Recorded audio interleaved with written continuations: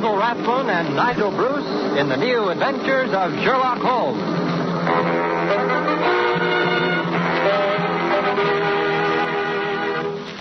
This rebroadcast is especially for the American Armed Forces and their allies. Now let's join Dr. Campbell as he enters Dr. Watson's study.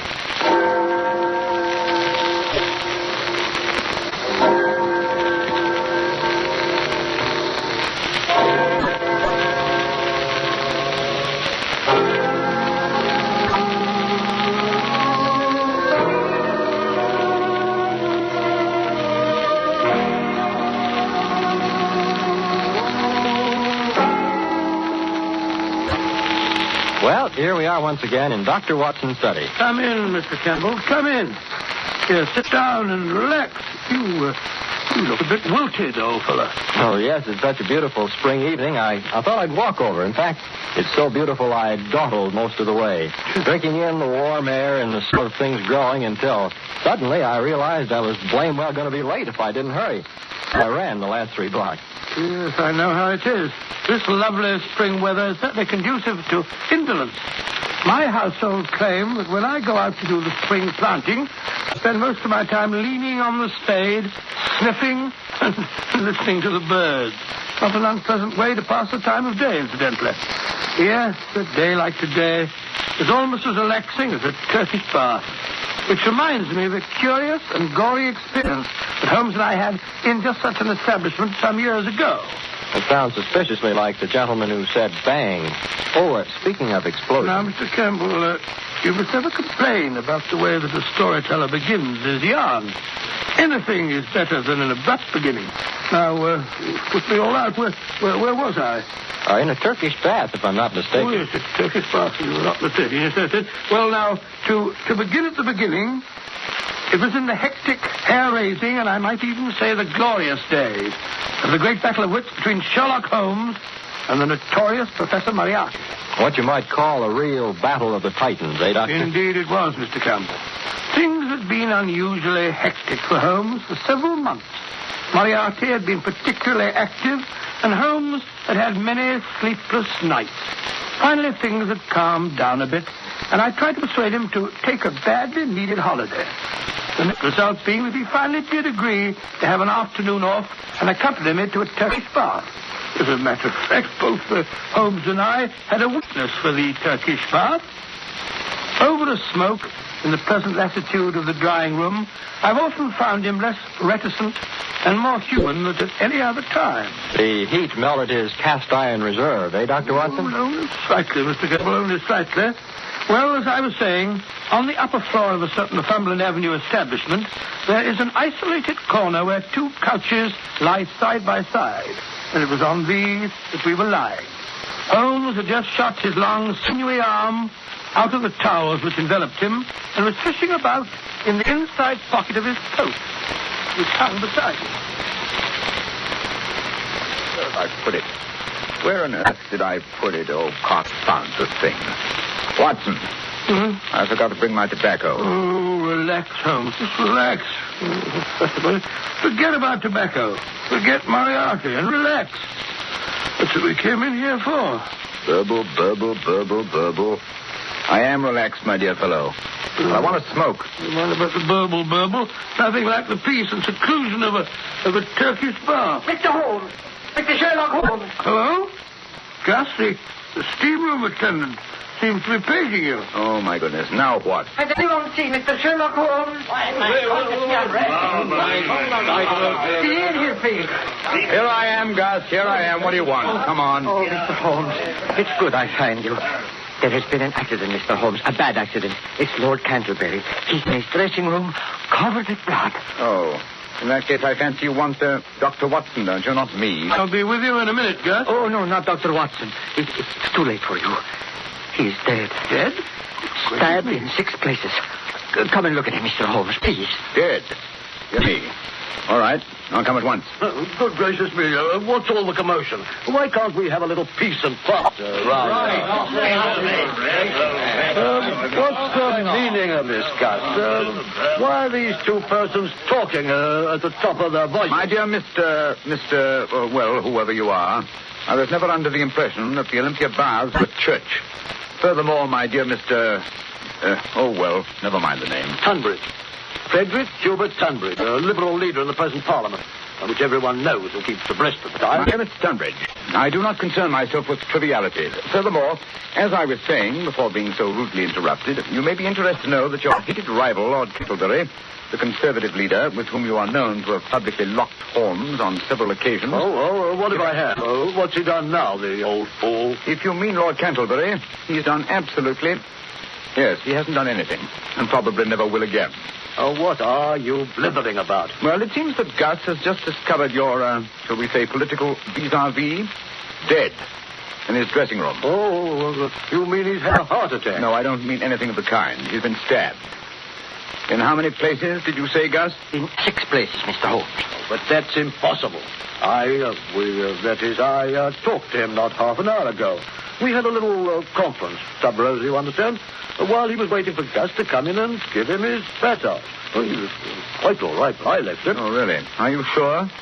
What do you mean? Of course I'm sure. Canterbury was alive and dressing like a trooper when I left him. I passed Gus in the corridor as I came out of Canterbury's dressing room. He'll tell you the old boy was alive and kicking. Oh, will he? How about it, Gus? It is true I hear swearing, but from which dressing room it comes I could not be sure. The walls are so thin, you understand. Yes, indeed. It's quite true the dressing room walls are thin. Gus, who is this person, and why is he asking all these stupid questions? But, Mr. Tunbridge, this gentleman is Mr. Sherlock Holmes, the famous detective. I've never heard of him. Got even with you there, Holmes. well, send for Scotland Yard. This is a matter of national importance. Quite, yes. I think you're quite right. You may as well send for Inspector Lestrade, Gus. Scotland Yard will have to be informed in any case. In the meantime, however, I think I'll take a look. Well, in the meantime, Mr. Whoever you are, I insist that everything be left strictly alone. Very well, then, Mr. Thingamabob, if you insist, but you'll be losing valuable time. I most emphatically do insist. Well, I'm getting out of here. Me too. I'd like on the phone. If you can do without me, I think I'll just... Just a moment, gentlemen. Just a moment, if you please. I think it's only fair to point out to you all that suspicion is bound to fall on anyone who leaves before the authorities have had a chance to search and question him. Touch me. You mean I have to be searched? We seem to have stirred up quite a hornet's nest, Watson? Yes, and I brought you in here for a rest.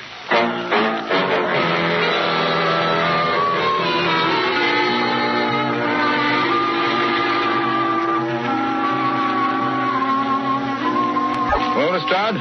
Nasty mess, Mr. Holmes? Knife from the back. Yes, not once, but 6 times. Deep, ferocious thrusts. Quite unnecessarily brutal. And, if I may say so, bloody. Yeah. Place looks like a charnel house. Yes, whoever did the deed must have been drenched in blood. Might tell your men to search for blood-stained towels or garments, will you, Lestrade? Yes. Well, I'll pick up anything that's got blood on it. Never you fear, Mr. Holmes. I've ordered a search of everybody and everything on the premises. Yes, that's not going to be very popular with Mr. Tunbridge, Holmes? Oh, I wouldn't care if he was the Archbishop of Canterbury. When Scotland Yard says search everybody, we search everybody. Besides, everybody knows he and the corpse here are bitter enemies. They fought like cat and dog. How long would you say he'd been dead, Mr. Holmes? Oh, I don't know. About, let me say, an hour and a half. Took barely 40 minutes to get you here, Lestrade. And Canterbury had been dead, let me see, over half an hour when Gus found him. Yes, Gus. Did the doorman notice who left the establishment during the half hour before the body was found? Yes, sir. Only old Mr. Welford. And he's too feeble and nearsighted to do a crime like this. Was the door to Lord Canterbury's dressing room locked? No, sir. Oh? And how does it happen he lay here for over half an hour before anyone found him? Particularly as he was down on the books for a massage half an hour before he was found. Well, you see, I thought he was asleep. Lord Canterbury, sometimes he liked a little nap after he was in the steam room, and he didn't want I should disturb him. Oh, that's very interesting. Then you did come in this room once before you realized Lord Canterbury was dead. Yes, Mr. Holmes. But he was lying there so peaceful. So peaceful. Yes, on his back? Yes, sir, just like we found him. It wasn't until the second time I come in I see he has his eyes open. Mm-hmm. And the place is, shall we say, all spattered with blood? It was so dark. The shades were drawn. It was not easy to see anything if you don't look close. Even then, some people are unable to observe the most obvious facts. And what might you mean by that? Oh, just an observation, Lestrade. Just a gratuitous observation. Come in. Well, Willis, what's up?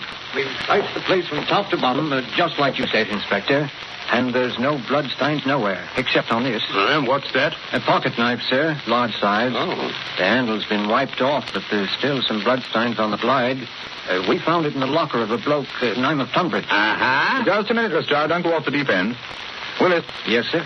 You say there were no bloodstains anywhere except on this knife. Not a sign of a bloodstain nowhere. You searched the dirty linen hampers, the towels and lockers, the clothes? Oh, yes, sir. We searched everything.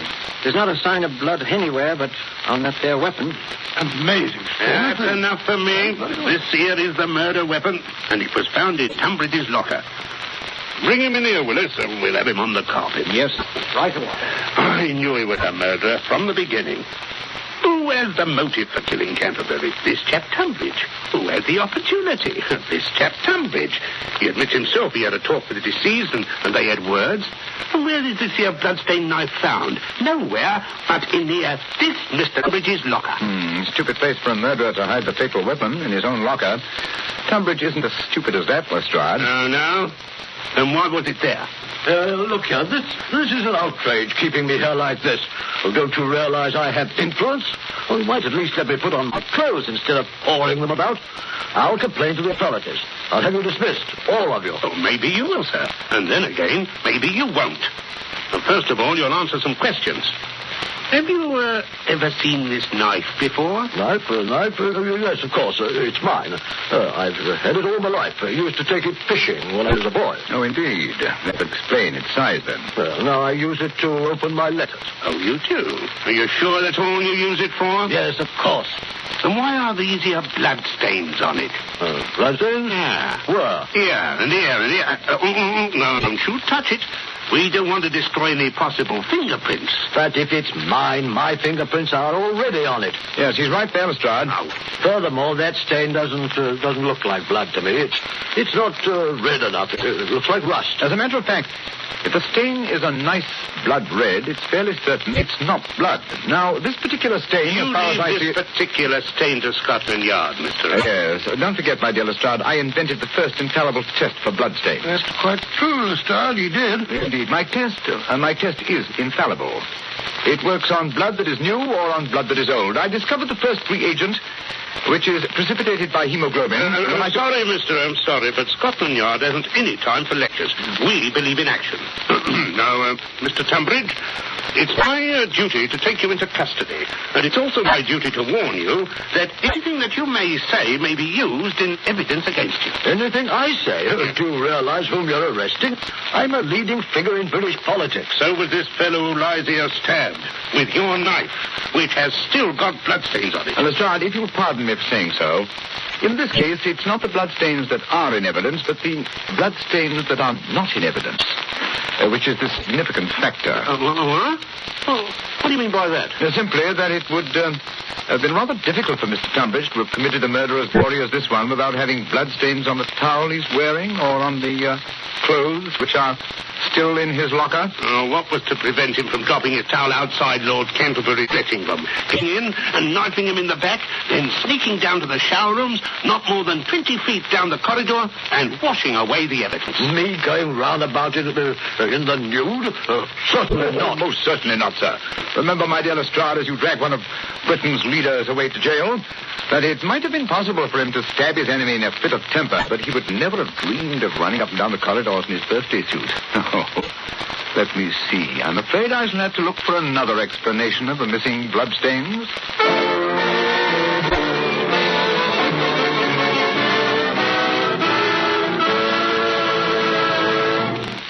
Holmes, it's late. Everyone else has left the Turkish bar. Everyone but the faithful Gus. Oh, I don't mind. Tonight we have by my house sauerkraut. I don't like sauerkraut. Besides, I've got to stay and lock up. Then you'll have to wait till we find the bloodstains. They're here somewhere. That's why I sent home for my famous benzidine peroxide mixture. Somewhere on the premises there is a towel or linen or something that has bloodstains. Oh, but we've been through the towels and the linen a dozen times, Holmes. No sign of blood. Furthermore, according to the establishment's checklist, there are no towels or any linen missing. Even Gus, his linen, which he washes himself, is hung here on the line. You don't wash any linen but your own, do you, Gus? No, Mr. Holmes. Everything go out to the laundry. I wash my own because I'd like to be fresh and clean. Twice a day I wash, noon and evening. Yes. The evening's job hasn't been done yet, eh? No. This one I washed this noon. It's my towel from this morning. Oh, yes. This morning's towel washed this noon, yes. But was it? Cantlebury was murdered in the middle of the afternoon about 3:30. Now it's now after 7 o'clock. Don't you see, Watson? This towel. Don't you see? No, Holmes. Don't see a bastard thing. The towel's as clean as a whistle. But not dry. If it had been washed at noon, it would be dry now. But it's still damp. Yes, it was washed after Cantlebury's death. Of course, to remove the bloodstains. Gus? Mr. Holmes. That's why you didn't report the death until half an hour after Canterbury had died. Oh, no. You had to have time to remove the bloodstains. But that's not true. Besides, you can't prove anything. The towel is clean now. There are no marks, no stains. The very fact that there were no stains on it, Gus, first made me suspect you. Lord Canterbury was found lying on his back. And yet, when you informed us that he had been stabbed, you were quite definite about the number of times that he'd been stabbed. But in the back. Yes? Yes. How did you know that, Gus? Well, I lift him up and I look. Of course, I see what you're getting at, Holmes. He couldn't have done that. No one could examine the corpse without getting blood all over himself. And yet, when Gus appeared to tell us of Canterbury's death, there wasn't a spot of blood on him. But if I can prove that this towel, which you so carefully washed, once had bloodstains, and that you were very careful to remove those stains... That you will never prove. I have scrubbed. I have used soap. I have even boiled that towel. There is not even a suspicion of a bloodstain left. That is where you're wrong, my friend. Watson, run the water into this tub, will you? No matter how thoroughly you try to remove a bloodstain, it will never... Out. Damn it, spots. Yes, we only need enough to moisten the cloth. Now I'll drop a few drops of my famous solution onto the cloth. There we are. Well, all here's a lot of pale blue streaks. Yes, it's undoubtedly blood. Blood? Yes. Curious blue streaks prove infallibly that there was blood on the towel. And now, Gus, how are you going to explain why you were so anxious to remove these bloodstains? No, I did not do it. It was Mr. Tunbridge. He did it. The knife was his knife. There was blood on it. Let me out of here. It's not my fault. I don't want to. Holmes, he's running away. Watson, can't let him escape. Well, there he goes down the corridor. He's gone into the steamboat. Don't worry. I'll get him. Phew. The steam's thick in here. I can hardly see my hand before my face. Must be in here. Look under the benches, Watson. Watson, leave the door open. Let some of this blasted steam out of here, will you? I didn't shut the door. Holmes, you hear that? The door. Someone's locked the door. Hey, somebody, let us out. Let us out, you hear? We're locked in. We've been locked in by mistake. No, you're wrong. It was no mistake, my friend. Holmes, Moriarty. He's here in the steamer with us. Oh, that's his voice through the ventilator. So you were behind this murder too, Professor? Of course. Perhaps you would like to know why I had to kill Lord Canterbury. Yes, indeed. That would be very interesting. Good. I found it necessary to start a feud between the two great political parties because they're in danger of forming a coalition to pass certain housing reforms that would have proved very expensive to them.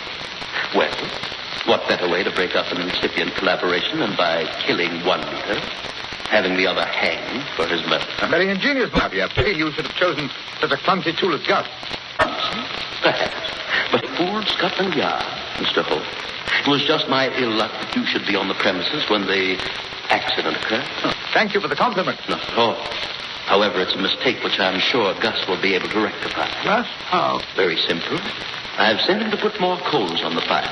Any moment now, there should be more steam. Yes, gentlemen, much more steam. I'm afraid that when you finish with this steam bath, you will never need another. No. You will be boiled alive. He's right there. There comes the steam pouring out of the opening over our heads. If only we could reach that opening, we could stuff some of these towels into the pipeline and cut off the flow. Good Lord, Holmes, it's getting very hot in here. Wait. I have it. One of the long benches. I'll stand on the end. You'll have to balance it while I climb on the top. Talk not and make a noise. Anything to cover up the moving of the bench. Very well. Oh, steady. Oh, Moriarty. This has gone far enough. We can't stand much more of this. Steady, Holmes. I'll hand me out the towel, quick. Moriarty, turn the steam off. You hear, Moriarty? Can't you hear? The heat, it's becoming unbearable. Just more towels, Holmes. Is it getting hot enough in there, Gentleman Boyle? I'm sure it is. Boiled nice and pink, boiled in steam, live steam. Goodbye, Mr. Sherlock Holmes. Now what happened? You can't stand up there all night, Holmes. I won't have to. Pressure's terrific. Huh? The knock will soon become so great that it may burst the boiler. That's dangerous. Buildings will be known to collapse because of bursting boilers. Nevertheless, it's our one chance. Only the confounded boiler bursts before my arm is snapped in two. But Holmes, your arm isn't as strong as the boiler plate. Pressure. Pressure, my dear Watson. Measured per square foot of air surface. Quite a bit of surface to a boiler. The opening of this pipe is fairly small. All the same, I'm afraid I can't hold out much longer, Watson. Hold on, Holmes. Hold on. It must burst soon. It must. The pressure. My hands. My hands. Look out. Look out. Look out.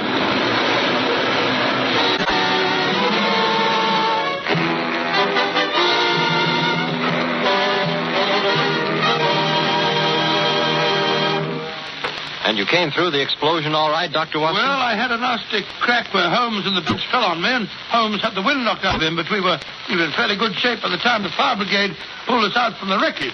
Moriarty wasn't by any chance trapped or killed or something? Unfortunately, no. But they found Gus, however, quite dead. I suppose the exploding boiler did for him. No, there was a bullet wound in the back of his head. I rather imagine that Moriarty wanted to make sure that he would never appear in court. Doctor, through what you went through in that Turkish bath episode, I think I'd never want to work on another case with Holmes again. Oh, come now, Mr. Gamble. I certainly did feel like that for a couple of hours. But by the time we got back to Baker Street and sat down to one of Mrs. Hudson's good meals, well, I was ready for anything that Holmes had in mind. You know, there's nothing like a good dinner to make you feel a new man.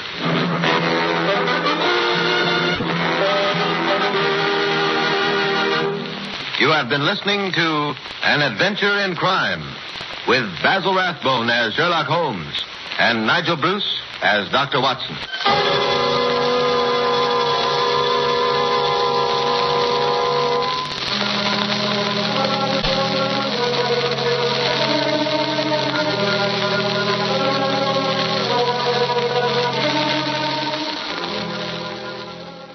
The town was full of bevies of fresh young beauties, brought up from the country to be presented at court. The papers were full of accounts of dinners, soirees, garden parties, and all the rest of what now seems like a forgotten life. Naturally, all this meant very little to Holmes.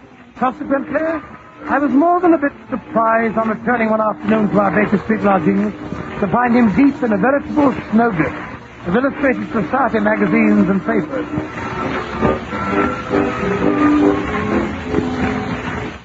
Watson, do you know about this man Damery? Damery?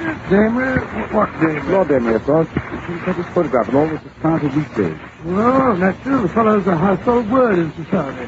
Yes. He's a man of the world with a backward turn to diplomacy, and he's asked me for a 4:30 appointment if I grant it. You mean that Lord Damery's coming here? But it's 4:30 now, and look at the mess of the place he's in. Calm yourself. It's sad as Mrs. Hudson. Lord Damery is not paying a visit to Baker Street to investigate our housekeeping, but to consult me in my professional capacity. That will be the gentleman now, unless I'm very much mistaken. Punctual to the minute. Take a look out of the window, will you, Watson? That's a good fellow. Really, Holmes, why you always expect me to play Sister Anne for you? Oh, all right, very well. Yes, Mrs. Hudson, she's up the door to it. Oh, shoot, she's out on the front step making his curtsy. Oh, what's this, Donna? He's removing his hat and bowing. His lordship must have got a very expensive tailor. Every detail, from his black satin cravat to his patent leather shoes, is perfect. The shape must have cost him Really an unmarried man, our Lord Damery. Why do you say that, Holmes? When only a bachelor squanders money on his wardrobe to set a lavish hand, the married man is too busy putting his wife's bills for feathers and Oh, furbelows. but it's worth it, my dear fellow. It's worth it. The pleasure of seeing the lady of one's choice in a fetching new bonnet or an agitating You can tippet omit wire. the rhapsody, my dear Watson. Our visitor is just outside the door. Come in. Lord Damery, I presume. And this must be the celebrated Mr. Sherlock Holmes. I'm delighted to make your acquaintance. Won't you sit down, sir? Watson, dump that encyclopedia off the other armchair, will you? Yes, I was hoping to find Dr. Watson. A pleasure, I assure you. Well, the pleasure is mine, sir. Yes, I'm truly delighted to find Dr. Watson present. This collaboration may be very necessary, Mr. Holmes. We are dealing on this occasion with one of the most ruthless individuals in all England. Oh, and who might that be? My sister, the Lady Alicia, widow of the late Earl of Devon. You don't say. Yes, she has the well-known whim of iron. Anyone who crosses her in any way is in great danger. You mean that she'd go as far as to poison them or lice them with that? Ladies in high society, my dear Dr. Watson, have more subtle but nonetheless deadly ways of dealing with their adversaries. And for whom is the Lady Alicia sharpening her knife this time? Well, I suspect it's Miss Kitty Kissam. Kitty Kissam? You mean the delightful Kitty Kissam, the star of the Sweetheart of the Regiment? The same. And how did Lady Alicia's path happen to cross the charming Kitty? Through my dunce of a nephew, Percy, who also happens to be Alicia's only son. Oh. He's become infatuated with this Kitty? He's asked her to marry him. And, quite naturally, his mother objects. No, that's the most startling aspect of the whole affair. As soon as I heard of the engagement, I rushed round, expecting to find Alicia in the midst of hysterics, or at least having taken to her bed surrounded with smelling salts. And such was not the case. No, on the contrary. She was sitting at her desk in the morning room, making out her list for a reception and musicale to be given tomorrow afternoon to honor Miss Kissam.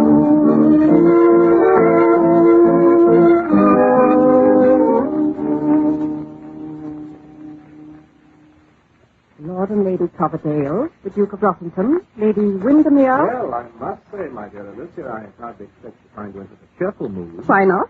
After all, what this family needs is new blood. They told me dear Kitty's father was a butcher and her mother a barmaid. Yes, I'm sure Percy should be very, very happy with the dear little thing. She's bound to make a big impression on all our friends. Alicia, I don't like the way you say that. You have that certain glint in your eye. What glint, dear? The glint you had the evening you met the Lady Eustacia de Vere at the top of the grand staircase at Buckingham Palace. Yes, we've been quarreling all the winter. With such fun. Yes, you smiled politely and left her sweet color. Then you deliberately stepped on her train, ripping it off at the waist, revealing the fact that she wore certain red flannel undergarments. Dear Eustacia, she was the laughing stock of Mayfair. I warn you, Alicia, Kitty Kissam is no Lady Eustacia. Of course not, darling. She's no lady at all. That's what makes me so anxious to have our friends meet her.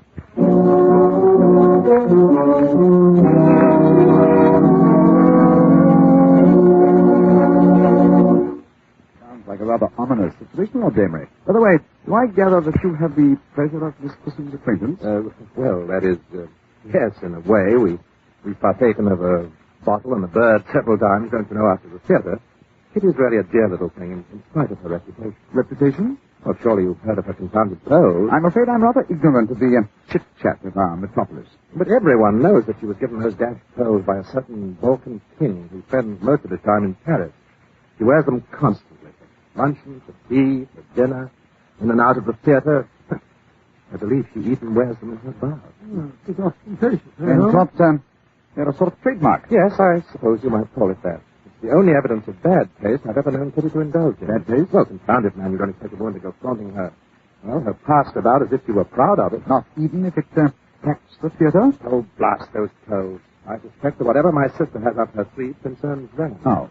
Well, for one thing, she insists I hire a private detective to keep an eye on them. Says she doesn't want to run the risk of having them stolen in her house. Very solicitous of her. Hey, Watson? Why not solve the whole situation by suggesting to Miss Kitty that she leave her jewels at home? Like five. And, well, there are times when Kitty Kissam can be as difficult as my sister. She absolutely refuses. She says she would as soon appear in public without her petticoats as without her pearls. I've warned her that my sister Alicia means business. But she says no grande dame is going to get the better of her. Oh, an interesting situation, eh, Watson? It reminds me... One of society's leading hostesses in conflict with one of the theatre's most popular leading ladies. Well, I've been trying to bet on Miss Kitty. You don't know my sister Alicia. What makes you so positive that your sister is still opposed to the match between your nephew and Miss Kitty? Because in the first place, Percy can't afford to marry an actress. He has no money and is quite incapable of earning a living. My sister had a match practically arranged between him and Lord Beaverbottom's oldest daughter. He's the millionaire now. And in the second place, Kitty must be a good 10 years older than the boy. Well, she doesn't look like it. No, she's an actress. In short, you don't approve of the match, but you'd hate to see your sister put one over on Miss Kitty Chisholm. Yes, that's the situation in a nutshell. Now, I beg of you, Mr. Holmes, come and keep an eye on things. Ostensibly, you'll be there to guard these silly pearls, but in reality, I want you to, well, prevent any unpleasantness that might harm Miss Kissam's professional popularity. After all, she's a dashed fine actress, you know. Yes, and an equally delightful supper partner, eh?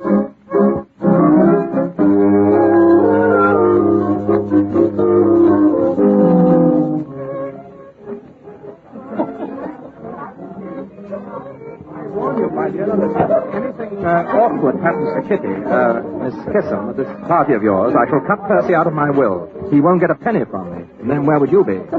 My dear James, calm yourself. Anyone might think that it was you who'd become engaged to Miss Kissam instead of Percy. Besides, if Percy has to wait till you pop off, my dear, before he inherits the family wealth, I'll be dead and gone. You're too disgustingly young and healthy. It's no good trying to butter me up, Alicia. And I wish to remind you that it's not the family wealth Percy will inherit. It's my money, my own. I made it myself, and I shall leave it to whom I please. Of course you will, James. But we dameries are famous for sticking together, aren't we, sweet? Oh, look. Who's the lean, rapacious, and very distinguished man who just entered? Sherlock Holmes and Dr. Watson. Oh, these are the gentlemen I've asked to guard Miss Kissam's pearls. And I warn you, Alicia, Sherlock Holmes has the best brain in England, so no monkey tricks. Don't be vulgar, James, my pet. Ah, they see you coming over. I'm all of a flutter. Ah, Mr. Holmes, it's so good of you to be so prompt. The guest of honor is due at any moment. Good evening, Lord Emery. James, my darling, haven't you forgotten something? Hmm? Oh, yes. Alicia, my dear, may I introduce Mr. Sherlock Holmes and his friend and colleague, Dr. Watson? How do you do, madam? This is really delightful. I was just saying to Lord Damery, Mr. Holmes, that I had no idea a member of the police force was so perfectly fascinating. I'm sorry to disappoint you, ma'am, but we are not members of the official police. We are merely amateurs of the not-so-gentle art of detection. How charming. How simply charming. Kitty Kissam. Oh, here's my guest of honor now. Judging by the rush in her direction, it would seem that quite a few of my male guests have already had the privilege of meeting her. Yes, you see, they no longer lock actresses up in a wardrobe trunk after the performance, lady. Yes, I see she's wearing her pearls. They certainly are magnificent. Almost as fine as mine, I should say. You don't suppose she insists on wearing them so consistently because her neck is too skinny? No one could ever suspect you of that man. Touche, Alicia. He had you there. Don't be unpleasant, James. Come along, Mr. Holmes. You too, Dr. Wilson. Watson. Oh, of course, to be sure. After all, if you're to stand guard over Miss Kissam's pearls, it's high time you made her acquaintance. Are you sure you wouldn't rather be kept an eye on yours? I imagine they must be quite as valuable. Yes, the Damery pearls are handsome. It's a good thing James was never married, or his wife would be wearing them. But I fancy they're in no danger. I'm not in the habit of having them stolen, which is more than can be said of actresses nowadays, judging by what I read in the papers. But come, I'm being very remiss as a hostess. Not that my guest seems to feel any need of me. Oh, how are you, Lady Coverdale? See what I mean, Mr. Holmes? Yes, the lady and this guest certainly have to stagger up each of these. Yes, and one in each garter as well. Come along and meet Kitty. She's charming. I understand she bathes in nothing but milk. Active milk. Oh, there you are, my dear Kitty. Looking younger every day. That's because I'm happy. You must try it sometime. I want you to meet two friends that Lord Damery has invited. They're here to see that nobody steals your pearls. I'd die if anything should happen to them while you were at a party of mine. Oh, they've never been threatened before, Lady Elizabeth. Are your parties more dangerous than the others I go to? Oh, now, Kitty, easy does it. May I introduce my friends, Mr. Sherlock Holmes and Dr. Watson? Oh, no, this is wonderful. I've read all of Dr. Watson's famous accounts of your wonderful adventures. Oh, thank you so much. Your sensationalism, my dear Miss Kissam. Oh, I don't believe it for a moment. Such wonderful, dramatic material. Have you ever thought of writing them into a play, Dr. Well, Watson? that's already been done most successfully with the great American actor, Mr. William Gillette. who plays the leading role himself. And does a far more creditable job of it, no doubt, than I could myself. Oh, I never believe that either. Yes. Have you ever thought of playing the board, Mr. Holmes? There's a certain, shall we say, voltage about you. You would make a very exciting performance. No. Don't you try and persuade him to change his métier, Miss Kitty. I'll never be able to follow him onto the stage. Mother, my dear, this would never do. Hello, Percy. We can't allow these two people to monopolize you, Kitty, my sweet. You must meet some of our other friends. All in good time, Percy. First, give your fiancé a chance to catch her breath. Kitty, my dear, you must have a glass of champagne to brace you for the ordeal of meeting all these people. Percy, tell Paddleford to bring that tray over here. Oh, very well, dear. I'm sure Mr. Holmes and Dr. Watson could do with a spot. There's a bar in the anteroom here if you'll just step in for a moment. James, my dear, aren't you forgetting what these gentlemen are here for? We can't leave Kitty unprotected. Ah, here's Paddleford. Allow me, Kitty, my sweet. Oh, thank you, Lady Elizabeth. And a glass for you, Mr. Holmes, and one for... Oh, how clumsy of me. Get a towel, run, Percy. James, change your handkerchief. Oh, I soaked Miss Chisholm's beautiful sleeves. Oh, dear. Look out for the glasses. Get them swept up, Paddleford, quick. Easier, easy. You're not hurt, are you, Kitty? The tray went right past your shoulder. Oh, no, I'm quite all right, Oh, but your sleeve, your beautiful sleeve, it's soaked. Oh, it doesn't matter, really. Here's the towel, my dear. Just let me pat it dry. Good heavens. What is it? Your pearls. They're missing. Someone has stolen Miss Kitty's pearls. There. Now, control yourself, Alicia. They must have come loose in the excitement. No, they were stolen. I knew they would be. Yes. I rather suspected the same thing myself, Lady Alicia. Of course. They must be found. We must search everybody. Oh, no, please. Oh, this is awful. It's so embarrassing for everyone. Alicia, have you gone out of your mind? Your sister's quite right, Lord Amory. We must search everybody. It's the only way to recover the pearls, and you and your nephew and the Lady Alicia will be the first to be searched. But that's preposterous. Yes, I know it is, but you can hardly expect your guests to submit to the indignity of a search if you don't set them an example. So, shall we adjourn to the anteroom, Lady Alicia?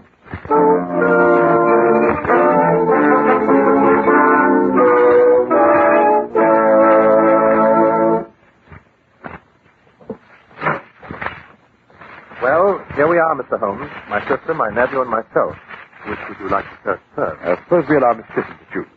After all, it was she who lost the pearls. Oh, really, Mr. Holmes, I feel as though so unnecessary. The pearls came loose in the excitement over the upset tray. They've probably rolled under a chair or rug somewhere. If we wait until the guests have gone, I'm sure we'll find them. Certainly not, my dear. Those pearls were stolen. There wasn't a chair or rug anywhere near us. Nothing but bare parquet floor. And a lot of people. Yes, she's right about that, huh? Of course I'm right. There's a thief in my house, and I insist that the fact that he or she is probably a guest of mine should be no protection. After all, that necklace was given you by a certain royal personage. It's practically a historical relic. Yes, I know, but really I'd much rather not have any fuss or commotion. Nonsense, my dear. We must find the culprit. Everyone must be searched. Bravo, Lady Alicia. Thank you, Mr. Holmes. And now that enough time has elapsed so that they will think that we've been thoroughly searched, suppose we call in the rest of the guests, one at a time. You gentlemen can search the men, and Kitty and I will search the ladies. Behind that screen. Oh, please, I'd be much happier if you wouldn't. Nonsense. Let's get on with it. Right. But I still insist the search begin with the camera. Oh, very well, if you insist on being a stickler for form. I suppose Percy and Lord Damery may as well turn out their pockets. No, Lady Alicia. We shall begin with you. Me? But I haven't any pockets. I don't even carry a reticule. So where could I hide anything? In your body. And Miss Chisholm, if you will investigate Lady Alicia's body. The idea. The very idea. Oh, I'd much rather not. Very well. If you won't, Kitty, I will. James, don't you dare. James, take your hands off my neck. That's an outrage. Oh, James, stop it. I'm sorry, but I can't let this pass go on. It's not worth it. Well, you see, those pearls aren't real. My dear, you mean the king gave you imitation jewelry? That whole story was made up by my publicity agent. He thought it would be good for me. I rather suspect you knew the pearls were imitation the first time you saw them. That's why you planned to show me up. What? All these stories about you and the king? Oh, I'm so sorry to disappoint you, Percy, but I'm really quite a respectable person. I've never met a king. Well, I must say this is a blow. A surprise, I mean. Oh, I shall be terribly ragged by my pals, you know.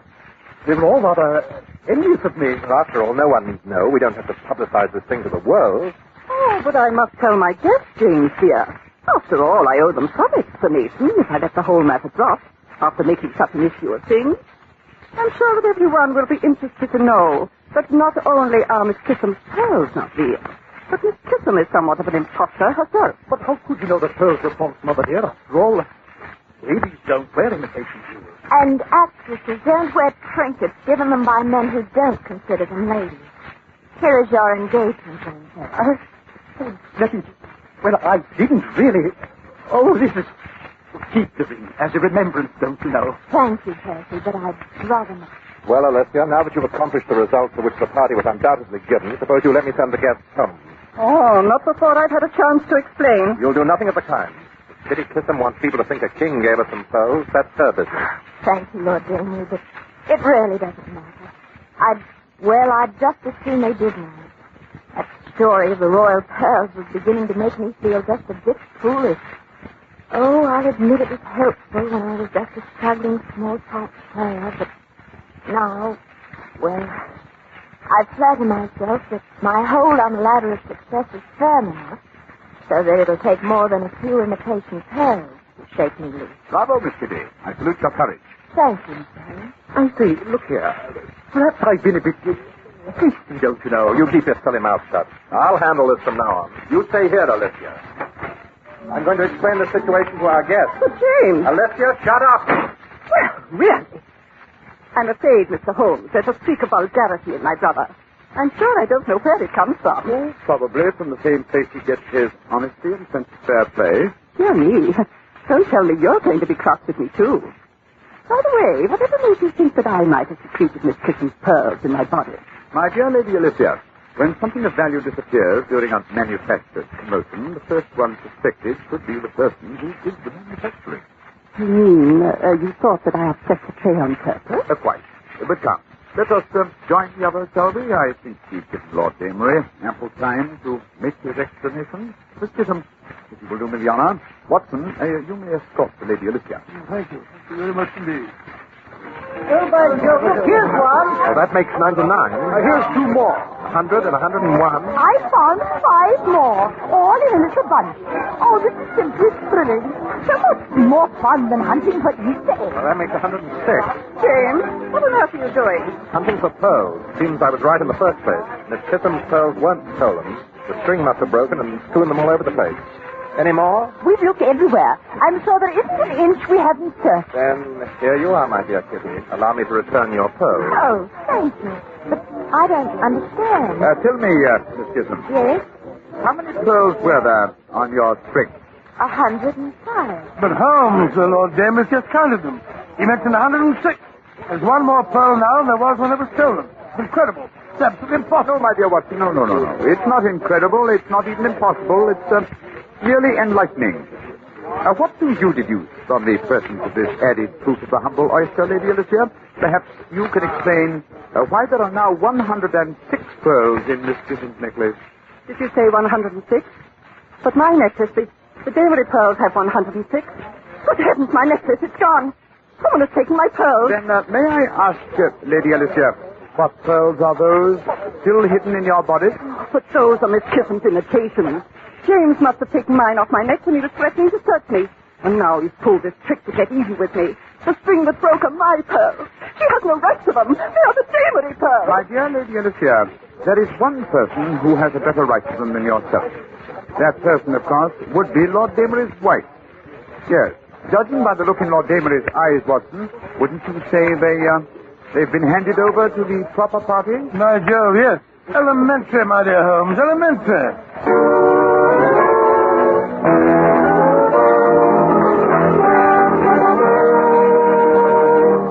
This episode from the life of Sherlock Holmes will be transmitted to our men and women overseas by shortwave and through the worldwide facilities of the Armed Forces Radio Service. Petri Wine brings you Basil Rathbone and Nigel Bruce in the new adventures of Sherlock Holmes.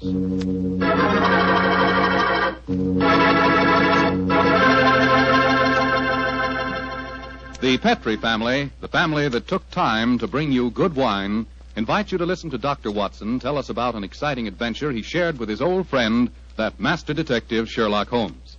And so while you're getting comfortable, I'd like to tell you about an old American custom. The custom of serving a glass of sherry wine before dinner. Petrie, California sherry. You know, Petrie sherry is to a good meal what the overture is to a good musical comedy or an opera. Before you sit down at the dinner table, just pour yourself a little glass of Petrie sherry and sip it slowly. Look at that beautiful amber color. Smell the fragrance of those sun-ripened grapes. And taste that fine sherry flavor. You'll agree with me, I'm sure, that Petrie sherry is the best beginning a good meal ever had. And say, if you happen to like your sherry dry, as I do, you'll really like Petrie Pale Dry Sherry. Believe me, you can't go wrong with any wine that bears the name Petrie, the proudest name in the history of American wines.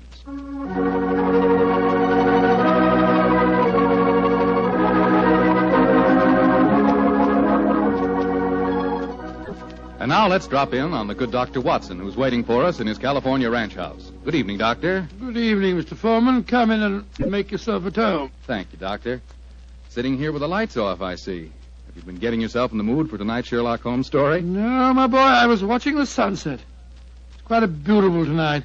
Aye, Doctor, the sun set over an hour ago. Yes, I know that, young fellow, my lad. I know that. But at my age, a fellow's entitled to take a little snooze after dinner, isn't he? Of course he is, Doctor. And now that we've settled that, how about tonight's story?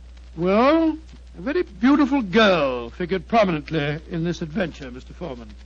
Her name was Jasmine Lafleur. Huh? Can you say that again, Doctor, please? I know, my boy, but that was her stage name. When she was a magician's assistant, unfortunately, I never had the opportunity of seeing Jasmine Lafleur in the theater. But I'm told that she was a fascinating figure in tights and spangles. When Holmes and I first met her, however, she was dressed a little more conventionally. And her name was then Diana Vennering. Lady Vennering. Lady Vennering? Say, those tights and spangles really paid off, didn't they? Well, how did you and Sherlock Holmes come to meet up with her, Doctor? In rather spectacular style, Mr. Foreman. Miss Lafleur became something of a femme fatale in the early 1900s. First of all, she married Signor Rossoni, the magician for whom she was working. On the wedding night, he was mysteriously stabbed to death. A few months later, Madame Rossoni, very fetching in her widow's weeds, I'm sure, met Sir Wilfrid Vennering. And, after a whirlwind courtship, she married him. Don't tell me he got murdered, too. He did, Mr. Foreman. Also on the night of the wedding. But this time the police found a suspect. It was a certain Major Beckworth, cousin of the dead man, and an ardent suitor of the fair Diana. The trial at the Old Bailey was one of the most sensational I ever remember. Sherlock Holmes and I, in court on the closing day as a jury, were still considering their verdict.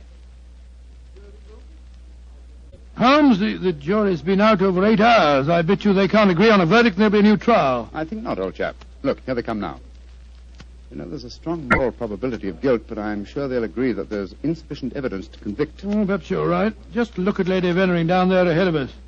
What a stunning woman. Yes, and a woman of great poise and courage. Here it comes.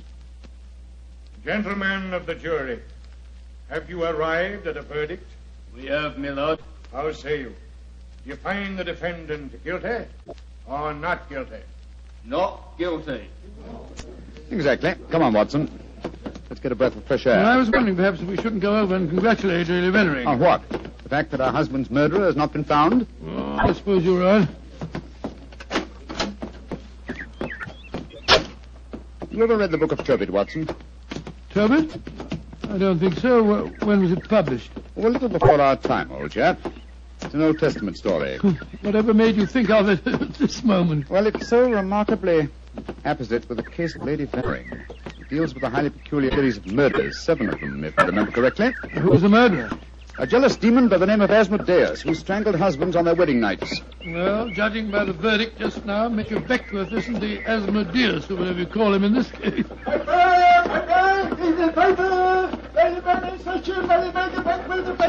Here, our boy, here. Give me a paper. Thank you, Governor. Thank you. Paper! Well, Holmes, what does it say? Oh, wait a minute. Here we are. Listen to this. Lady Veneering, widow of the murdered man, says that she will marry the suspect. Lady Veneering told newspaper reporters this afternoon that if Major Beckwith is acquitted, she will marry him before the year is out. Oh, my soul, Holmes, there's a positive sparkle in your eyes. You read about her. I must admit the lady fascinates me, old chap. I hope before she becomes involved in any further tragedies that we may have the opportunity of meeting her. And something tells me that we will.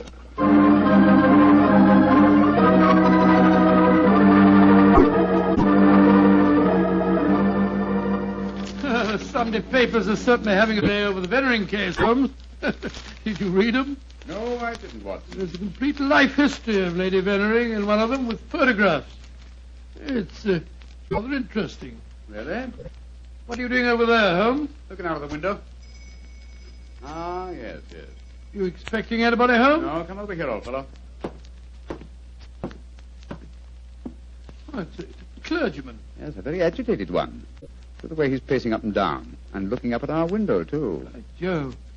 What eyes? Yes, there's a fanatical look about him, which suggests either the martyr at the stake or the inquisitor lighting the faggots. Mrs. Hudson's letting him in now. Well, I'll be interested to know what he's come to us about. I can hear footsteps on the stairs here. I'll go and have a look. How do you do, sir? Come along in, won't you? It's all right, thank you, Mrs. Hudson. You're Mr. Sherlock Holmes? I am, sir, and this is my colleague, Dr. Watson. My name is Whalen, the Reverend Arthur Whalen. How do you do, sir? How do you do, sir?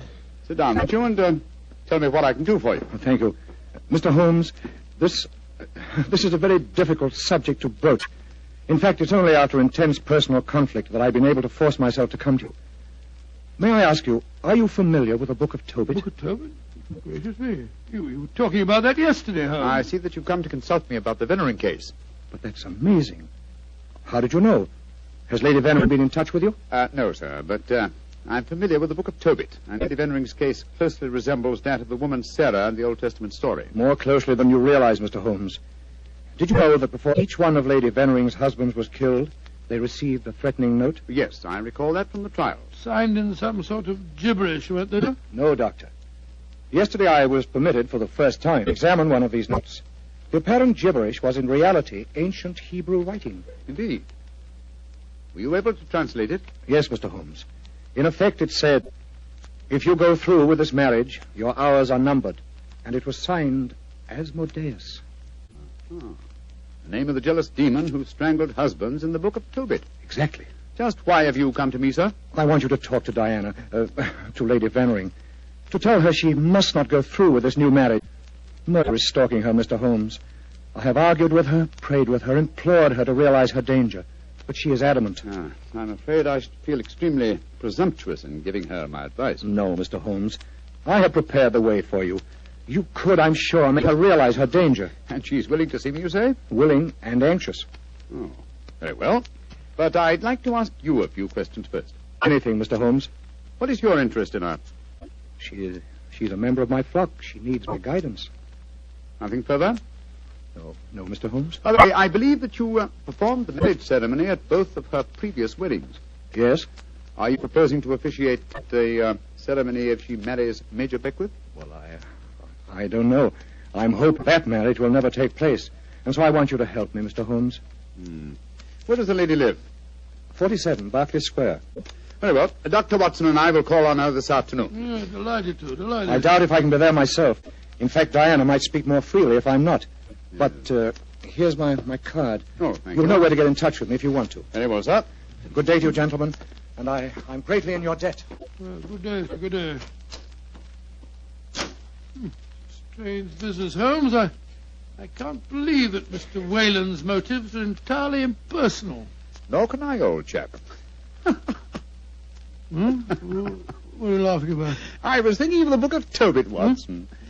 In that the role of protector, the role I have just been asked to take, was played by the Archangel Raphael. I can't help feeling, Watson, that I'm making distinct strides in my profession.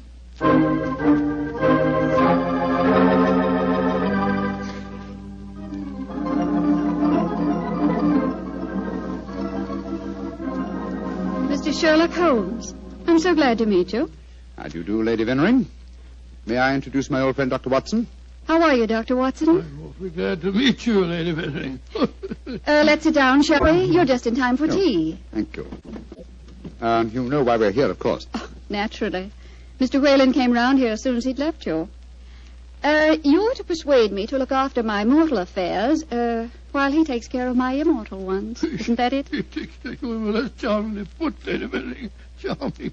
He takes care of May I say, Mr. Holmes, that I'm flattered that a man of your eminence should be sufficiently interested to bother about me. You underestimate your own importance, Lady Bennering. Though I may mention that if your problem had been as simple as Mr. Whalen made it out to be, I might have been otherwise engaged. You're being very frank and a little mysterious. Are you suggesting that Mr. Whalen didn't tell you everything? I am. And I hope you will be more candid with me. Sherlock Holmes, I like you. You're most refreshing. Milk and sugar in your tea? Just milk, thank you. Here you are. How about you, Dr. Watson? Oh, just the same way, please. Hey, thank you, my dear. And now, Mr. Holmes, perhaps you'll tell me why you think that you haven't been told everything. Before I answer that, Lady Bennering, I wonder if I might ask you some questions. But of course.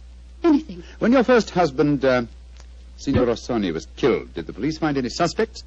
Yes, one. Ferdinand Gautier, a young man who had been an assistant in our Magician's Act. A stupid, good-looking boy who thought he was in love with me. But of course Inspector Lestrade had to release him. There was no evidence. Inspector Lestrade, well, you can bet that if he arrested him, the boy was innocent. A warning note was found among your husband's effects, wasn't it? Yes, and it was signed in Hebrew with the name Asmodeus. But perhaps you're not familiar with the Book of Tobit. Oh, yes, I am. I'm familiar with it, Lady Bennering. How did you know then that the Hebrew letters signified that name? Mr. Whalen translated them for me. Oh, I see. And also read me the Book of Tobit. He's always been particularly fond of that book. Perhaps because it illustrates his own ideas on the dangers of marriage. But Holmes told us that he hadn't seen one of the warning notes until yesterday. Precisely. Lady Bennering, I read in the papers that you intend to marry Major Beckwith, the man who has just been tried for your late husband's murder. Yes, Mr. Holmes. When are you going to marry him, may I ask? When it pleases me. Doesn't it occur to you that a great deal of comment will be caused? Also that Major Beckwith's life is in obvious danger? Of course it occurs to me, my dear man. But because of two tragic marriages, am I to spend the rest of my life alone? As Mr. Whalen would have me do? I'm young, alive. Peter, what are you doing here? I just arrived back in England today, Diana. What's this I read about you marrying Beckwith? Peter, I have guests. Mr. Sherlock Holmes and Dr. Watson. This is Peter McComas, one of our most promising young painters. Diana, tell me it isn't true. When I left England, you loved me, and I you. I come back, and what do I find? You're planning to marry Beckwith. Well, I won't stand for it. If you think you can throw me over like some silly boy, you're very much mistaken. I can tell things, you know. I can tell lots of things. Get out of here, Peter. Get out. Diana. And don't come back until you've learned manners and discretion. But Diana... Get out!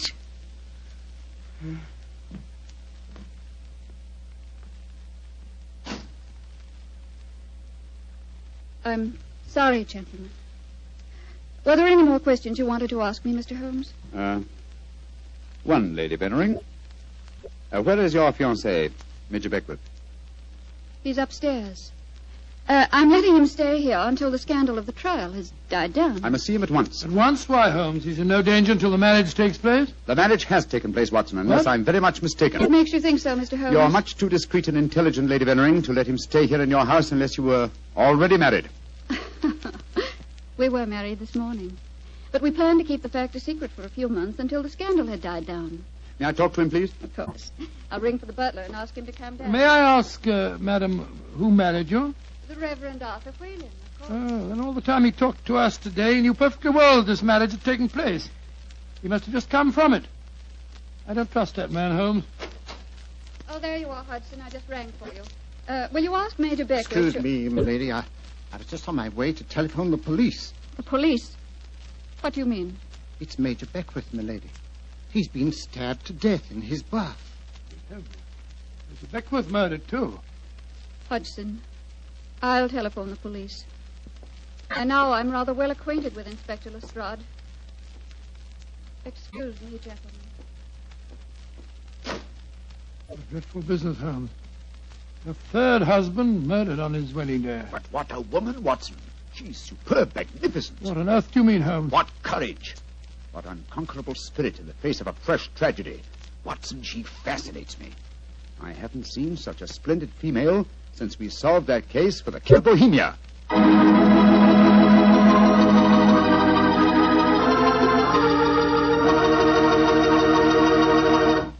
Dr. Watson's story will continue in just a few seconds. Time enough to remind you that the easiest way to make good food taste better is to serve that good food with a swell Petri wine. And there are two Petri wines in particular just made to go with food. Petri California Sauterne, a delicate white wine with a subtle flavor that's perfect with chicken and fish. And Petri California Burgundy, a hearty, rich red wine that's out of this world with any meat or meat dish. So if you want to know just how good a cook you are, serve your good food with Petri wine made to go with it. A Petri Burgundy or a Petri Sauterne. Two swell Petri mealtime wines.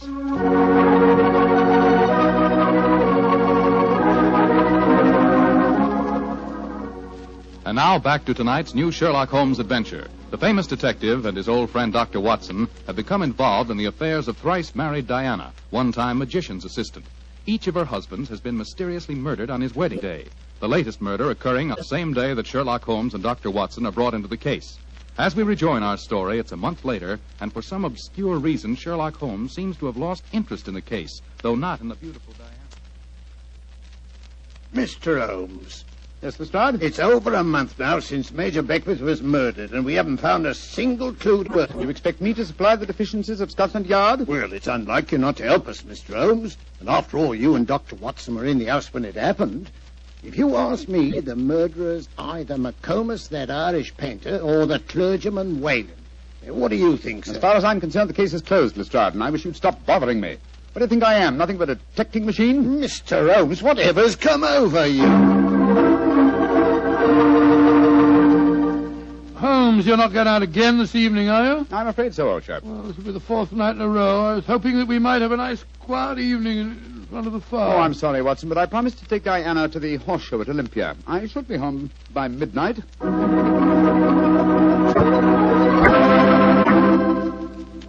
Mr. Holmes. Yes, Mr. Whalen? You're seeing altogether too much of Diana. She seems to be completely under your spell. But you introduced me to her in the first place, with the request that I keep an eye on her. I made a great mistake. As her spiritual protector, I'm afraid I must ask you to stop seeing her. I'm afraid I must ask you, sir, to mind your own business.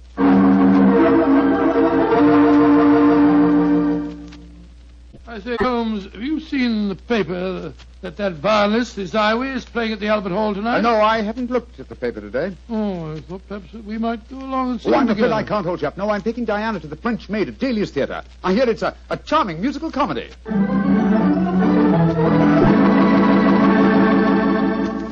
Look here, Holmes. We've been friends for a good many years now. Very true, old fellow. And I think I'm entitled to speak to you straight from the shoulder. Of course you are, Watson. Very well, then. This Diana Beckworth. Oh. Yes, it's your own business, I suppose, but I can't bear to see her making such a fool of you. You've neglected your work entirely since you met her. You get about as though you were a young fellow of 20.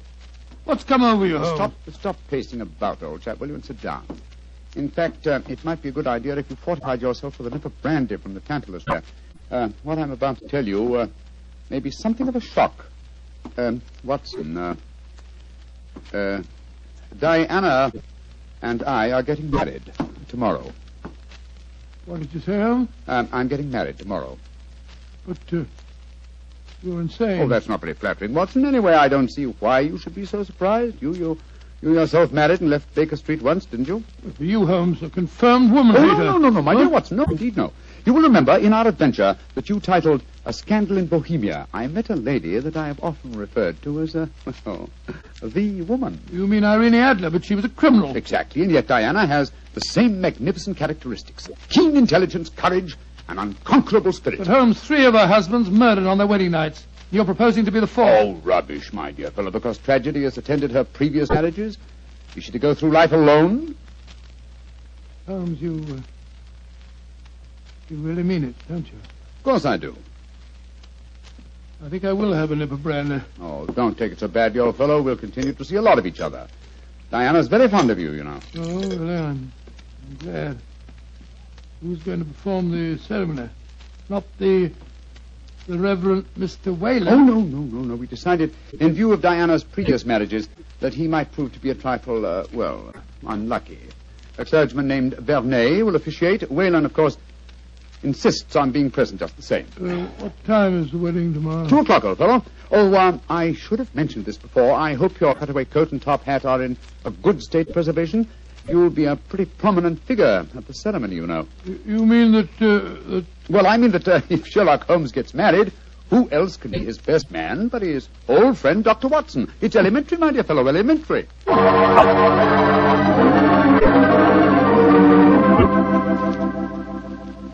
I now pronounce man and wife, and those whom God hath joined together, let no man put asunder.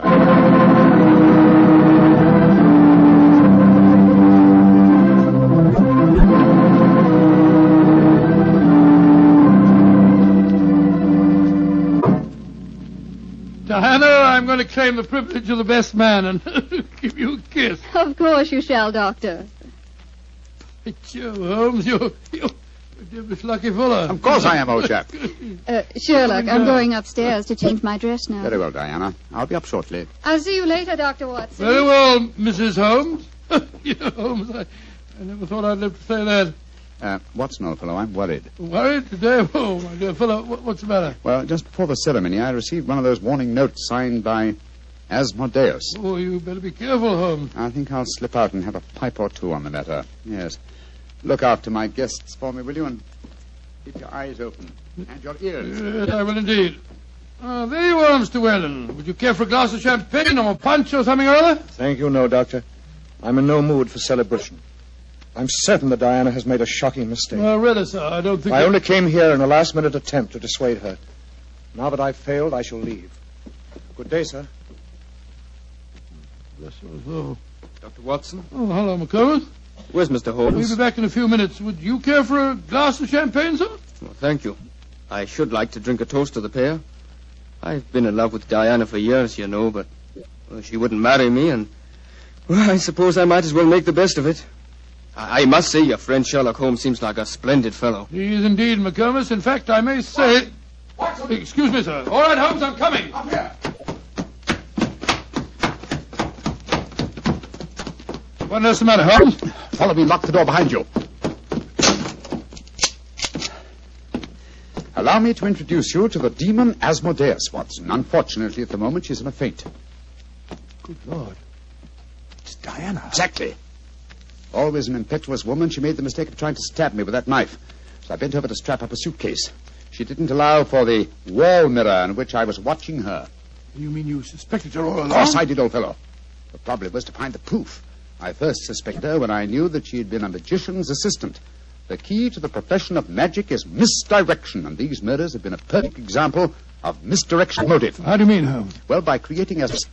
Thanks to the well-meaning stories of the Reverend Mr. Whalen, whose theological libraries she must have copied the Hebrew signature, she focused the murders on jealousy, concealing the fact that the one person with a perfect motive was herself, the widow who was to inherit. Oh, why hasn't she been caught before? Because she was devilishly clever. She left no clues except an indirect one that I had once spotted, that the likeliest person to be able to approach a bridegroom unsuspected and stab him is his bride. And now I wish you'd see if you can revive her, old fellow. When the police get here, I should like Mrs. Holmes to be in full possession of all her faculties.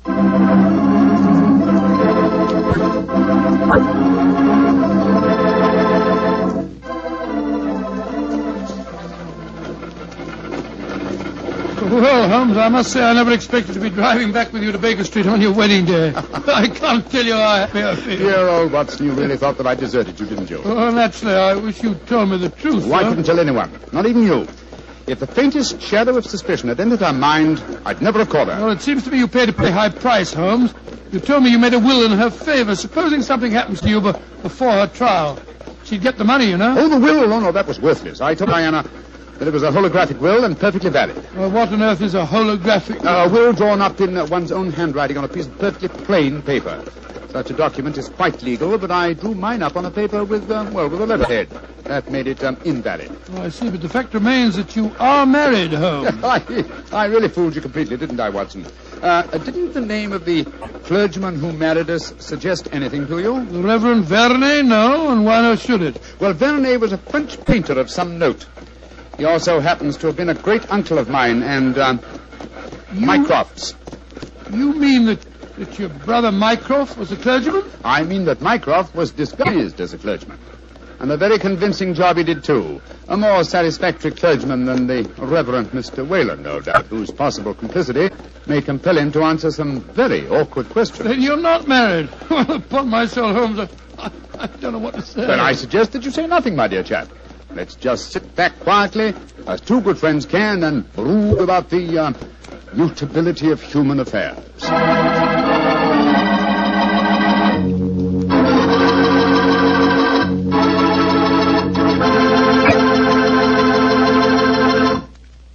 Well, Doctor, tonight's adventure was really a little extraordinary, to say the least. Holmes sure had a narrow escape. Doubly narrow, Mr. Foreman, doubly narrow. He not only escaped the jaws of death, but he also escaped the clutches of matrimony. Actually, the story had a happy ending for everybody but Lady Veneering. Jasmine Lafleur. What about that artist fellow, McComas? How did he take it? Oh, very well indeed. In fact, in gratitude, he even painted Holmes's portrait. Not exactly a good likeness, though. One of those modern artists who paints as impressions of a person rather than a portrait. What do you mean? Well, now, let me see. If he were to paint his impression of you, you'd probably end up by looking like a bottle of Petri wine in a sports jacket. Go ahead, Doctor. You can tease me all you want. I'll still rave about Petri wine. And why not? The facts bear me out that Petri wine most certainly is good wine. After all, the Petri family knows all there is to know about the art of turning plump, sun-ripened grapes into fragrant, delicious wine. That's because they've been making wine for generations, ever since they started the Petri business way back in the 1800s. And because the making of Petri wine is a family affair, the family has been able to hand down from father to son, all their skill and knowledge and experience. And believe me, that adds up to plenty. So no matter what type of wine you prefer, one to serve with meals or a wine for any special occasion, choose one of the fine Petri wines. You can't miss, because Petri took time to bring you good wine. And now, Dr. Watson, what story do you have lined up for us next week? Well, now, let me see, Mr. Foreman. I'm going to tell you about a strange adventure that began by my taking a wild cab ride through the moonlit streets of London, and ended with Holmes and me being trapped in a luxuriously furnished cellar below a furniture warehouse down by the waterfront.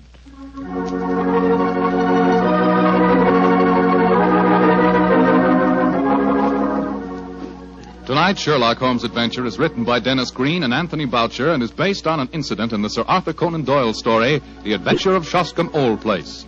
Mr. Rathbone appears through the courtesy of Metro-Goldwyn-Mayer and Mr. Bruce through the courtesy of Universal Pictures, where they are now starring in the Sherlock Holmes series. The Petri Wine Company of San Francisco, California, invites you to tune in again next week, same time, same station. Oh, the Petri family took the time to bring you such good wine. So when you eat and when you cook, remember Petri wine. To make good food taste better, remember... Petri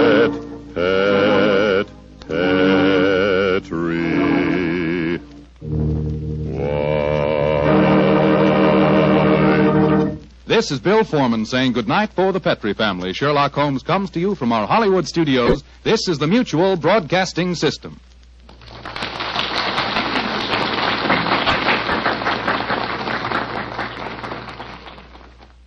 This episode from the life of Sherlock Holmes will be transmitted to our men and women overseas by shortwave and through the worldwide facilities of the Armed Forces Radio Service. Petri Wine brings you Basil Rathbone and Nigel Bruce in the new adventures of Sherlock Holmes.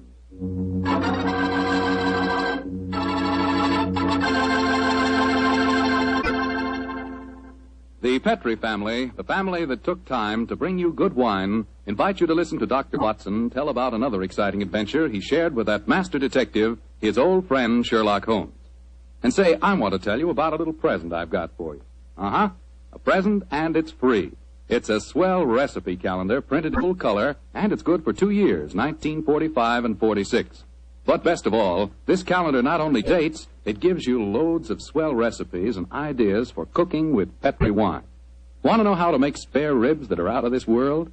You want to learn a new way to fix liver and onions? A swell way to make soup more delicious than ever? It's a cinch with this calendar handy in your kitchen to tell you how. In fact, this calendar tells you all you ought to know about wine. And remember, it's free. Just write to Petri Wine, P-E-T-R-I, Petri Wine, San Francisco 26, California. Petri Wine, San Francisco 26, California. We'll send you your swell recipe calendar immediately.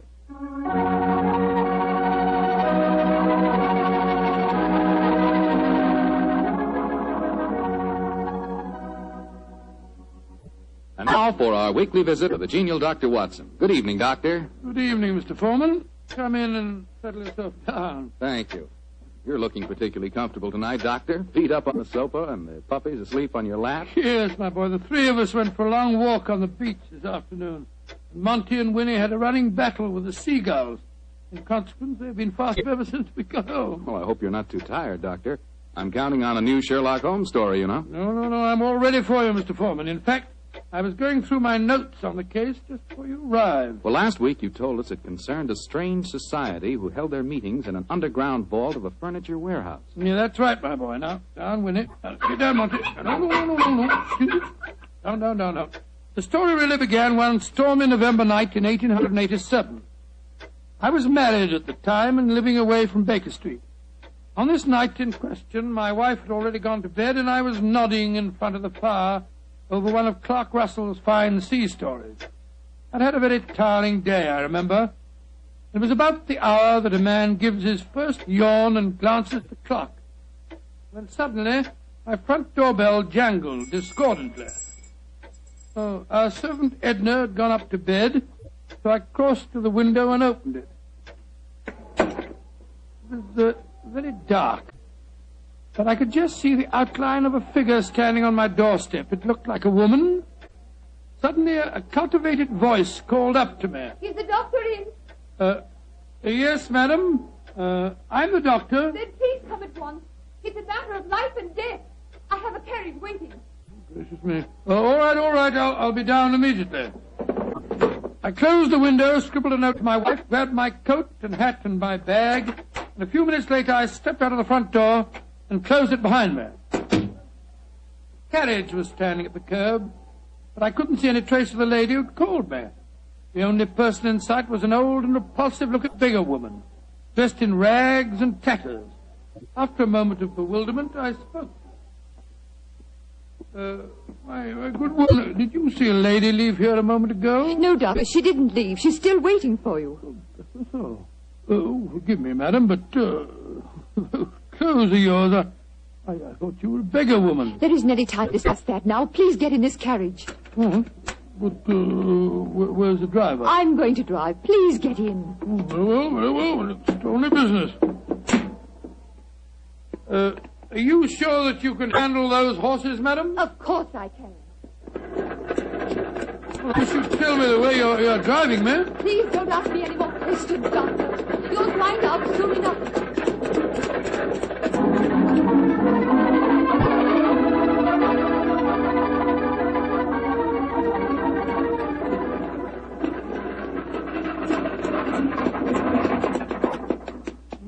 Thank heavens we've finally reached our destination. Must have driven halfway across London. Oh, hello. Must be somewhere down near the river. No dwelling places here. Nothing but enormous warehouses. Why have we stopped here, madam? Well, this is where we're going. Please follow me down these steps. I wish you'd tell me where you're taking me. We have a club here in the basement. You'll see for yourself in a moment. It's a very solid-looking door. How do you propose to get past it? I'll show you.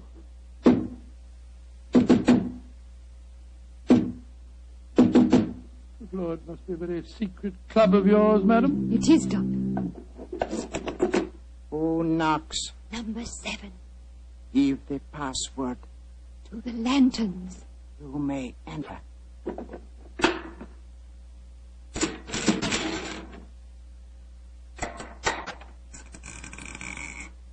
Follow me, Doctor.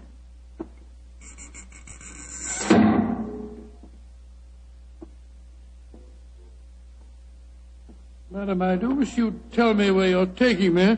This looks like the entrance to an opium den or a thieves' kitchen. Don't worry, Doctor. You're in no danger. There. Does that look like a thieves' kitchen? Great Scott, I don't believe my eyes. A luxuriously furnished room. What a strange collection of people. Some look like beggars, others in full evening dress. Amazing. Number 7. Who is this man? He's a doctor. I went to fetch him. I thought I said there were to be no strangers inside. Now look here, my good man. I've been extremely patient, but my temper's beginning to wear a little thin. Either let me see your patient at once or show me out. My time's valuable and I don't propose to waste it. I'm sorry, Doctor. Where is Julian? He's in the back room. And if you know what's good for you, Doctor, whatever you call yourself, you'll forget everything you see in here. Stop threatening me, sir. I'm not in the least interested in your blasted club. Just take me to the patient.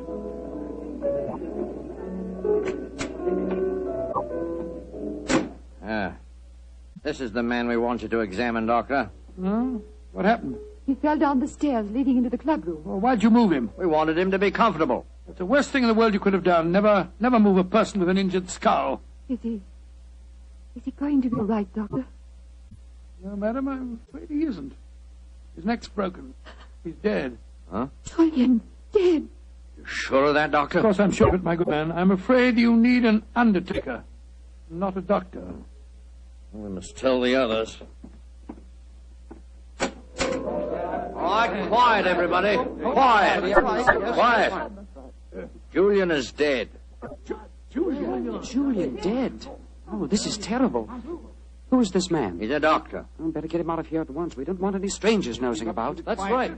Shouldn't have brought him here anyway. Now, just a minute. I assure you, ladies and gentlemen, I haven't the slightest desire to stay here one moment longer. If you direct me to the door again, madam, I'll try to find a cab myself in this godforsaken district and go home. Show him out and give him his money. Follow me, please. I'm delighted to. Do you mind if I don't drive you home, Doctor? Well, no, I should prefer it. My nerves aren't in the best of shape. You mustn't be angry with me, Doctor, please. Leaving again, number 7. No, but this gentleman is. Will you see if you can find a cab for him? Right. To whom shall I send in my bill, madam? Oh, here's a £5 note. That should cover your time and trouble, shouldn't it? No. It's far too much, madam. No, Doctor. It's late at night, and it hasn't a very pleasant case for you. Please take it. Oh, it's very kind of you. Very generous indeed. But by the way, how did you happen to come to me in the first place? I was driving about looking for a doctor, and a policeman directed me to your house. Oh, I see. I have found a cab for you. Thank you, my man. Thank you. Oh, Doctor, may I come round in the morning for a death certificate? Of course. You remember my address? Yes, but I don't know your name. Watson. Dr. Watson. Dr. Watson? Not the Dr. Watson who's associated with Sherlock Holmes. Madam, I'm flattered that you know of me. Good night, Doctor. And please forget about everything you've seen here tonight.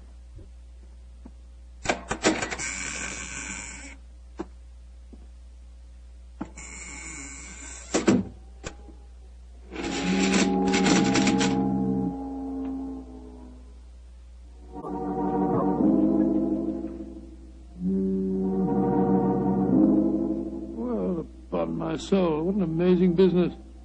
Holmes will be interested to hear about this.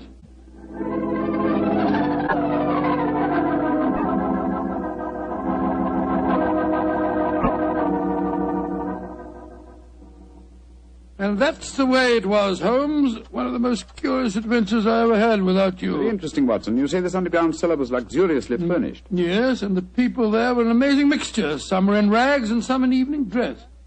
Huh, like the nursery rhyme, eh? Some in rags and some in tags and some in velvet gowns. Exactly. You had the feeling that I was taking part in a story out of the Arabian Nights.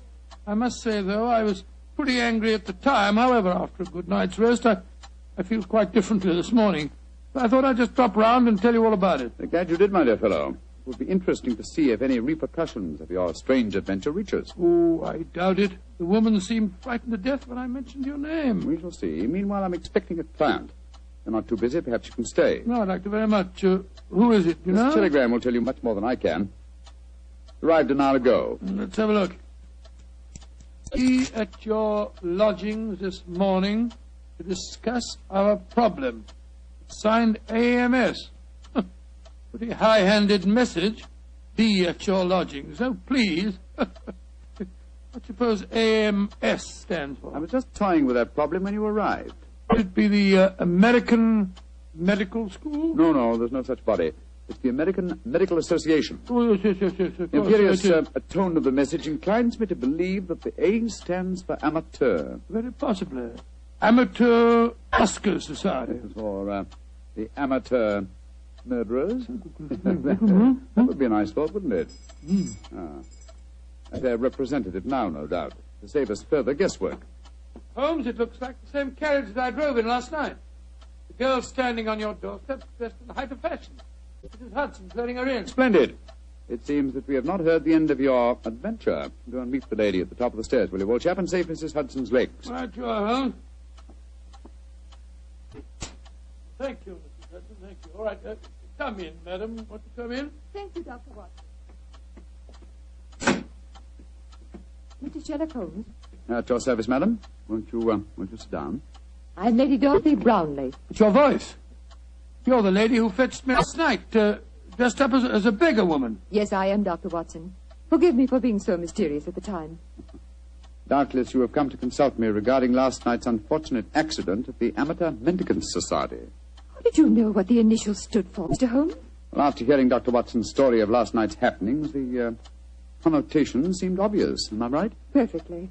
Last night, when Dr. Watson told us Julian was dead, we thought it was an accident. And now you think it is murder, eh? Lady Brownlee, if you expect my help, there must be no more mystery. Just what is this Amateur Mendicant Society? I'm afraid it'll be a little hard for you to understand our motives. We're a group of people, rather wealthy people, I suppose, who find pleasure in deliberately leading a seamy life disguised as beggars. We use the basement that you were in last night, Doctor, as our headquarters. We keep our beggars clubbed there and change out of them before we go home. What a fantastic idea. What a futile, worthless, well leisure time, Lady Brownlee. I suppose it must seem so, Mr. Holmes. But we're curious to learn how the other half lives. And of course, there's a certain thrill in rubbing shoulders with the police. At least we do some good. Indeed. I should be interested to learn how. All the money we make as beggars we give to charity. Oh, do you really? And you feel that this gesture on your part absolves you from any responsibility to the real beggars whose livelihood you're impairing? I hadn't thought of it just like that. No. Then I suppose you won't want to help us. Oh, that's quite another matter, madam. As a professional detective, I cannot afford to be a moralist. Yes, I will investigate this case for you, though I warn you my fee will be an extremely high one. Money isn't important, Mr. Holmes, as long as we can solve Julian's death without bringing the police into the case. Lady Brownlee, who is the dead man? The man you refer to as Julian? Julian Trevor, the poet. He was the one who started our society. Yes, I think I've read some of his work. Decadent.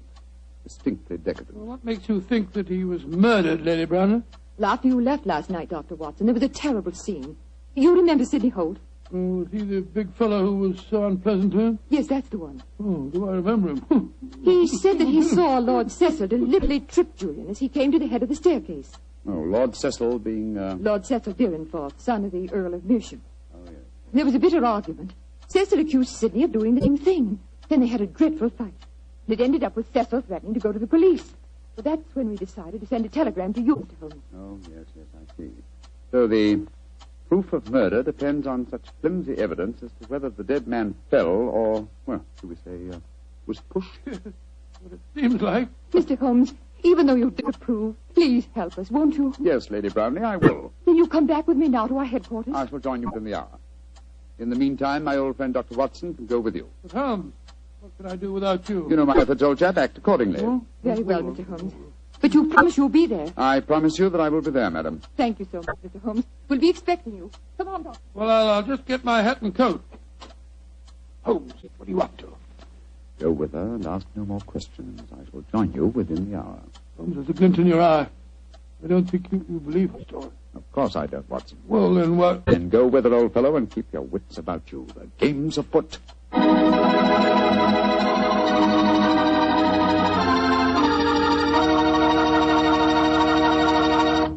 The story of the Amateur Mendicant Society will continue in just a few seconds.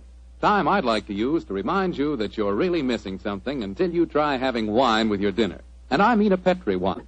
Let's say a Petri California Burgundy or a Petri California Sauterne. Both wines are just made to make good food taste better. If you like a red wine, try Petri Burgundy. Try it with hamburger, with stew, with any meat or meat dish. And if you like a delicious white wine, a wine that'll make chicken taste better than ever, try a well-chilled Petri Sauterne. With food, nothing can take the place of a good Petri wine.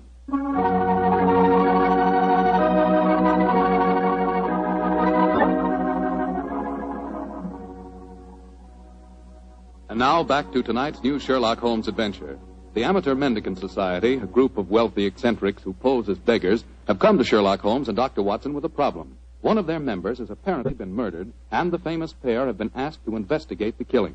As we rejoin our story, Dr. Watson, still awaiting the arrival of the great detective, is cross-questioning 3 of the members at the headquarters of this unusual society. I don't find your story very convincing. Oh, don't you now?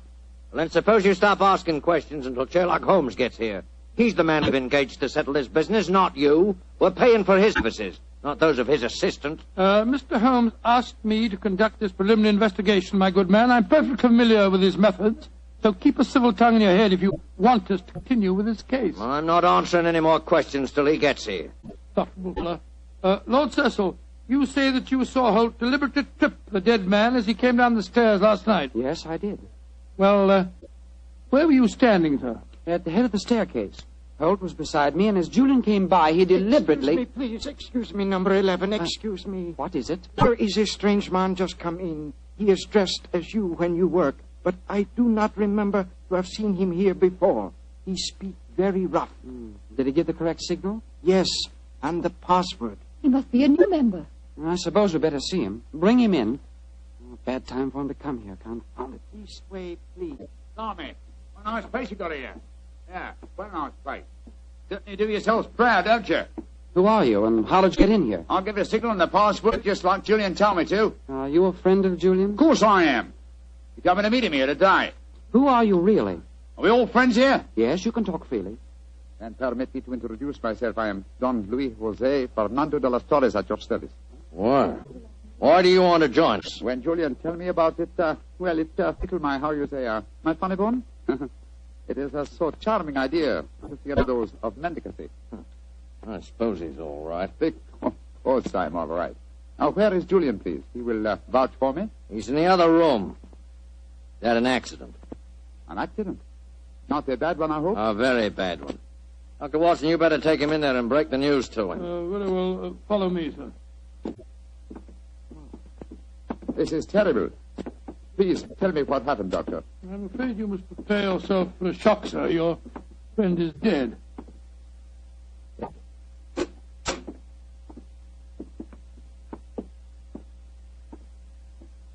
His neck was broken last night in some brawl. Yes, except that I do believe it was an accident, Watson. Holmes! Quiet. But not quietly enough, Mr. Sherlock Holmes. Come on, come back to the others and let all take a look at you. Come on, get moving, both of you. This isn't a pop gun in my hands. Sorry, Holmes, I gave the whole thing away. That's all right, old chap. Oh, Cecil, Dorothy, come here. I want you to take a look at the great Sherlock Holmes. Walked into our trap just like any stupid policeman. I know why you had to dress up to do it, though, Mr. Holmes. We were waiting for you here anyway, you know. Oh, I was well aware of that, Mr. Holt. You see, I knew I was walking into a trap. How did you know that, Mr. Holmes? Lady Brownlee, the story you brought to us today was so obviously a false one. Just as there is no amateur mendicant society. Who are they, Holmes? Go ahead, Mr. Holmes. Let's see how much you really do know. Yes, go ahead. Why should I tell you what you already know? Go on, talk if you know what's good for you. Oh, you're so persuasive, aren't you, Mr. Holt? Very well. Undoubtedly, Julian Trevor's death last night was an accident. You fetched a doctor, Lady Brownlee, a very natural move, and later discovered that the doctor in question was the old friend of Sherlock Holmes. You were all afraid that I would become interested in your unusual society, and so you invented that very thin story about the accident being a murder. You wanted to lure me here so that I could be disposed of, and you could all continue your nefarious works without hindrance. Well, now aren't we clever? What is our nefarious work, may I ask? Your password gave me a clue to the lanterns. Prior the French revolutionists. They strung the aristocrats up on the lampposts. Then again, the combination of curious costumes and a luxurious establishment in a low-class area posed another question. What political belief provides A common meeting ground for misguided aristocrats and dangerous commoners. And how did you answer that question? Oh, very simple, my dear sir. One word. Nihilism. Its doctrine of assassination and overthrow of government would find every chance of being put into practice by all of you at the forthcoming Jubilee celebrations to be held here in London. And also would account for your beggar's clothes. A beggar would have greater freedom of movement in a crowd than an ordinary person. You're a clever man, Mr. Holmes. Too bad you'll have to die. I'll get the rope. What are you going to do with him? Do? Give him a first-hand taste of nihilism, of course. They can't live. They know too much. You can't possibly do this, you know. The police will track us here. By the time the police get here, you and your friend Holmes will be blown to kingdom come. Here's the rope, Sidney. Oh, right. Hands together, Mr. Holmes. That's it. Ah!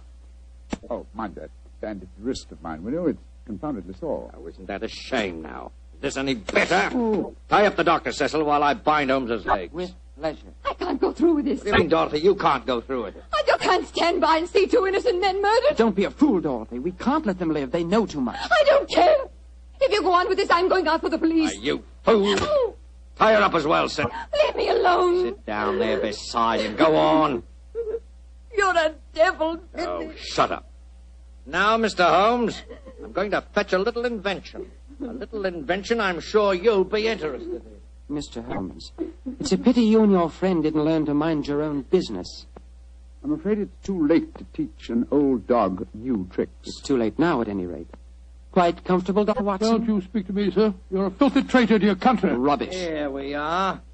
Example of Mikhail Petrov's mechanical genius. This bomb will blow the entire building sky high, and the three of you with it. Now, I wind the time clock so, and we'll set the fuse to go off in 5 minutes. It'll give us plenty of time to get away. So.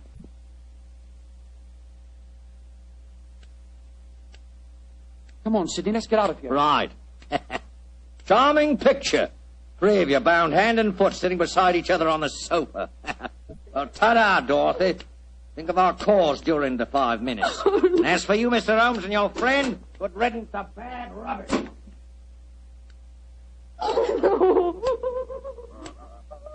Well, Holmes, this looks like the end. Afraid so, old chap. I blame myself. If I hadn't been so infernally noisy when I recognized you, we would be in this mess. Wasn't your fault, old fellow.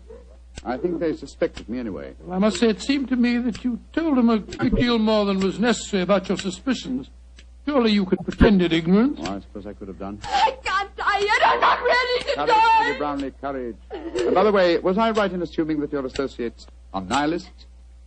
Of course they are. They're planning to assassinate the Prime Minister during the Jubilee celebration. Prime Minister, great heavens, Holmes, we've got to get free. Assuming some miracle happened, we did get free and your former associates were arraigned in court, would you testify against them? Oh, of course I would. But what chance is there of that? That clock, that devilish clock, why doesn't it stop ticking? If it bothers you that much, Lady Brownlee, I'll stop it for you. Holmes, your hands are free. Of course they are, my dear fellow. Bandaged wrist I mentioned just now concealed a razor-edged blade. I cut through the ropes almost before our friends had left the room. Then why did you keep us in the suspense, Mr. Holmes? I wanted to be quite sure that you'd testify in the forthcoming trial, madam. There we are. That renders the bomb harmless. Ah! And that means that the police have sprung the trap that I set for your associates, Lady Brownlee. It's lucky for you that you had a change of heart and prevented you from leaving us. Oh, Mr. Holmes, how could I ever thank you? Holmes, you had the place surrounded with police when you came in here. Of course I did, my dear fellow. Here, let me undo your ropes. No wonder you were so calm. No wonder you told them so much. You wanted them to show their hands. Precisely, old fellow. And they obliged me most satisfactorily. They attempted our triple murder. They are self-confessed anarchists. And with the evidence of Lady Brownlee, I'm sure that we can put them where they all belong. Considering it's barely noon, I think you'll agree, Watson, that is a very comprehensive morning's work.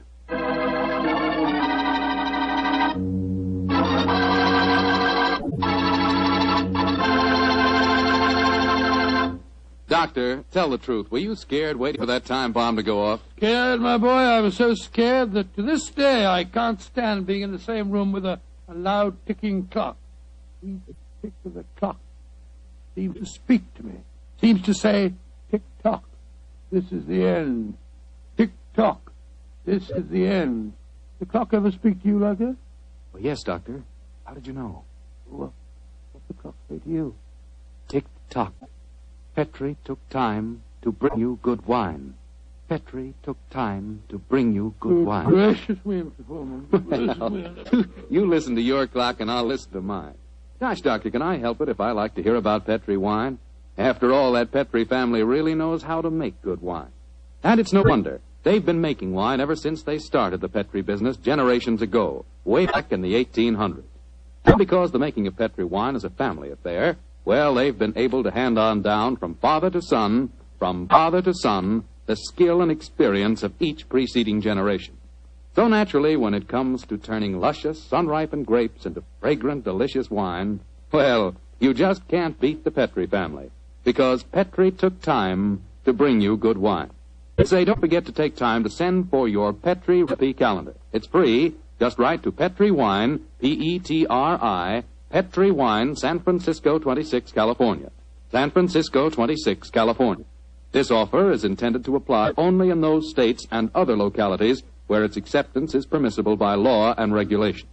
And now, Dr. Watson, what adventure are you planning to tell us next week? Well, next week, Mr. Foreman, I'm going to tell you a story of old Vienna.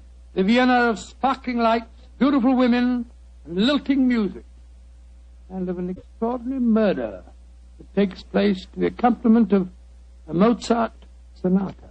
Boy, that sounds like a thriller. I'll see you for sure next week. Just a minute. Before I go, Mr. Foreman, I want to urge every registered nurse listening in to get all the facts about the Army Nurse Corps. The Army needs you, nurses, needs you desperately. They'll make you an officer at once and give you every chance to further your post-war careers.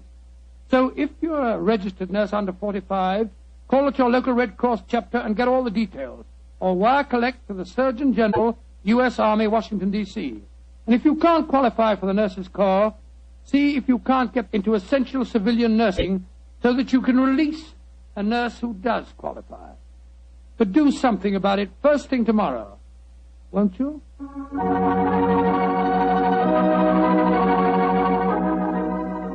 Tonight's Sherlock Holmes adventure is written by Dennis Green and Anthony Boucher and is based on an incident in the Sir Arthur Conan Doyle story, The 5 Orange Pips. Mr. Rathbone appears through the courtesy of Metro-Goldwyn-Mayer and Mr. Bruce through the courtesy of Universal Pictures, where they are now starring in the Sherlock Holmes series. The Petri Wine Company of San Francisco, California, invites you to tune in again next week, same time, same station. Meanwhile, don't forget to take advantage of our offer of a free recipe calendar. Oh, the Petri family took the time to bring you such good wine. So when you eat and when you cook, remember Petri wine. To make good food taste better, remember... Petri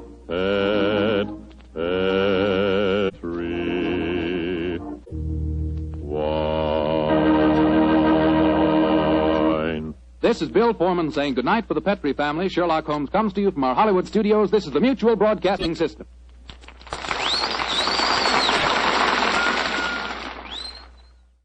This episode from the life of Sherlock Holmes will be transmitted to our men and women overseas by shortwave and through the worldwide facilities of the Armed Forces Radio Service. Petri Wine brings you Basil Rathbone and Nigel Bruce in the new adventures of Sherlock Holmes.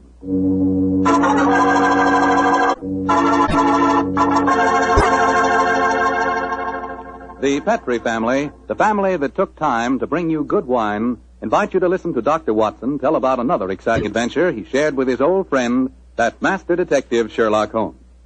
And say, I want to ask you if you've sent in for that little present we've got for you. You know, that swell recipe calendar. It's free, of course, and it's really something. It's a 2-year calendar for 1945 and 46, and it's beautifully done in full color. But the best part of it is that it's jammed with recipes and ideas for cooking with Petri wine. Send for your free recipe calendar tonight. Just send your name and address to Petri Wine, Petri, Petri Wine, San Francisco 26, California. San Francisco 26, California. The requests for this swell calendar have been coming in so fast that you better help and get yours before we get snowed under. Write tonight, and we'll send you your free recipe calendar at once.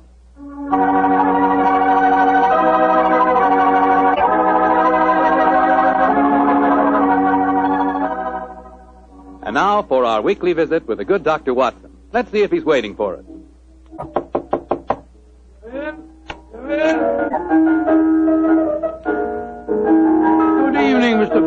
Oh, good evening, Doctor. Playing the phonograph, I see. Yes, my boy, and that particular melody has very potent memories for me. Here, I'll turn the thing on. You haven't come here to listen to a Mozart sonata. You want a story, don't you, young fellow, my lad? That's right, Doctor. Well, let's sit down. All right. That's better. Now I'll tell you what. Oh, thank you, Doctor.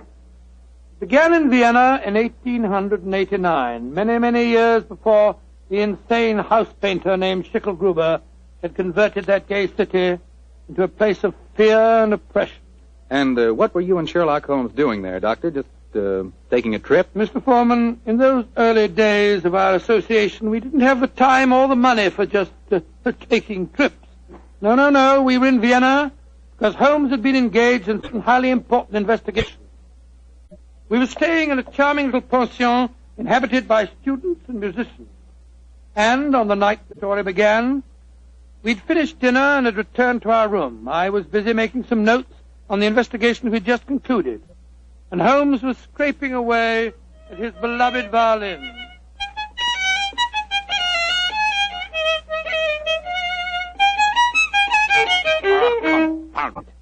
What's wrong? Why can't I get it? Oh, it sounds very pretty to me. Pretty, really, old chap. An amateur. A heavy-fingered one at that. Listen to this.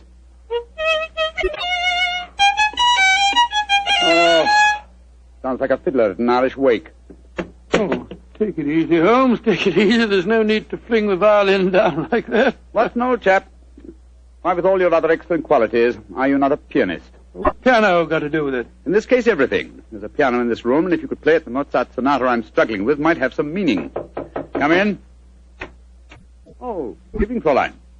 Wish to see me? You are Herr Sherlock Holmes. That is my name. Then, yeah, I wish to see you. I'm Lea Uhlenstein. I live here in this pension. How do you do? This is my friend, Dr. Watson. How do you do, Herr Doctor? Very glad to meet you, my dear young lady. Fräulein Uhlenstein, may I pay my tribute to the brilliance of your piano playing? You have the exact precision of phrasing that Mozart demands. How do you know of me? Both Dr. Watson and I were present at the command performance you gave at the Imperial Court a fortnight ago. Hey, Julius, I knew I'd seen you somewhere before. My friend was just expressing the need of a pianist as you walked in, young lady. Perhaps I'm two sorry. of you... I do not play with amateurs. Amateurs? Well, really? I do not mean to be rude. It's just that my life is dedicated to my professional career. I quite understand, Fräulein. And now please tell me, what can I do to help you? I must presume you have come to see me in my professional capacity. Jawohl. That is correct, Herr Holmes. Though I realize to a great detective like you, my problem must seem quite trivial. I'm being blackmailed by a man in this pension. He is Sándor Árpádi, a Hungarian painter who lives in the studio upstairs. Sándor Árpádi? Yes, I think I've heard of him. Since 2 months now, ever since he know my secret, he's come to me for money, and today he tell me he must have 250 gulden, or he will go to the police. I have not that much money. Herr Holmes, please to tell me what I shall do. Just what hold does he have over you? My brother, Karl, he got into some trouble here, and the police were looking for him. He ran away to München, as you say, Munich, and Sándor Árpádi knew of this. He was a friend of mine, so I thought. When this trouble come on my brother, I turned to Sándor for help. The smuggled come to the country, and he turned on me for blackmail. He's a bad man. I wish he was dead. Most blackmailers are cowards at heart. I think Dr. Watson and I will call on the gentleman. By the way, does he have any written evidence of your brother's crime? Yeah, he has his address in Munich. I show Sándor a letter from him when he first go there, and keep the letter, will not give it back to me. And if he gave the police your brother's address, they'd arrest him, eh? They would, of course. Yes, of course they would. Herr Holmes, will you please to tell me what I should do? I cannot go on this way. My music now, is Fräulein, suffering. calm yourself. I shall be most happy to help you, and if you will lead the way, we'll see how persuasive we can be with Sándor Árpádi.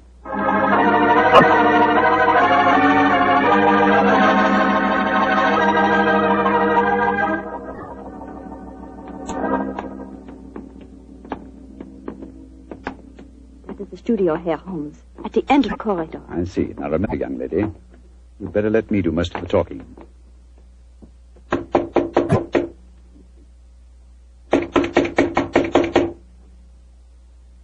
He must be out. That is possible.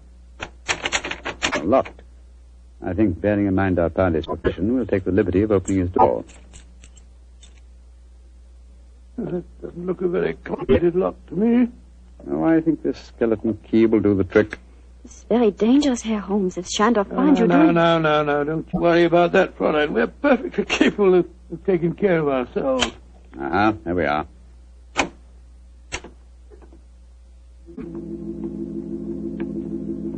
Close the door behind you, will you, Watson? Can't see a thing. I'll strike a match. Gott nehme! Quick, Scott, look at him. Slumped over his desk. Light the gas, will you, Watson? Right you are, Holmes.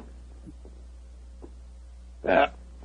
Judging from his appearance, Fräulein Ullenstein, I think Sandor Party had other enemies besides yourself. Less scrupulous enemies. He's been strangled.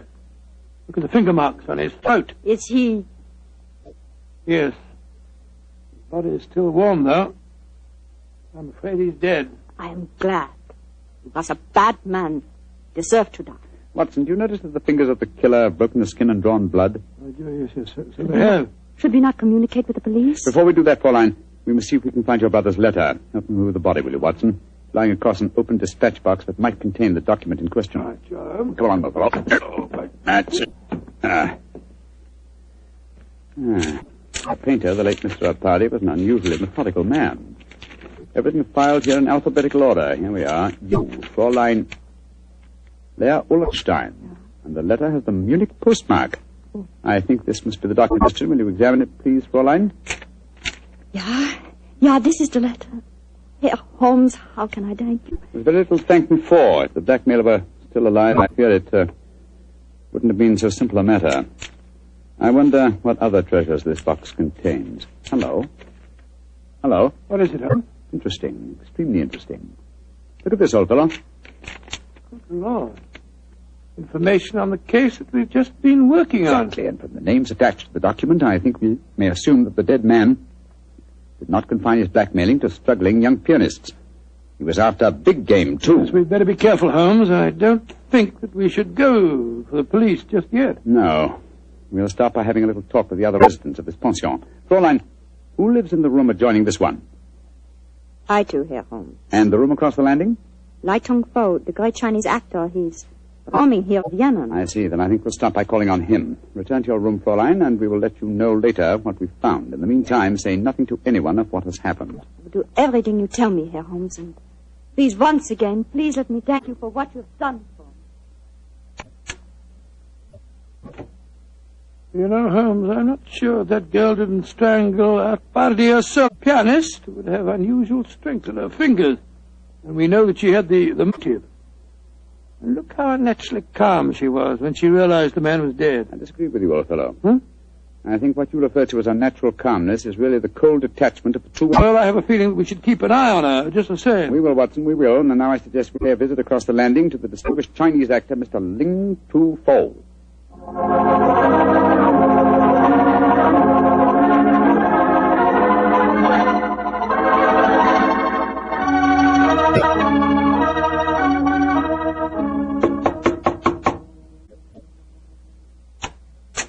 Yes, please. You wish to see me? If you could spare us a moment, sir. But of course, gentlemen. Please to come in. My name is Sherlock Holmes. This is my colleague, Dr. Watson. How do you do, sir? How do you do? I am greatly honored to meet you. You are not here to see me in your professional capacity, I hope, Mr. Holmes? Oh, no, not exactly. I just wanted to ask you a few questions. Please, to ask me anything. Do you know Shandor Apadi, the painter who lives across the hall? I know him by sight. We nod to each other on the stairs, not more. I see. Have you been in your room most of the evening, may I ask? But yes, I have been sitting here quietly for the past few hours, reading over the Analects of Confucius. No, Confucius. May I ask, sir, whether you've heard any unusual noises this evening? Sounds of a struggle? Or a cry from the direction of Sandor Pardi's room, for instance? I do not think so. Wait, yes. I think I did hear laced voices in there, and the sound of a cry. About how long ago was this? Oh, an hour ago, perhaps more. Is anything wrong? Has trouble come to Shandor? Shandor? I thought you said you had only a nodding acquaintance with the gentleman. Well, he is a well-known artist. It is only natural I should call him by his first name, Mr. Holmes, even though I do not know him. Has something happened to him? I'm afraid so, but I can't tell you any more about it at the moment. Thank you for your cooperation. We shall see, no doubt. Good evening, sir. Good evening, gentlemen. Good evening. That fellow wasn't telling us the truth, you know, Holmes. He seemed very shifty to me. Well, where are we going now? Downstairs to the porter's desk. There's only one entrance to this house, you'll remember. The porter may be able to tell us of any unusual comings and goings in the last hour or two. Come on, old chap, don't dawdle. There's a great deal of work ahead of us.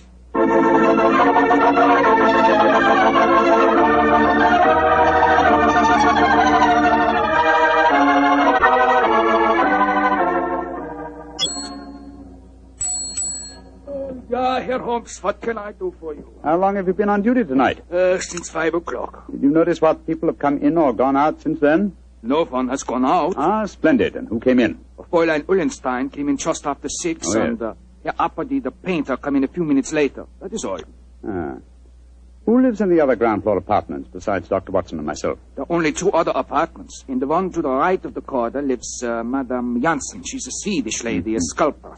And in the other? Signora Violetti, the Italian opera singer. Oh, thank you. Thank you very much. I'm much obliged to you. I'm happy to be of service, Herr Holmes. Where are we off now? Back to our rooms? Oh, we'll call on Madame Violetti if she's at home.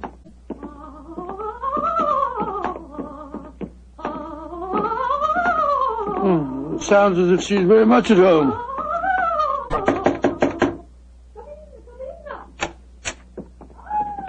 Signor Sherlock Holmes, that is a friend have come to see me. Bravo! Bravissimo! I have so much wish to make your acquaintance. Sit down. No, I'm afraid we can only stay for a moment, madam. My friend wanted to ask you a few questions. Yes, Signora. I just wanted to know... I know your questions. Oh. You play the violin. I have heard you. Yes. You want to know whether the great Valeria will allow you to accompany her in a magnificent soprano aria allo so from Mozart's Il Flauto Magico. Your latest answer to your question is si. Yes, madam. Forgive me, Signora, but if you don't mind. But that was not one of my questions. It was not? But I will sing it with the same. You flatter me, but at the moment there are other things on my mind. Signora Violetti, do you know Shandora Paddy? By his side. That is all. He make eyes at me, but I no pay attention. I do not like Hungarians. You haven't seen him this evening? No. I've been alone, reviewing the score at La Traviata. I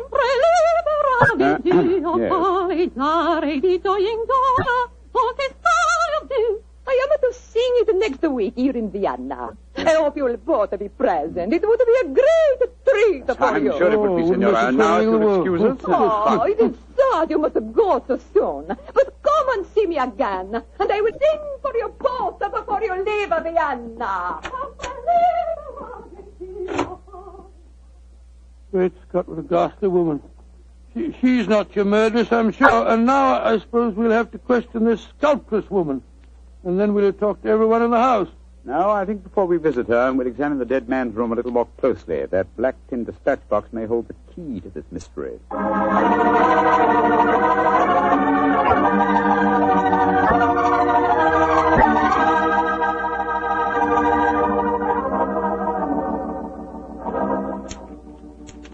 Idiot.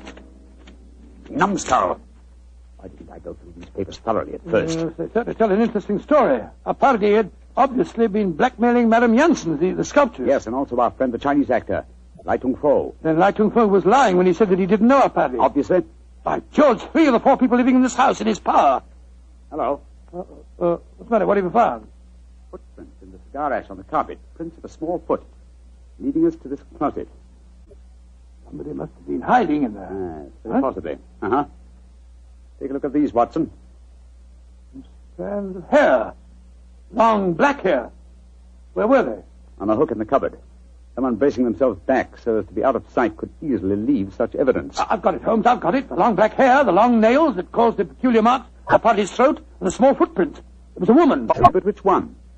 Fräulein Ullenstein and Signora Violetti both have hair, remember? And it must be that sculptress woman. Not necessarily. Who else, not a woman, would have smooth long nails and long black hair? By Jove, the Chinese actress. Come on.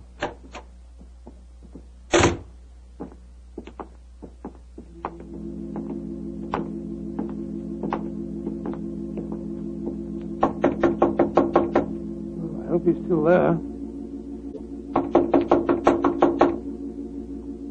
No answer. Come on, let's go in. Holmes, look at him. He's praying. His head's in his hand. No, my dear fellow, I'm afraid prayers can do him no good now. He's been strangled. Strangled with his own cue.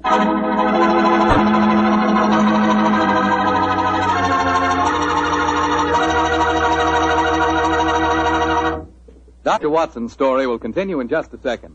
So I'm going to take that second for a fast question. I know you've probably tasted port wine, but have you ever tasted Petri California port? Have you?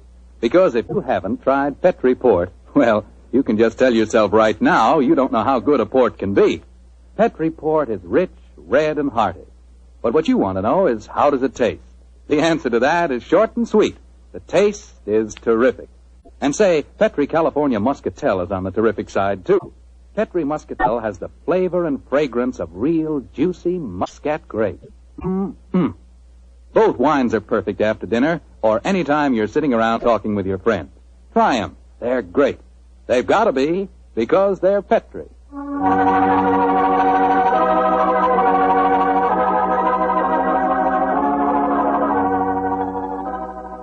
And now back to tonight's new Sherlock Holmes adventure. The famous pair are staying in Vienna, where they've become involved in the mysterious strangling of a notorious blackmailer. As we rejoin our story, Sherlock Holmes and Dr. Watson are cross-questioning another of the suspects, a Swedish sculptress by the name of Madame Jan. What do you want with me? Why have you come in here? Well, we just wanted to ask you a few questions, madam. To admire your figurines, may I? You always work in clay? Yeah, but what's that to you? Do you wish to buy some of my sculpture? No, but I assure you the question was pertinent. Tell me who you are and stop wasting my time. My friend is a private detective, madam. A detective? Who sent you here? No one sent me here. I'm conducting an investigation of the murder of Shandor Paddy. Shandor dead? Mm-hmm. Good. I'm glad. Yes, madam, but we happen to know that you had a motive for killing him. He'd been blackmailing you. Get out of here. What right have you to come here and question me? No. Look here, madam. If you know what's good for you, you will answer our question. And if you know what's good for you, you'll get out of here, both of you. Come along, Watson. But, Holmes, you can't possibly... Forgive me, madam, for our intrusion. We meant no rudeness. You have been rude. Intolerably rude. Go away. Whatever made you back down like Holmes? Obviously, she's the killer. Rubbish. But her hair was jet black. Yes, but it was short hair. And didn't use the size of her feet anyway. She works in clay. If it had been marble, I might have suspected her. Upon my soul, Holmes, I wish you'd tell me what you're driving at. I have the answer to these killings now, Watson. But I'll have to prove it. I'm afraid I must work without you, old chap. Do you mind waiting for me in our room? No. Wait a minute. That may be dangerous. Wait for me in Signora Violetti's room, if you don't mind. I'll join you there as soon as my work is done. Pretend that you have returned because you were so enchanted with her voice. Oh, great Scott, Holmes. You can't ask me to be alone with that dreadful woman. Please do as I say, Watson, and don't question me. There isn't a moment to be lost.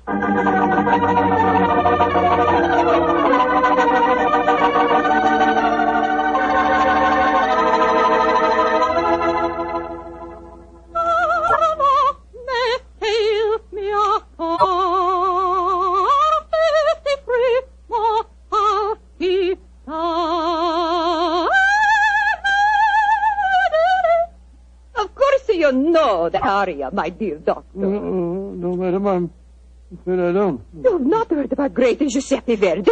Oh, yes, I heard him, of course, but I can't identify his work. That was from a Rigoletto, you silly man. Rigoletto? Come, tell my favorite composer. I will sing a song just for you. I will turn the gas light down. No. Turn the gas light down. That will be so much more romantic. Now, who is your favorite composer? Oh, I don't know that I have any favorite. What's his name? Wagner's very fine, you know. Wagner is a heavy like a most German composers. But the Violatti can master him. Oh, Lord, here she goes again.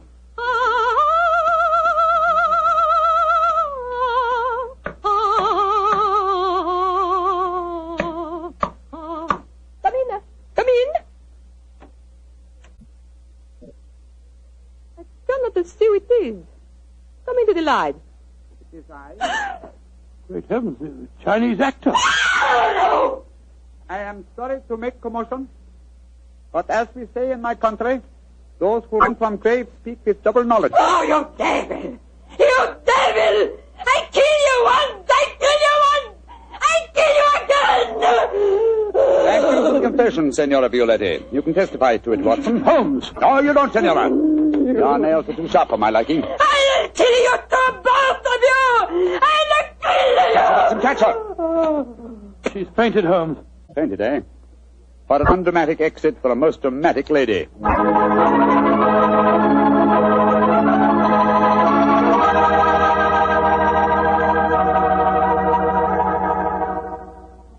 Well, Holmes, now that you've turned Signora Violetti over to the police, perhaps you'd tell me what made you certain that she was murderous. It was obvious from the beginning that Apari was strangled by someone with long fingernails. When Lai Tung Fo was killed, it ruled him out. Then who was the woman with a motive and long nails? First of all, no. Elementary, my dear fellow. Was the woman Fräulein Ullenstein? No. Being a concert pianist, her nails were naturally short. The sculptress who worked in clay? Again, no. That would make it impossible for her to mold her delicate figurines. Therefore, Signora Violetti, by the process of elimination, was the only woman with long nails. But why did she strangle the Chinese actor, too? Undoubtedly, he witnessed the first killing. The long black hairs in the closet were from his cue. I presume that later he threatened Signora Violetti, and so he himself was strangled. I still don't understand why she strangled our party in the first place. Watson, I think you'll find that he's been blackmailing her, too. Remember, he had documents incriminating everyone in the house except her. I think we may assume she killed him and then removed her own papers from the dispatch box. But I'd no proof, and so, well, I had to frighten her into confession. So that's why you disguised yourself as Lai Tung Fu. Yes, I borrowed the robes from his room. It was lucky that the lights were low as I entered. Yes. And it's also fortunate that to the average European, all Chinese look alike. Come in. Ah, Fräulein Ullenstein. We'll be in to see you in a few minutes. I've been waiting so anxiously. Is everything all right? Well, from your point of view, my dear young lady, yes. There's nothing more for you to worry about. Oh, I would like to repay you, Herr Holmes. Yeah. I've done very little for you, but if you really feel that you owe me something... Yeah? Well, perhaps just this once you wouldn't mind accompanying an amateur? It would be a pleasure. What is it you wish me to play? A Mozart sonata. But of course. The rondo from the E-flat, I suppose. That's splendid. Please, Fräulein. You like Mozart, Herr Doctor? Oh, very much, young lady, very much. In fact, I might say he is my favorite composer.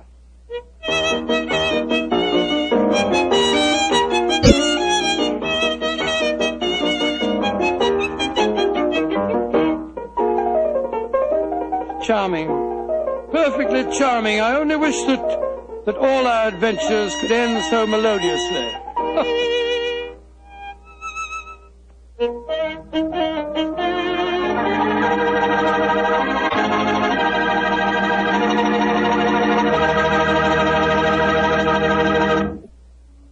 Tonight's Sherlock Holmes adventure is written by Dennis Green and Anthony Boucher and is based on an incident in the Sir Arthur Conan Doyle story, A Case of Identity.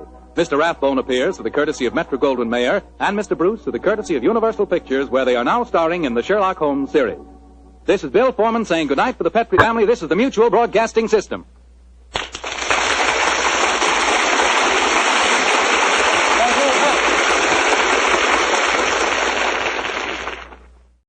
This episode from the life of Sherlock Holmes will be transmitted to our men and women overseas by shortwave and through the worldwide facilities of the Armed Forces Radio Service. Petrie Wine brings you Basil Rathbone and Nigel Bruce in the new adventures of Sherlock Holmes.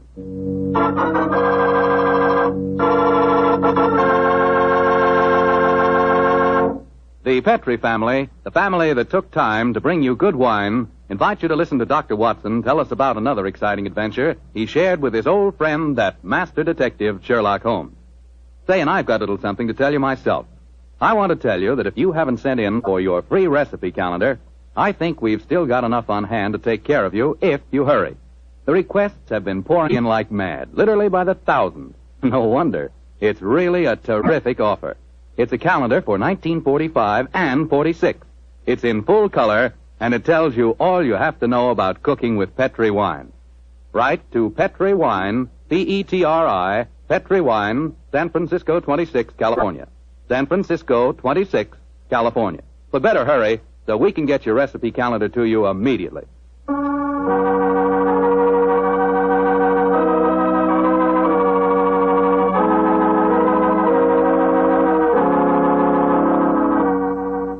And now let's drop in on our good friend, Dr. Watson. Good evening, Doctor. Good evening, Mr. Foreman. Where are the puppies tonight? Well, I found them playing with a dead seagull, so they've been sent up to bed in disgrace. You certainly look comfortable yourself, Doctor. What's that small blue book you're reading, the latest bestseller? No, indeed not. This book was never a bestseller, my boy. It's entitled Practical Handbook of Bee Culture, with some observations on the segregation of the queen. Quite a catchy title. Who's the author? A fellow by the name of Sherlock Holmes. He was engaged in writing it when the adventure I'm going to tell you about took place. Well, you told us last week, Doctor, that a pair of canaries played an important part in the story. That's quite right, Mr. Foreman. It was in the summer of 1908, I remember, and I'd persuaded Holmes to leave his Sussex bee farm for a few weeks and to join me in a holiday at the little fishing village of Kingsgate in Kent. We were staying at a charming little inn called the Fisherman's Arms, and for the first few days, our holiday was a delightful one. And then, I suppose, Doctor, strange things began to happen. They did indeed, Mr. Foreman, they did indeed. Very strange things. One afternoon, we'd just finished a late tea, I remember, and were sitting outside on the lawn sunning ourselves and enjoying our pipes. Holmes lay back, with his long, thin fingers clasped behind his head, gazing thoughtfully at the multicolored fishing boats bobbing at anchor in the harbor. After a moment or two, he spoke to me. Watson, you're really a splendid companion. I can't think of anyone else who would let me smoke my pipe in silence for half an hour without asking me what I'm thinking about. That's not very surprising, Holmes, after all the years that we're together. Well, nevertheless, the gift is a rare one, old chap, and I appreciate it. Oh, thank you, old fellow. By the way, since the half hour's up, what have you been thinking about? The lack of enterprise of a modern criminal. Audacity and romance seem to have passed forever from the criminal world. Read this note I received this morning, old fellow. See for yourself how low I have sunk. All right, have a look. Mr. Holmes, I am staying in the same inn as yourself, and as I have had a very frightening experience, this week, I thought perhaps you would help me. Please do. It's signed Mary Victor. An exciting document, isn't it? Written on lavender notepaper, reeking of perfume, and the handwriting is obviously that of an adolescent girl. You haven't bothered to answer, of course. Oh, yes, I have. I sent a message back by our good landlord that I would be glad to see her. Why, Holmes? You came down here to complete your handbook on bee farming. Oh, confound it. Those two wretched canaries are getting their sunbath on the windowsill above us. Oh, I think it's rather jolly to hear the little fellows chirping away up there. Well, I find the sound most distracting. Let's go inside. You know, Holmes, those birds are owned by a charming couple, Mr. and Mrs. Wainwright. I was chatting with them on the stairs this morning. I'm afraid their charm will escape me as long as their pets continue to tweet in that irritating manner. You've spoken of the peace and quiet of the country inn, Watson, and yet I find that... Come in. Ah, Miss Mary Victor, I presume. Yes, Mr. Holmes. Please come in and close the door, won't you? Thank you. This is my old friend, Dr. Watson. You may speak quite freely in front of him. How do you do, Miss Victor? How do you do, Doctor? Now, sit down, young lady, and tell me what's troubling you. Mr. Holmes, I came down here from London to get away from someone, but I've been followed. I've been afraid to leave the inn. Until last night I felt I couldn't stand being cooped up any longer. So I went for a walk on the seashore. Someone followed me, Mr. Holmes. I ran back here as fast as I could, but now he knows where I live, and I'm frightened. Please help me. My dear Miss Victor, I'm afraid you must be much more specific before I can help you. Who has followed you down here, and why are you afraid of him? I'll tell you the whole story. It'll sound strange to you, but I swear it's... There he's again down by the gate. I'm going to my room. Now. Don't you be frightened, Miss Victor. I'm sure we'll be... Oh, that's all. Extraordinary thing. I don't see anyone outside who might frighten her. There are 2 or 3 fishermen loitering about. Wait a minute. Here's a young fellow walking up the path. Come on, Watson. Out through the French windows again. Oh, gracious me. Here we go again. I think we'll take the liberty of accosting him. Excuse me, sir. Yes? Are you looking for Miss Mary Victor? Is she young and pretty? Yes, sir. She is. Extremely so. Then I'm looking for her. Where can I find her? I can see you're being facetious, sir. Well, there's no harm in that, is there? By the way, who are you gentlemen, may I ask? My name is Holmes, and this is my friend Dr. Watson. I'm Basil Carter. You're not Sherlock Holmes, are you? That is my name. I thought you seemed familiar. I know your brother, Mycroft. Oh, indeed. Then I presume you're connected with the Foreign Office. Yes, I'm in the consular service. Are you staying at the inn, young man? For a few days. It's funny that I should run into the great Sherlock Holmes. May I ask? I was planning a murder. Oh, really? But with you Murder? gentlemen here, I see that I shall have to be very discreet. Who is your intended victim, may I inquire? There are two of them. The two canaries in the room next to mine. Oh, Canary. For a moment I thought that you were really serious. But I am serious. The wretched creatures have been driving me mad. Yes, I quite sympathize with you, sir. I've been thinking of committing a case of mayhem on them myself. We can take one apiece, Mr. Holmes. Well, I'm glad to have met you both. I'll probably see you again. Goodbye. Goodbye, sir. Goodbye. I don't like that fellow, Holmes. If you ask me, he's the man who's been frightening the poor girl that came to us. He had a peculiar look on his face when you asked me if he was looking for Mary Victor. Well, there's only one person who can settle the question, and that's the young lady herself. Come on, old fellow. Let's go back indoors. Shh. Here comes Wainwright, the owner of the Canaries. Good evening, Mr. Wainwright. Good evening, gentlemen. This is my friend, Mr. Sherlock Holmes. I am honored to meet you, sir. How do you do, Mr. Wainwright? Beautiful evening, isn't it? I just took a stroll down to the store to get some more birdseed. By the way, Mr. Holmes, I hope our canaries don't bother you. Little fellows are such a comfort to my wife and me. Oh, no, not at all, sir. I find their chirruping very soothing. Oh, I'm so glad. Good night, gentlemen. Good night, sir. Good night, Mr. Wilson. Not Wilson, Mr. Holmes. Wainwright. Oh, I beg your pardon. I'm so sorry. I thought you said Wilson. Good night.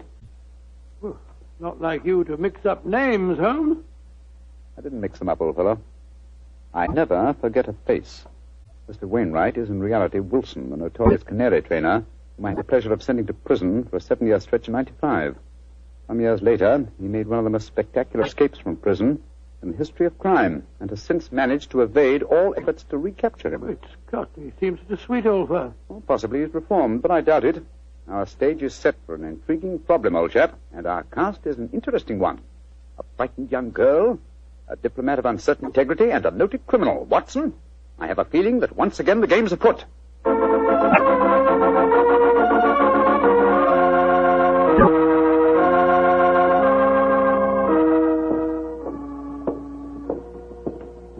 Holmes, why are we strolling along the pier instead of staying at the inn? I thought you said that you were expecting trouble. I am, old chap, and I'm sure it'll find us out. You know, Holmes, I'm still completely mystified by the behavior of that girl, Mary Victor. I knocked at her door last evening, again this morning. I couldn't get any answer. And the landlord told me that she was not seen at dinner last night, nor at breakfast this morning, and yet her room has not been vacated. Curious. Hello, there's the village constable sunning himself at the end of the pier. Good morning, Sergeant Blake. Mr. Holmes, Dr. Watson. How are you, gentlemen? Yes, splendid, thank you, Sergeant, and very appreciative of the weather that you've provided for us. Oh, think nothing of it, sir. We always arrange that for our really distinguished visitors. By the way, Mr. Holmes, I was reading one of your friend's stories about you last night. The one called The Adventure of Mysteria Lodge. That was, Wisteria Lodge, you foolish fellow. Well, maybe it was. Anyway, I was reading it aloud to me old woman. And if you don't mind my saying so, Mr. Holmes, we both thought you made a bad mistake. Oh, really? Though, of course, you come out all right in the end. Dear me, Sergeant, I stand reproved. Excuse me, Sergeant. Holmes, look. Look at that figure standing by itself right at the end of the pier. Mm-hmm. Our friend Wilson, the canary trainer. He's got a revolver. Here, we don't want any of these goings-on in Kingsgate. Come on. Here, you. What are you doing waving that revolver about? Keep back, the three of you. I'm the law here. Don't you tell me what to do. Keep back, I say. I'm not afraid to fire. I'll do as he says, Sergeant. You don't want to trifle with. Just exactly what are you up to, Wilson? You caught up with me once again, Sherlock Holmes. But this time you're not going to send me back to a prison again, and maybe the gallows. If I can't escape you, then I'll take my own way out with this revolver. Wilson, what in thunder are you talking about? The murder at the inn last night. I did it. Murder? I'm confessing in front of the three of you. So you leave my wife alone. She didn't know anything about it. Now, I hope you're satisfied, Mr. Sherlock Holmes. He's pointing the revolver as he heads. Wilson, you fool, stop it! Strike me pink. He done it. Over the pier and into the sea. Get help, Sergeant. It's possible he isn't dead. Right, sir. Come on, Watson. We're at the inn, I suppose. Of course we are. We've just heard a murder confession, but we don't know who has been murdered.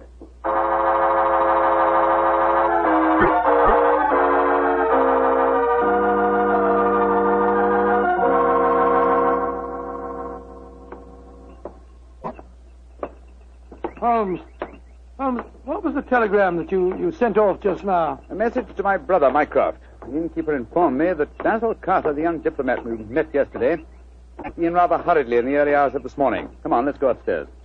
Well, we'll have to break the news to Mrs. Wainwright, I suppose. Before we do that, I think we'll see if Miss Victor's in her room. Which one is it? Here, top of the stairs. We'll take the liberty of looking in. Miss Victor hasn't been seen since last night. Uh-huh. Unlocked. Lord, what a mess. Clothes strewn all over the place. Open the suitcases. Yes, it Look looks at as if the young lady had been planning an immediate departure. Where could you be? No one's seen her since last night. Oh, I beg your pardon, gentlemen. I thought I heard Mary Victor come in. I'm Mrs. Wainwright. Mrs. Wainwright, I'm afraid we have some rather bad news for you. Your husband shot himself a quarter of an hour ago at the end of the pier, and his body fell into the sea. Is he dead? We must presume so, madam. I left the police sergeant there searching for him. Sergeant Blake should be back here any moment now. So he did it. After all. You don't seem very surprised, madam. He threatened to do it. Mrs. Wainwright, before your husband shot himself, he confessed to committing a murder in this inn last night. A murder? Whose murder? At the moment, we're not quite sure. Oh, he must have been out of his mind. Mrs. Wainwright, I'm afraid I must ask you some rather painful questions. Are you aware that your husband was a criminal, that he served a prison sentence under the name of Wilson? Yes, I knew that. He told me when we were married 2 years ago. But he said that he'd gone straight ever since he'd come out of prison. That's why he changed his name. He was trying to make a fresh start. You know no reason for his planning to kill anyone at this inn? None. And unless you find someone murdered, I wouldn't give too much thought to it. Yes, if you'll forgive my saying so, madam, you seem remarkably unmoved by your husband's tragedy. Why should I pretend? We were very unhappy together. This might be the best way out of it for both of us. Oh, my soul. My husband carried quite a large amount of life insurance. In the event of suicide, would that be payable? Depends on the policy, madam. But I must say that from your attitude, I begin to doubt whether your husband is dead. What do you mean? I mean that if Mr. Wilson, or if you prefer it, Mr. Wainwright, wished to disappear in spectacular style, what could be simpler than to pretend to shoot himself, drop into the sea... Mr. Ram! I'm up here, Sergeant. Did you find him? Yes, Mr. Ram. We fished him out right away. Dead as a doornail. Shot himself through the head, he did. Well, that disposes of your last theory, Holmes. Did you find the revolver, Sergeant? Yes, ma'am. Got it right here with me. One bullet missing. Have you found out if anyone here's been murdered, Mr. Holmes? I found out very little as yet. Wait a moment. Listen. I don't hear anything. Exactly. You hear nothing. Yet we're within a few feet of the Wainwright's room. What do you mean, Mr. Holmes? I mean that there is one sound we should be hearing very clearly at the moment. Why didn't I think of it before? The sound of your canaries chirruping. You've heard little else for days. Come on, Watson. Where are you going? Your room, madam. I'm afraid I must dispense with asking your permission. You're already in my room. It seems a little late even to mention the subject. Here's the bird cage and the windowsill. Oh, the birds are gone. No, old chap. If you look more closely, you'll see them on the bottom of the cage. Let me open this door and get one of them out. By Jove, Holmes. They're dead. And yet when we entered the inn a few minutes ago, they were still chirruping. But who on earth would want to kill a couple of birds? That, my dear fellow, is one of the things we have to find out. So far, I must admit, we have a self-confessed murderer, and the nearest thing we can find to a corpse is a pair of dead canaries.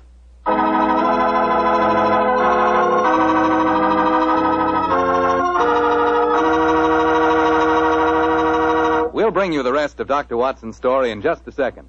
A second I'll take, if you don't mind, to ask you if you've ever had a glass of Petri California sherry. Because if you haven't, boy, you want to remedy that situation pronto. Try that Petri sherry before dinner some evening.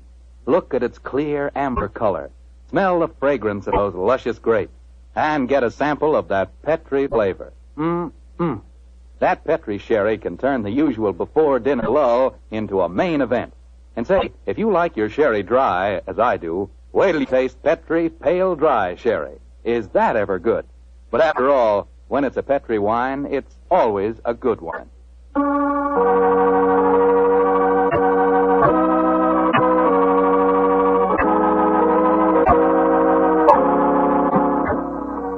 And now, back to tonight's new Sherlock Holmes adventure. Strange events are taking place in the Kentish fishing village of Kingsgate. A self-confessed murderer has committed suicide, but his victim cannot be found. As we rejoin our story, the great detective and his old friend Dr. Watson are once again examining the room of Mary Victor, one of the missing guests. You know, Holmes, the murder that Wilson confessed to before he committed suicide might have been the killing of those two canaries. I think not, old chap. Wilson obviously loved the creatures and kept them in spite of the fact that they were dangerously apt to identify with his criminal past. Uh-huh. Interesting. Very interesting. Huh? What have you found? This note lying on Miss Victor's dressing table. Yeah. Let's have a look. You think you can hide from me, Mary, but you can't. Wherever I go, I shall follow you. So why not get wise to yourself and stop running away?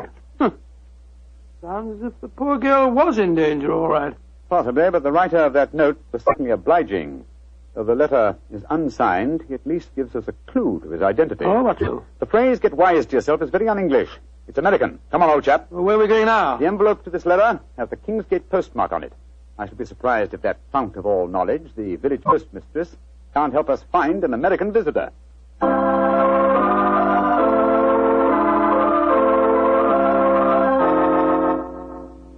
Yes, I know the young man you must be looking for, gentlemen. His name's Walter C. Bunker. He's been in here to send telegrams, and his accent's so strong you could cut it with a knife. Just like one of the Red Indian fellows you read about, you know. Can you tell me where he lives, madam? That I can, sir. He's been rooming at Mrs. Bell's house.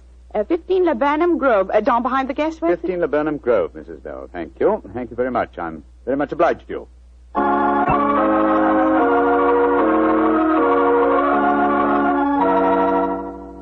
You, Mrs. Bell? Yes, sir. What can I do for you, gentlemen? Well, we understand that Mr. Walter Bunker has been staying with you, madam. That he has.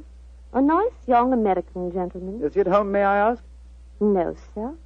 And I'm worried about him. This morning, when he goes out, he asks me what the nearest cemetery is. Cemetery? Oh, gracious me. Huh? I tell him, and then he gives a queer kind of laugh. I'm not sure I'll see you anymore, he says. And then he walks off, and I haven't seen him since. I tell you, I'm worried about him, gentlemen. And where is the nearest cemetery, Mrs. Bell, the one you directed him to? About 3 miles from here. Mm-hmm. Just this side of Branson Woods. Thank you, madam. Come on, Watson.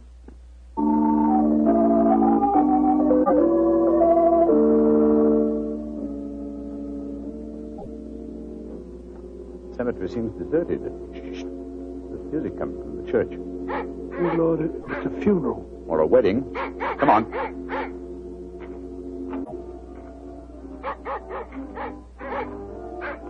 By Jove, it is a wedding, Holmes. I'm afraid we're on the false trail, but we'd better make sure.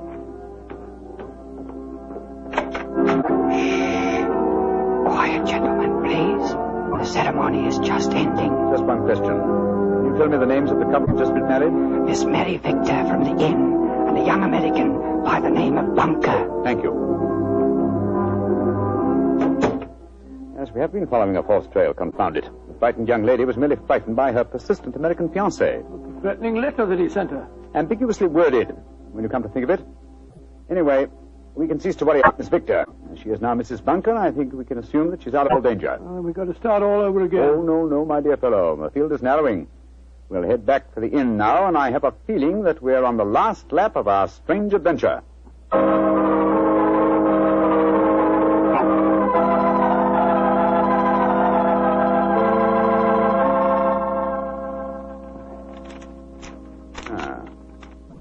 Yes, here's another suspect eliminated.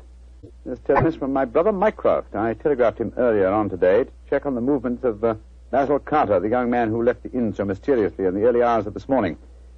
His answer informs me that the gentleman in question was recalled to the Foreign Office suddenly and arrived quite safely a few hours ago. Well, now I'm completely puzzled. And I, old fellow, at last see daylight. Wish I did, Mr. Holmes. Sergeant, go upstairs and get the man's widow and bring her to my room, please. Right. And then I think I can give you the solution to this problem.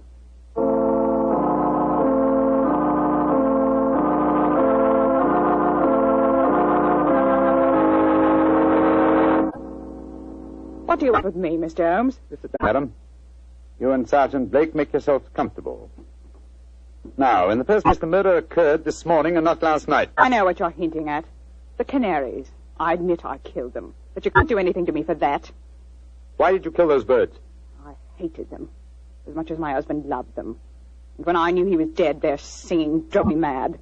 And so I killed them. But they must have been already dead when we told you of your husband's suicide. True, Watson, but the lady was fully aware that her husband was dead when we informed her of the fact. You see, she murdered him. You're talking rubbish. Yes, Mr. Holmes. How could she have...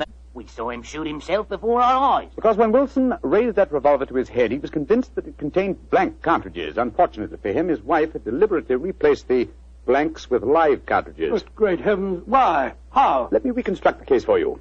Wilson, with the connivance of his wife here, had contrived a disappearance plot. He knew that I had spotted his real identity, and so he planned this rather dramatic exit. Confessed to a non-existent murder, and then, well, had his plan materialized, he was to shoot himself with a blank. All from the pier, an apparent suicide. What a fantastic scheme, but how did he plan to get away? Well, he would have swum under the water, safe distance, and so made his escape. Oh, his plan couldn't have worked possibly. No, probably not, not. But at least it was ingenious. He would have destroyed his true identity and have had his revenge on me by making me search for a murder that had never been committed. Unfortunately for him, his wife was his accomplice and saw in the scheme an excellent way of killing her husband. You think you're so very clever, Mr. Holmes, but even if it were true, how could you prove it? Observe this revolver, Mrs. Wilson. It's the one your husband shot himself with. What can you prove from that? Ever hear of fingerprint tests? I've heard of them. But that revolver's been underwater. True, quite true. But thanks to the research of my excellent friend, Dr. John Thorndyke, an infallible test has been discovered for recording fingerprints even after immersion in seawater. What? I applied the test to the prints on the revolver and the bullets and compared them with some that we found on the water glass in your room. They are the same, Mrs. Wilson. Now, does a man let his wife load his suicide weapon? Sergeant Blake, I think it's obvious that the time has come for you to take over the case. All right, so I did change the bullets. I hated him. I'm glad he's dead. And what's more, I'd do it again.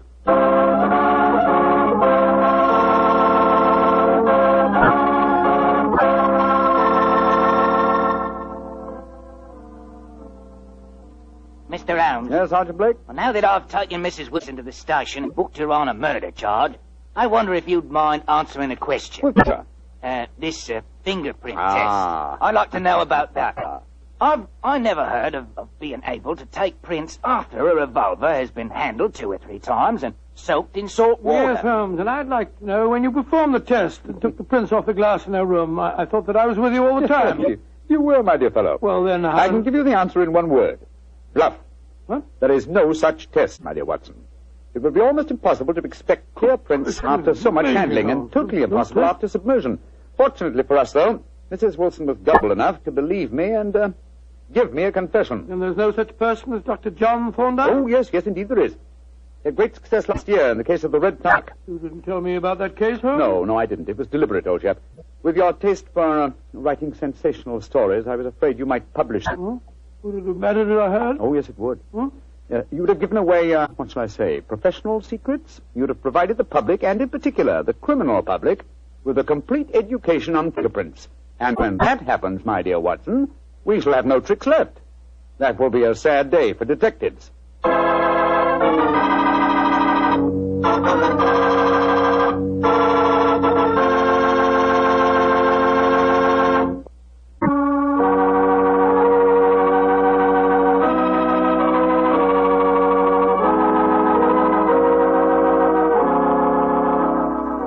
Tonight's Sherlock Holmes adventure is written by Dennis Green and Anthony Boucher and is based on an incident in the Sir Arthur Conan Doyle story, The Adventure of Wisteria Lodge.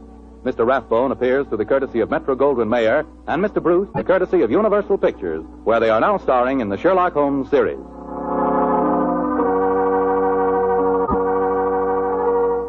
The Petri Wine Company of San Francisco, California, invites you to tune in again next week, same time, same station. This is Bill Foreman saying goodnight for the Petri family. Sherlock Holmes comes to you from our Hollywood studios. This is the Mutual Broadcasting System.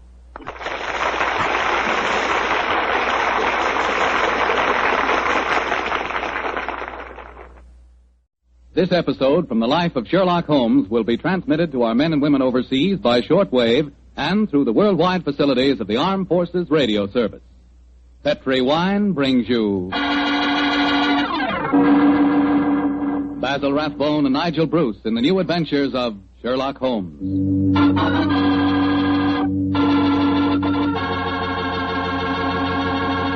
The Petri family, the family that took time to bring you good wine, invites you to listen to Dr. Watson tell us about another exciting adventure he shared with his old friend, that master detective Sherlock Holmes. It began on a summer evening in 1906. I'd been for a long walk in the park, I remember, when I returned to Baker Street and entered our rooms. Holmes looked up at me with a twinkle and spoke. You look positively glowing with health, Watson. Well, I had a splendid walk, my dear fellow. You should have come with me. The park was looking particularly beautiful. Well, chap, during your absence, I've decided to write another monograph. Oh, well, what's the subject this time? Occupational liability to murder. For instance, the mortality rate is naturally high among policemen and detectives. Physicians are murdered with fair regularity, but the murder of a dentist is rare.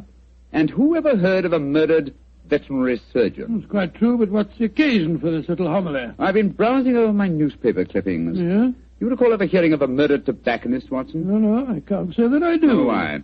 And yet my clippings inform me that no less than 3 tobacconists have been murdered in the past 6 months, and all the murders have occurred in the same small shop at the East End of London. Now, why do you suppose 3 tobacconists would be murdered in the same shop? Come now, old fellow. Give me a logical solution to the problem, will you? Well, let me see.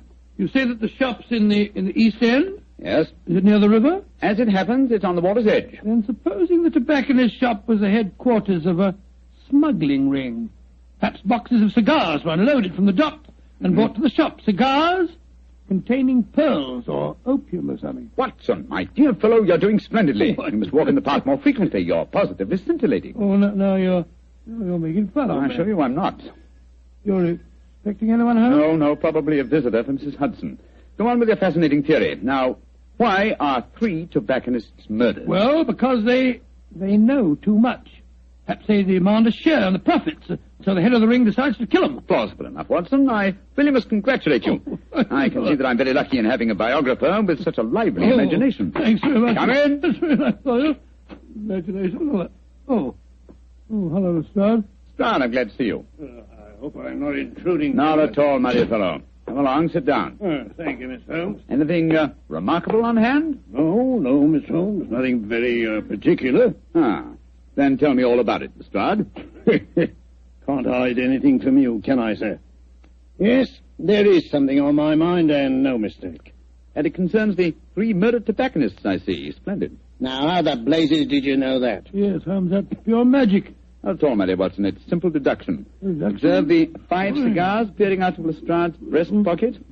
They are of a far superior quality to his usual brand. Obviously, the scene of his latest investigation has proffered certain, well, shall we say, professional perquisites. Am I right, Lestrade? Of course you are. Careful one, Mr. Holmes. Thank you, no, I'll stick to my pipe. Well, how about you, Doctor? Oh, thank you, Lestrade. By Jove. Coronas. And now, Inspector, tell me about the murdered tobacconists. Well, how much do you know about the case? Just what I've read in the papers. Well, curiously enough, we were discussing the affair as you walked in, Lestrade. It's a strange business, gentlemen.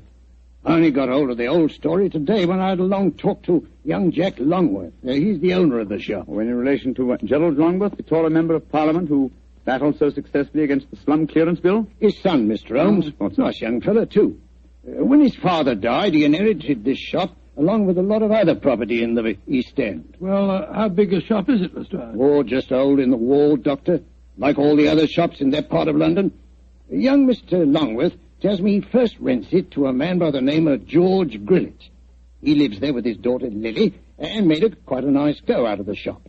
6 months ago, when Jack Longworth was abroad, George Grillet has a stroke and nearly kicks the bucket. Kicks the what? He nearly dies, Doctor. Oh. Kicks a bucket. Very good. I remember that. And then what happened, Lestrade? Well, while he's in the hospital, his daughter gives up the lease on the shop. A few days later, an Italian takes it over, and a couple of weeks later, he's found with his throat cut. Did you investigate that first murder yourself? No, Mr. Holmes. It seemed like any of a dozen killings we get in that part of London. A shopkeeper cut up, his till emptied, no clues. Well, who was the next tenant? A Scotchman. Bloke by the name of Mackintosh. A few weeks after he moved in, the same thing happened to him. That time, I did go down there, but I couldn't find out nothing. Was robbery again the apparent motive? Yes, sir. But the killing wasn't the same. He was strangled with a silk scarf. Silk scarf, eh? And who was the third tenant? The man who was murdered yesterday? A Hindu fella. A man by the name of Mukherjee. He takes it over a week last Friday, and yesterday we finds him knifed through the back and his money gone. Of course, I was down there before you could say Crystal Palace. But once again, I didn't find out nothing. No knife, no fingerprints on the till, no footprints. Just a very dead Hindu. Was young Mr. Longworth the landlord in England when these murders occurred? Yeah, that's the funny thing about it, Mr. Holmes. He docked at Tilbury yesterday morning. He didn't know nothing about what had been going on. Well, I imagine he'd have difficulty in renting the shop after 3 murders. Well, that's just it, Doctor. That's why he comes to me at the yard. George Grillet, his first tenant of the shop, moved back there today with his daughter Lily.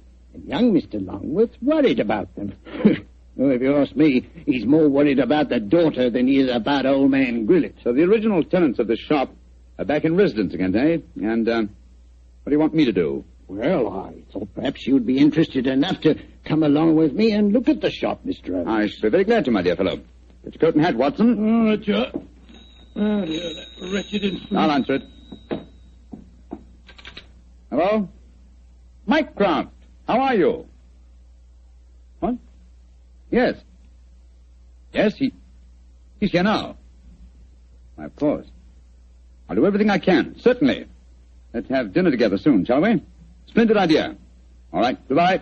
Well, was that your brother, Holmes? Yes.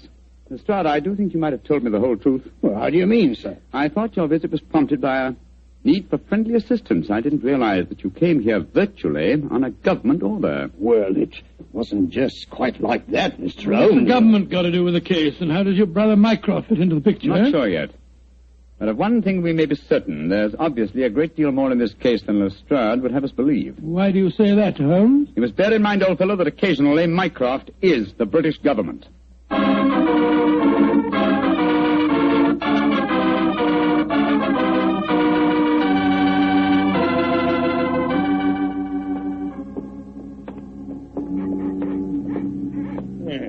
Nice part of London to take a walk in on a foggy night, ain't it, gentlemen? All our policemen work down here in pairs, you know. Yes, I don't blame them. It's a vile neighborhood. There's the shop just ahead of us, with a sign hanging out. Hello, there he is again. Oh. See that bearded Hindu skulking off around the corner there? Oh, yes. He's been haunting the place ever since I came down here. So a bearded Hindu haunts the place, eh? Yes, and yesterday, Holmes, the Hindu proprietor of the shop was murdered. Exactly. Well, here we are. I'll go in first. Depressing looking place, huh?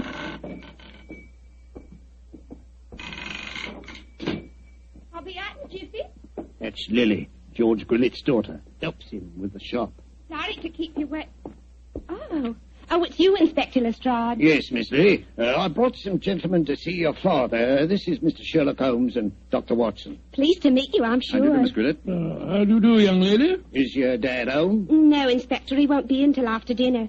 Went down to the docks, he did, to see about some cigar shipments. Mr. Longworth's here.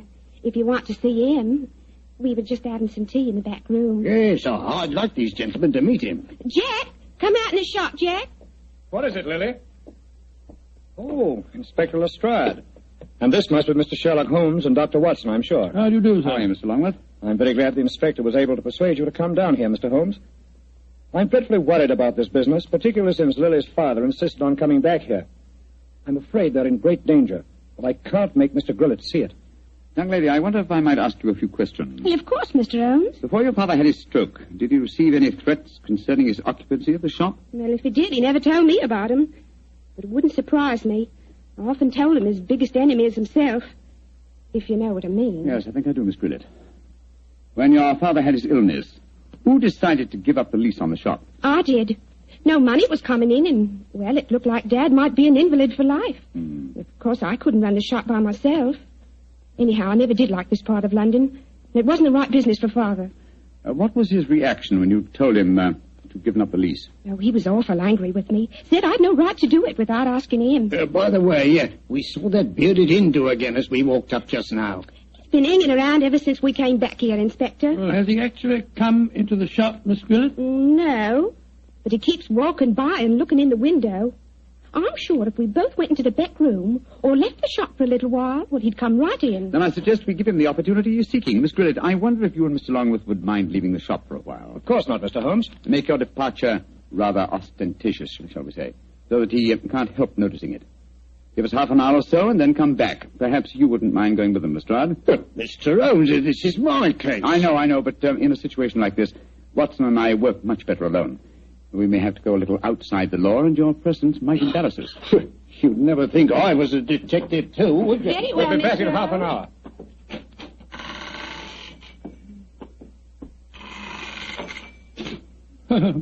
Poor old Lestrade. He gets very touchy as the years roll by. See, I blame him. I'm leaving him completely in the dark. Come on, Watson. Behind the counter. No, my dear fellow. Not under it, old chap. We lift the flap. So. Now I suggest we crouch down behind here. Come on. That's it. Have you got your revolver, Watson? Yes, it's in my pocket. Good. Meantime, make yourself as comfortable as these cramped quarters will permit. We may have quite a wait ahead of us.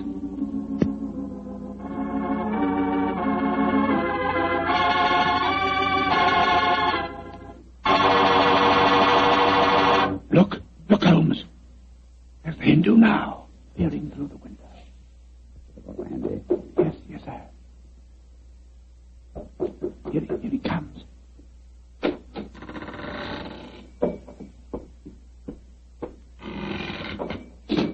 All right, Watson. Put your hands up. I got you covered with this revolver. Now, my man, what are you doing here? Who are you? Never mind who I am. Just answer my question. I do not speak very good English. Tum Hindustani baat bolne sakta?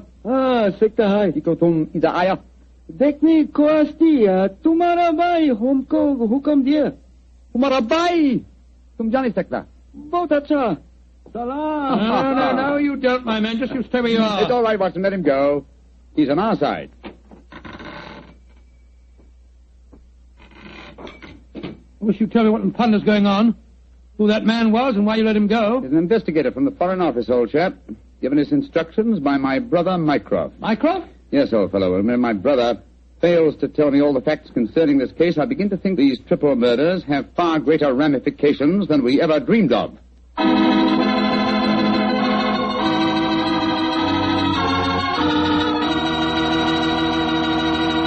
Dr. Watson's story will continue in just a second. Just about time enough for me to mention that any meal becomes a better meal when you serve it with Petri wine.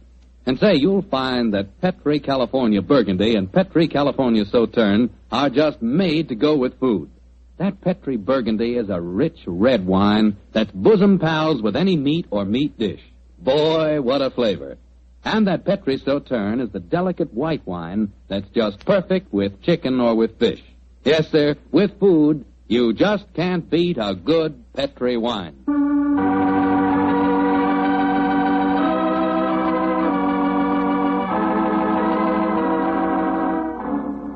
And now back to tonight's new Sherlock Holmes adventure. A puzzling case is occupying the attentions of Sherlock Holmes and Dr. Watson.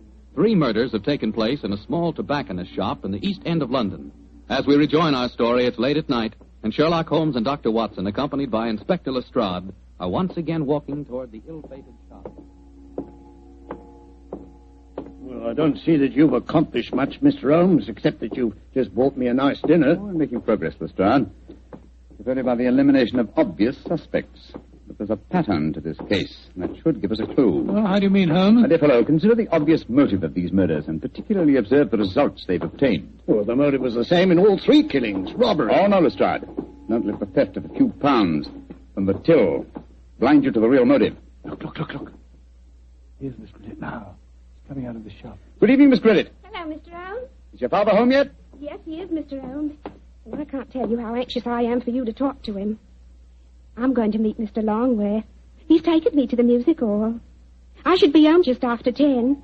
I hope you'll be able to stay with Dad until then. Well, don't you worry, Miss Grillet. We'll keep an eye on him. Oh, thanks ever so much. Oh, Mr. Holmes. Yes, Miss Grillet? Please don't go into our rooms in the back, will you? I've left things in a frightful mess. I quite understand, Miss Grillet. Well, ta-ta. See you later.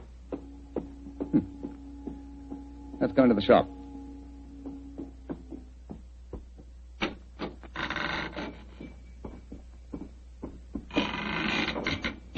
Oh, is it? Oh, it's you, Inspector. Yeah, these gentlemen, Mr. Sherlock Holmes and Dr. Watson. Oh, how did you, sir? Good evening, sir. Good evening. Did you meet young Lily just now? Yes, she told us she was going out to the music hall with Mr. Longworth. Yes. I'm afraid we had quite a set to about that.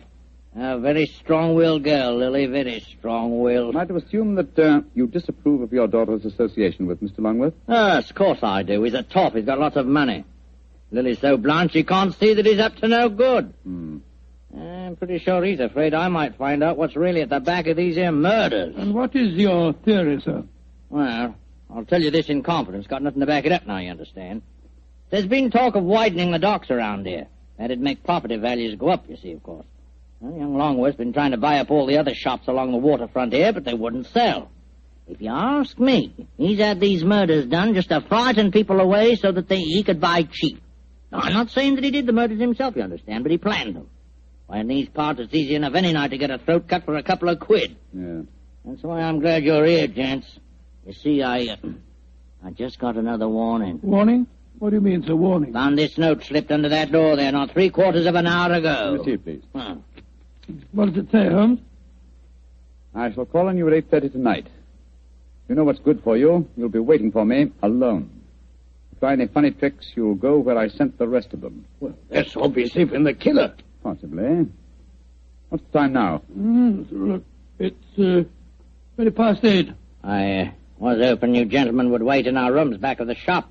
You can hear what's going on in here, and if he tries any rough stuff, you can pop in and nab him. Just what I was about to suggest myself, Mr. Grillet. Either way, will you? Oh, yes. Just step behind the counter, gents. Now, through here. Here we are. Ain't exactly Buckingham Palace back here, but you can make yourselves comfortable, can't you, gents? Oh, don't you worry about us, Grillet. Oh, I better turn out the gas. If this bloke spots a light under the door in here, he might smell a rat. Now, there we are. Now, as soon as I see him coming in the shop, I'll knock twice on the door, like this. And that'll give you the signal that he's here. Is that right? Right, you are, Grillet. All right, now keep your ears open, gents. I may need your help. Where are you, Holmes? I can't see a thing. Over here, Watson. You know, I've got another theory why Jack Longworth might be at the back of all this. You listening, Holmes? Yes, I'm listening, old fellow. What is your theory? Longworth knows that Grillet doesn't approve of his having anything to do with Lily. So when he goes abroad, he leaves instructions to murder the tobacconist.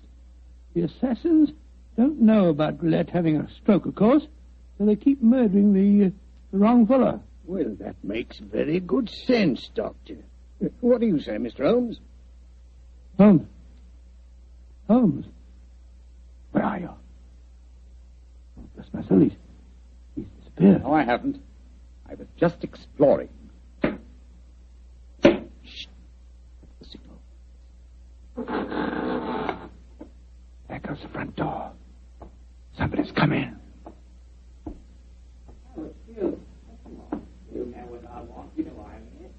We'd better go in. Right, Watson, listen.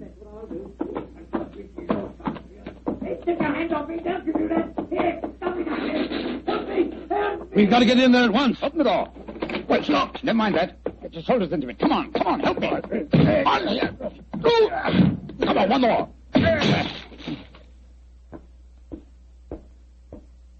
Poor devil. He's been slashed with a knife. Grillet! Grillet! What, the killer got away? I'm going to... No, Lestrade, conserve your energy. Your murderer lies there. But that's Grillet. Of course it is. Search his pockets, Watson. I think you'll find a bloodstained knife.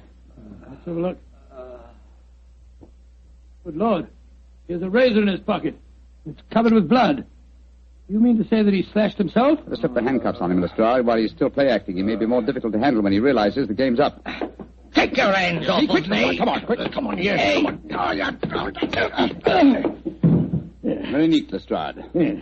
Well, now that I've knocked a wounded man out cold, perhaps you'll tell me what's going on, Mr. Holmes. Yes, I'm completely in the dark, too. Oh, it's very simple, really. Grillet has just staged a fake attack on himself.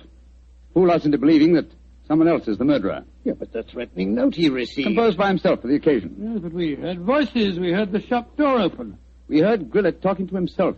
And as for the shop door, that's how he gave himself away. Well, how do you mean, Mr. Holmes? Whenever the shop door opens, there's a bell that jangles. You will notice... So. Yeah, that's right, there is. There's no bell jangle when we were in the back room. Grillet got us in there, locked the door on us unobtrusively, and staged his little drama. Yes, but we heard the door creak open and close, Mr. Holmes. The creak of this flap in the counter would sound exactly the same, my dear fellow. Now listen. Yes, but why, Holmes? How did you spot that Grillet was a man? It was obvious from the beginning that since nothing had changed about the shop except the ownership, that the attackers were directed against any tobacconist who was not Grillet himself. Of course, his daughter, Lily, obviously knew what was going on. Well, I don't see how you figured that one out, Mr. Holmes. Every remark that she made showed that although she loved her father, she knew his failings. In any case, she gave me the final clue. Well, what clue was that? In very pointedly asking me not to go into the back room of the shop. Of course, she meant the reverse of what she said. I followed her advice when you were explaining your theory to Lestrade. Well, what did you find, Mr. Holmes? Miss Grillet had obligingly left a secret door open, a door leading to a passageway that seemed to go down to the waterfront. We'll examine it more thoroughly in a minute. Yes, but I still don't understand Grillet's motive, Holmes. Neither do I, old chap. No, I suspect that from the interest of the Foreign Office in the case, this shop has been the headquarters of an espionage ring. I'm afraid the final answer to that question will have to be given by someone else. Oh, who, Holmes? By my elder brother, Mycroft. Humiliating, isn't it, Watson?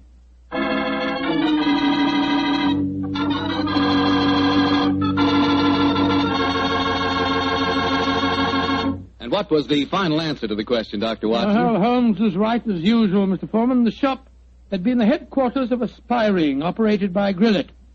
Many international criminals had been smuggled in England or foreign ships moored up the river. And did Mr. Grillet hang for his crime? No, he didn't, my boy. Before he came to trial, he had another stroke and he died. Probably just as well for his daughter's sake. Oh, his daughter. A lovely girl. Did she marry Longworth? Indeed she did. As a matter of fact, I danced at her wedding. It was a very wonderful wedding reception. See, you would have been there yourself, Mr. Foreman. In fact, you'd have liked it very much. They served a pretty good wine. Was it a Petri wine by any chance? Oh, well, it was so good it easily might have been. You mean because Petri wine is the kind of a wine you can't forget? That's exactly what I do. Well, that's because the Petri family really knows all there is to know about the fine art of turning luscious, sun-ripened grapes into fragrant, delicious wine. You see, the Petri family's been making wine ever since they started the Petri business way back in the 1800s. And they've been able to hand on down in the family from father to son, every bit of their skill and experience. That's why Petri wine is so good today, because Petri took time to bring you good wine. And say, don't forget to take a moment yourself and send for your free recipe calendar. Remember, send to Petri Wine, San Francisco 26, California. This offer is intended to apply only in those states and other localities where its acceptance is permissible by law and regulation. And now, Doctor, do you feel like giving us a hint about next week's story? Yes, I do. Next week, Mr. Foreman, I'm going to tell you a strange adventure that happened to Holmes and me in the West End of London. It concerns the death of a famous actor who was portraying the part of an equally famous man, Sherlock Holmes. Thank you, Doctor. See you next week. And say, from the news we've had so far today, maybe by next week at this time we'll hear some really good news from Europe. I certainly hope so, Mr. Foreman. But let us remember the war won't be over when Germany quits. We've still got to lick Japan. And that's going to take a long time. So instead of celebrating when VE Day comes along, let's just strengthen our resolve to support the war more than ever here at home. Keep that war job. Don't leave it till you're released. Keep on buying more and more war bonds and keep them. Don't turn them in. Help all you can with all home front activities and observe all our wartime regulations such as price ceilings. That's the real way to celebrate a victory in Europe, by working harder to end the war in the Pacific.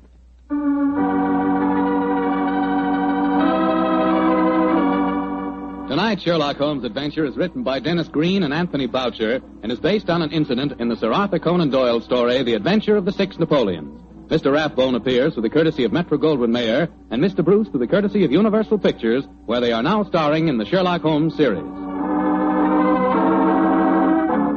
The Petri Wine Company of San Francisco, California invites you to tune in again next week, same time, same station. Meanwhile, don't forget to take advantage of our offer of a free recipe calendar. Oh, the Petri family took the time to bring you such good wine. So when you eat and when you cook, remember Petri wine. To make good food taste better, remember... Petri.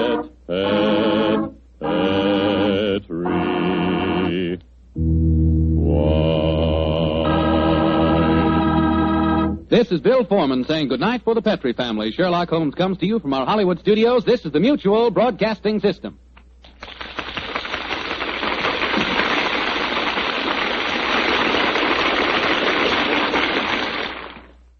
This episode from the life of Sherlock Holmes will be transmitted to our men and women overseas by shortwave and through the worldwide facilities of the Armed Forces Radio Service.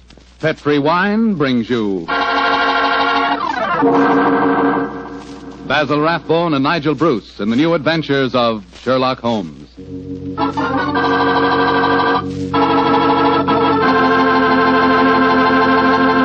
The Petri family, the family that took time to bring you good wine, invite you to listen to Dr. Watson tell about another exciting adventure he shared with his old friend, that master detective Sherlock Holmes.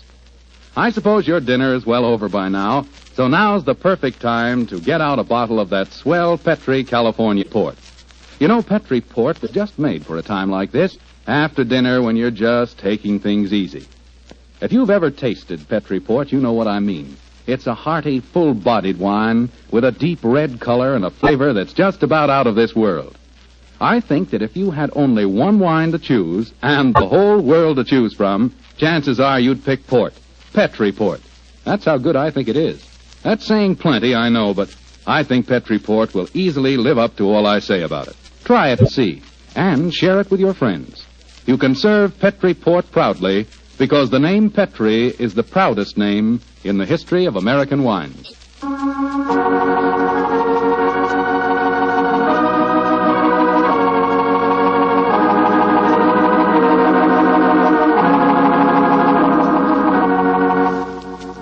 And now let's visit our old friend, Dr. Watson. I'm out here on the patio, Mr. Foreman.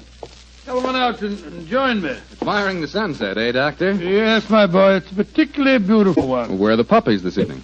Asleep on a favorite tweed coat of mine that's just come back from the cleaners. And you hadn't the heart to move them, I suppose. No, I hadn't. Little fellows looked so comfortable. In fact, I sometimes wonder if these... But you can come here to listen to a dissertation on the behavior of dogs? Well, it is getting near story time, Doctor. Yes, of course it is. Well, just let me get my pipe properly lighted. That's it. The story I'm going to tell you tonight began in 1909. I received a telegram from my old friend telling me that he was leaving his Sussex bee farm and coming to London for a few days. I hadn't seen the great man for several months, so naturally I went to Victoria Station to meet him. As the train drew to a stop, the door of a first-class carriage swung open and Sherlock Holmes, hand outstretched, jumped down onto the platform to greet me. Watson, my dear fellow, how are you? Oh, Holmes, my dear fellow, it's good to see you again. I've missed you. And are you, old chap? Carry your bag, sir? Yes, Porter, and get us a hansom cab, will you? Right, y'all, Governor. I wish I'd got a spare room for you. Don't worry, Watson. I shall be very comfortable at the Diogenes Club. By the way, I trust you're free this evening. Yes, naturally. What are your plans? I thought we'd go to the theatre. The theatre? Oh, what play do you want to see? Oh, I thought we'd go to the Savoy Theatre and see the Sherlock Holmes play. I hear it's enormously successful. Yes, I know it is, but I've avoided it. I'm told that Sir Claude Horton takes great liberties with your character, and as for the actor portraying me, my friends tell me it's a travesty. He makes me nothing but a bumbling old fool. Therefore, a visit to the play might be a salutary experience for both of us. In any case, my trip to London is a response to an urgent telegram from Sir Claude himself. seems to need my help rather badly. Oh, what's his trouble? Well, he wasn't specific in his telegram. He suggested, however, that we attend tonight's performance and discuss the matter with him afterwards. I see. Well, I suppose if you can sit through it, I can. Of course you can, old fellow. In any case, you yourself are partly responsible for the play's existence. How do you mean, Holmes? Those sensational stories you wrote of my modest problems, I should have seen where they would eventually lead to. In time, no doubt, we shall be portrayed on the cinematograph as well. Nonsense, Holmes. That newfangled thing's only a toy. I think not, Watson. We're on the edge of a strange new mechanical world. In fact, I begin to feel a certain concern about the rumored developments in wireless telegraphy. But enough of these predictions. Here comes our porter with a cab. We'll tell the driver to take us straight to the Savoy Theatre.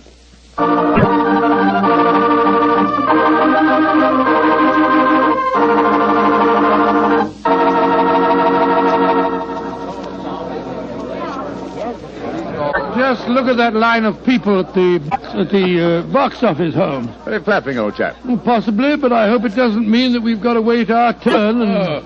Excuse me, gentlemen.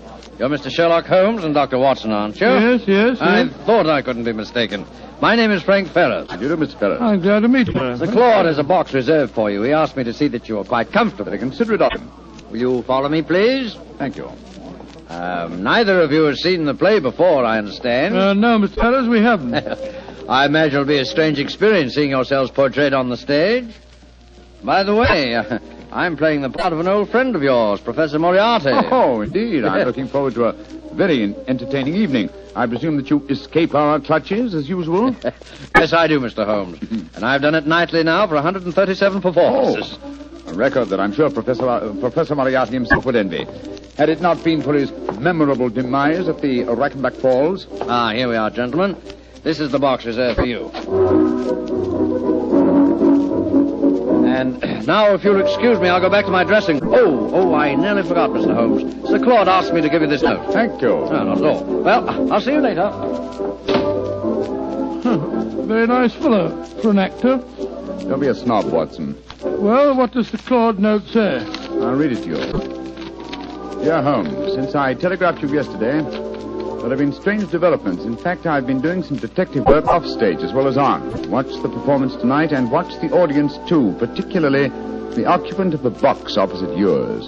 Please come to my dressing room as soon as the last curtain has fallen. He's being very mysterious, and the box opposite ours is empty. No. Look, Watson, look.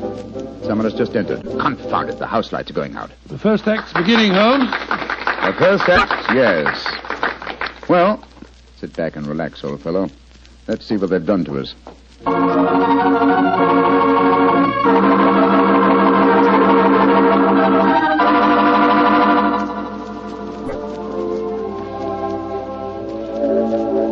and what did you think of the first act, Holmes? Huh? Oh, the first act, yes. I was, examining the occupant of the box opposite ours. An attractive young lady, alone and unusually preoccupied in her program. In fact, one might assume that she was trying to hide her face. Yes, but the play, don't you think it's ridiculous? Just imagine a crown jewel being stolen from the Tower of London. Why not? It's been attempted many times. Anyhow, you must admit that the actor who's portraying me behaves like a blithering idiot. And Sir Claude's interpretation of you is pretty far-fetched. Far-fetched, but flattering, Watson. What poise, what suavity, what a voice. I find myself thoroughly entertained. You're a strange chap, Holmes. No accounting for your tastes. Look, Watson, look. The back of the box over there. Good Lord, I could have sworn a man dodged behind the curtains. I don't think the girl saw him, though. Looked like a foreigner. I think as the young lady's alone, we'll take the liberty of joining her. Oh, dash it, there go the lights again. The second act starting now. And sit down, old fellow. We don't want to attract attention. We'll join her during the next intermission.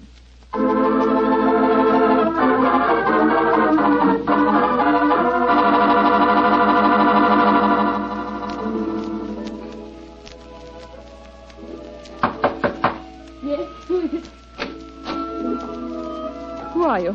What do you want with me? My name is Sherlock Holmes, and this is my colleague, Dr. Watson. How do you do, young lady? I hope you'll forgive this intrusion, but Sir Claude requested that I keep an eye on you during the play tonight. Please come in and sit down, won't you? Thank you. Oh, this is very kind of you. You must forgive my abruptness just now. But I've just been watching Sherlock Holmes and Dr. Watson being impersonated on the stage. It's It's rather startling to have the real couple walk into my bar. Yes, I quite understand. By the way, just before the curtain went up on the second act, I thought I noticed a man come into the back of this box and then disappear again. Were you aware of his presence? No, I didn't see him. But I know who it is. He's been following me for weeks now. Perhaps you'd like to tell us about it, Miss... Henshaw. Alicia Henshaw. Yes, I would. As a matter of fact, that's why I'm here tonight. Sir Claude Horton's an old friend of my father's. I went to ask his advice. He did some investigating himself for a few days, and then he found himself a little out of his depth, so he decided to telegraph for you, Mr. Holmes. We were going to meet in his dressing room after the performance tonight. Splendid. And now, Miss Henshaw, what is your story? It's a strange one, Mr. Holmes, though I didn't realize just how strange until I first saw this play a few nights ago. You see, my story concerns a stolen ruby. Good Lord, and tonight's play revolves around the same thing. Exactly. I might as well tell you how it all started. My brother's an officer of the British Army stationed in Egypt. Early this year, he saved the life of a very important native personage in some uprising in Cairo and was rewarded with a magnificent ruby. This jewel he sent to my Uncle Timothy and me. We're the last of the Henshaws, you see. Did your brother tell you the name of this personage? He didn't know it, Mr. Holmes. Apparently, the whole affair was hushed up. I see. Please continue. Well, the trouble began shortly after Uncle Timothy and I received the ruby. A description of it was published in the papers, and a few days later a message came to us from Egyptian Muhammad Ali, laying claim to the stone as one stolen from his family years ago. He sent an expert to our house who examined the ruby under a lens, Mr. Holmes, and then tapped it with a hammer. It fell to pieces. It was a fraud. Gracious me, an amazing thing. I'm sure that's not the end of the story, Miss Henshaw. Oh, no, Mr. Holmes. I wrote and told my brother what had happened. He became very suspicious and suggested that I investigate the credentials of the expert that examined the stone. I think I can finish the story for you. The supposed expert was a jewel thief who substituted a paste ruby for the real one, destroyed the imitation, and walked off with the treasure. It's an old trick. Of course, you haven't been able to find any trace of the supposed expert. Well, that's the funny part of it, Mr. Holmes. Uncle Timothy and I gave a description to the police, but it was a very vague one, I'm afraid. All the time, Uncle said the man reminded him of a colleague of his many years ago at the university, a professor of mathematics.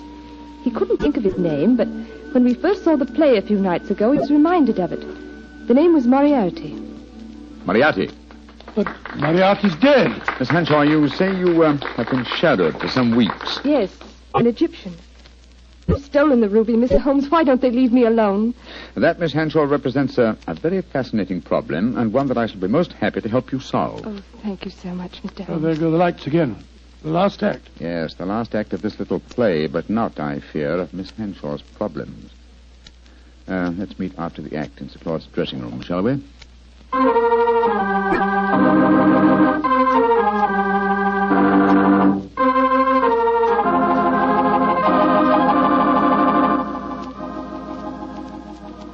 Well, Holmes, how did you enjoy the play? Very much, Sir Claude. May I introduce my old friend, Dr. Watson? How do you do, Sir Claude? How are you, Doctor? I see you've already made the acquaintance of Miss Henshaw. She, no doubt, has told you her troubles, eh? Yes, Sir Claude. And Mr. Holmes has promised to help me. Splendid. Tell me, Watson, how did you like the play? It was very interesting, Sir Claude. Not quite accurate, of course. Well, you have to allow us a little dramatic license, you know. What did you think of Rodney, the man who was betraying you, Doctor? Well, since you mention it, I think the fellow needs to study diction. He mumbles so much I couldn't understand a word he said. Oh, come now, old fellow. I think there are times when you're a little hard to understand yourself. Oh, rubbish. Sir Claude, I hope you'll meet us at the Diogenes Club, and then we can go out and have some supper. Excellent idea. I'll join you there after I've taken off my makeup. Splendid. I think I should be going home now, Sir Claude. I gave my address to Mr. Holmes so he knows where to get in touch with me. Very well, Miss Henshaw, and don't worry. I shall give your problem my undivided attention. I'll take you to your cab, my dear. Oh, there's no need to, Sir Claude. Nonsense, I insist. Goodbye. I'll be back in a moment. Right, Miss Henshaw? Good night, good night. Strange business, Holmes. What do you make of it all? Very little as yet, but it's a fascinating problem. Sir Claude really seems to have identified himself with the character of Sherlock Holmes. He gave me the impression that he feels quite capable of solving the case by himself. Oh, hello. Claude hasn't left, has he? Oh, no, Mr. Ferris. He's coming back in a moment. Oh. How'd you like the play, gentlemen? Very much. Your own performance as Moriarty was most convincing. Yes, indeed, sir. Congratulations. A couple of times there, I had a strange feeling that you really were Moriarty. Well, that's very flattering, Doctor. Oh, hello. Well, it sounds as if there's some trouble at the stage door. Excuse me. Come on, Watson, let's follow him. Right. Hello, it's Claude. He seems upset about something. Yes. What's happened, Sir Claude? Oh, there you are, Holmes. I'd just seen Miss Hanshaw off in her cab when a foreign-looking fellow came out of a doorway and got into another cab. I heard him tell the driver to follow her. I tried to stop him, but he got away. Must be the same man that we saw in her box during the play. Sir Claude, we have her address. I think we'll drive there at once and see that she's arrived safely. We'll join you later at the Diogenes Club.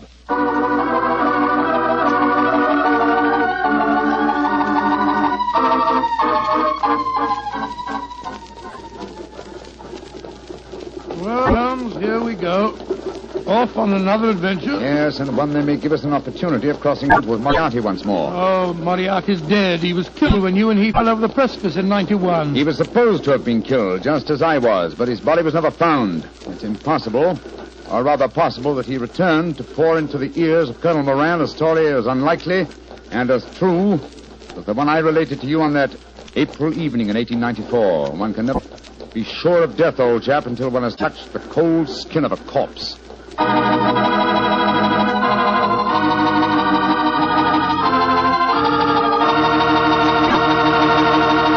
Dr. Watson's story will continue in just a few seconds. Hardly time for me to tell you about a really great Petri wine.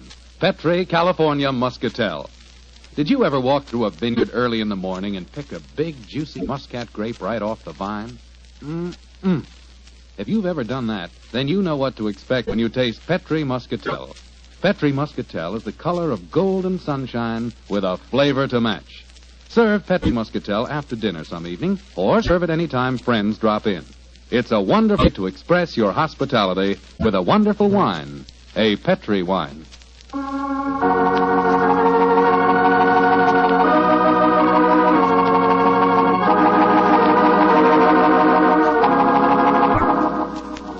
And now back to tonight's new Sherlock Holmes adventure.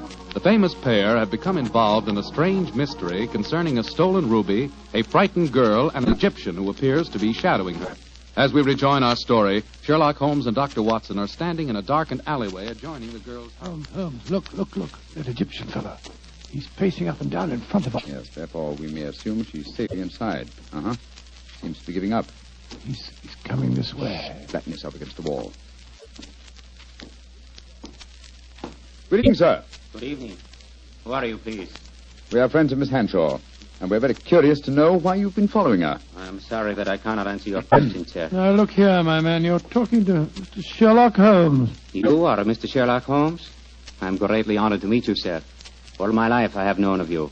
All my life I have admired you. Then in that case, perhaps you'll answer my questions. Why have you been following Miss Hanshaw? Because it is my duty. What do you mean, your duty? Perhaps I should have said my destiny, Mr. Holmes. For 2 generations now, the family of Arabi, of which I am a humble member, have dedicated their lives to finding the stolen treasure of Asyut. What on earth's all that got to do with Miss Hanshaw? The treasure of Asyut is a giant ruby. It was stolen many years ago from the family of Muhammad Ali. A few months ago, Miss Hanshaw received a mysterious ruby. I have found out many things, Mr. Holmes. I have many sources of information. Then I must regard you in the light of a rival detective in this case. I hardly call myself a detective, Mr. Holmes. My life is dedicated to only one problem. Miss Hanshaw now says the jewel was stolen from her. I do not believe it. That is why I watch her. If I am wrong this time, and I do not think I am wrong, then my quest must go on. Always it will go on. Permit me to wish you the best luck, sir. Thank you, Mr. Holmes. Good night, gentlemen. Good night. Sure we shall meet again. Oh, why did you let him go, Holmes? Why not? He's frightening Miss Hanshaw. But not molesting her, old chap. In fact, it might be a good thing if someone is keeping an eye on her. In the meanwhile, Watson, let's see if we can find a cab and get back to the Diogenes Club. I don't want to keep Claude waiting.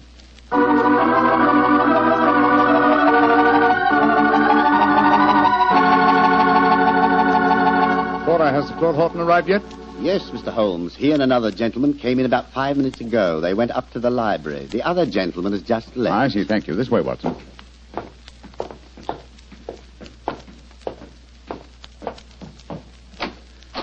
I'm sorry, Sir Claude, to have kept you waiting. We took a little longer, but... Sir Claude! Great heavens, what's the matter with him? Holmes, I found the answer. Too late. It's... No, sir. Don't try and stand up. You're ill. What are you trying to tell me? The ruby. The ruby. Moriarty. The answer. The answer's in the book. In the book. Sir Claude. Holmes. He's been stabbed. He's dead. Just as he was trying to give me a message. He was muttering something about the ruby and Moriarty. And twice he said, it's in the book. Yes, there's a book still in his hand. It's a copy of the Tales of Edgar Allan Poe. His thumb's marking a page. It's the story of the Purloined Letter. Thank you, Sir Claude. You delivered your message. Come on, Watson. If we want to catch a murderer and a thief, we must go back to the Savoy Theatre as quickly as we can.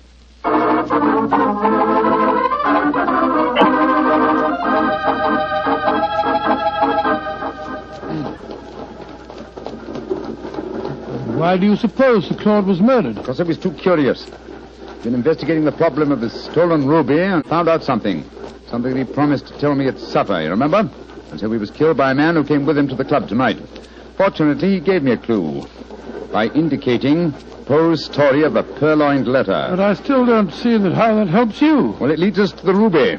The premise of Poe's story is that the most obvious hiding place is the safest. Now, what physical object was most prominent on the stage in tonight's play? By Jove. A ruby. Exactly. How better can you hide a stolen ruby than by exhibiting it night after night as a stolen ruby before the eyes of thousands? Well, you mean you expect to find it in the property room backstage? Precisely. That and a murderer. Wait for us, Kenny. Come on, Watson. You have your revolver, old chap? Yes, I do. Well, keep it handy. Our visit may not be unexpected. Unlocked. That's good. Come on. Look, Holmes, look. The doorkeeper. He's slumped over his desk. He's been given chloroform. We'll take the liberty of borrowing his lantern. It's an eerie atmosphere about a dark and empty theatre, isn't there, Holmes? Now, where would the stage properties be kept, I wonder? Hold the lantern a little higher, will you, old fellow? Yeah. That's it. Aha, look over there. A large cabinet. It's marked Property Department. And it's unlocked. Oh, this is frighteningly easy. Let's look out for a trap. Now, let's see. Look. There's a ruby. Lying on that tray. Yes. Hold it up under the lantern, Watson. Exactly. It's as I thought. This is no paste stage property. It's a genuine ruby.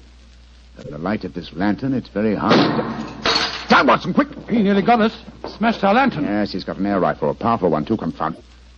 There's no flash to indicate where he's firing from. Of course, he's baited his trap so neatly that he's exactly where we are. I'm going to take a shot at him. I can't see anything, but at least it'll let him know we're armed. Now, move your position quickly, Watson.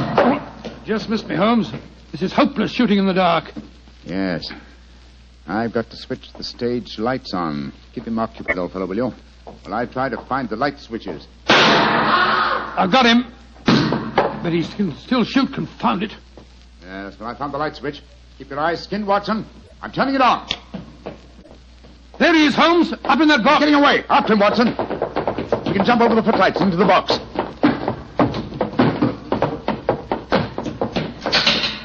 I'm afraid the bird has flown, Watson. I should have remembered that theatre exit doors always open from the inside. No, he didn't get away, Holmes. Look on the floor there. It's that Egyptian fellow. I hope you haven't wounded him too badly, No, old I don't chap. care if I have. He was trying to kill us. No, it's only a shoulder wound. He's fainted, infernal scoundrel. No, he's a very gallant man. Undoubtedly, he was trying to save us as you shot him just now. Holmes, what on earth are you talking about? Obviously, he's Moriarty. No, Watson, Moriarty just escaped through the door you heard clang a few moments ago. And what's this man doing here? As a fellow detective, undoubtedly he followed us. Perhaps he preceded us. When Moriarty started shooting, this man tried to capture him and got wounded by you for pains. Then who is Moriarty? He must be someone connected with this theatre. It's obvious. Moriarty is Moriarty. What? You mean Frank Ferrers, the fellow that played the part on the stage? Again, remember Poe's story of the Purloined Letter. But why didn't you recognize him? Oh, remember, I haven't seen him for 20 years, and you haven't forgotten his genius for disguise, have you? What incredible audacity. How better could Moriarty conceal himself than by announcing nightly to the theatre-going public that he was Professor Moriarty? And he killed Sir Claude. Of course he did. Sir Claude must have persuaded Moriarty to go to the club with him. Probably he hoped to expose him in front of me, but Moriarty found out that Sir Claude knew too much. Yes. So he stabbed him. Rushed back here to bait his trap for us. Yes. But how did he know that we'd walk into it? Well, he knew that if Sir Claude had guessed his secret, then I certainly would, and so he was waiting for us. Hello. He's coming too. How are you feeling, my man? The ruby. The ruby. Did you find the ruby? Yes. Here it is, sir. Tell me, is it the ruby of Muhammad Ali? No. It is a fine stone, but it is not the one for which I have searched all my life. And so my endless quest must go on and on. He's fainted again. Poor devil. Fine mess I made of this case, Watson. Oh, I don't know. You've recovered the ruby? Yes, look at it, old fellow. Before I turn it over to Miss Hanshaw, look at it well. Probably its every facet stands for a bloody deed. It's a beautiful stone. And yet this lovely bauble has cost Sir Claude his life. And that devil Moriarty still goes free. But one day, Watson, and may the day come soon, I shall meet Moriarty again. And when that happens and I finally bring him to justice, then and only then can you write fini to the character of Sherlock Holmes.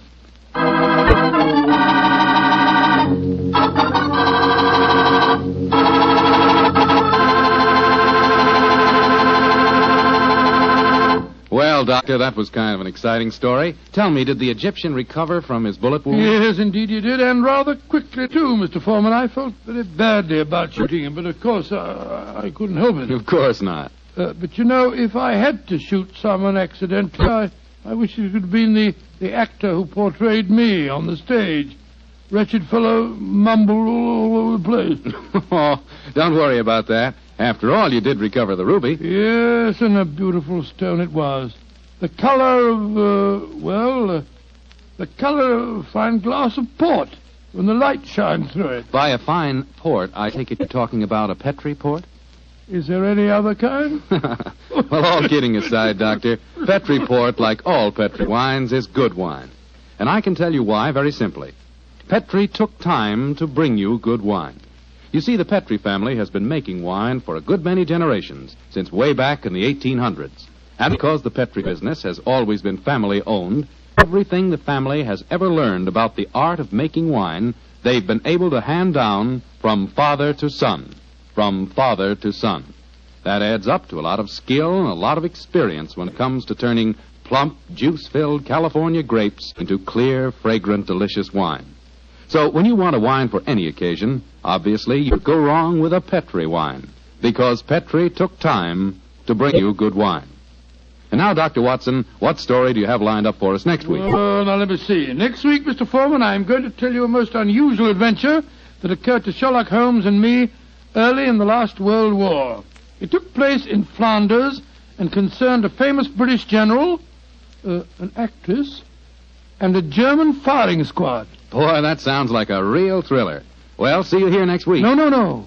Not here, Mr. Foreman, remember? Oh, of course. Next week, we're going to be at the Paramount Theater in Hollywood for the 7th War Loan Drive. That's quite right. Ladies and gentlemen, I can't invite you all to my home for one of our broadcasts, but we can get together next week at the Paramount Theater in Hollywood. You can get a free ticket for our broadcast by buying a war bond. And I sincerely hope that you will do this, so that we can see you next week at this time.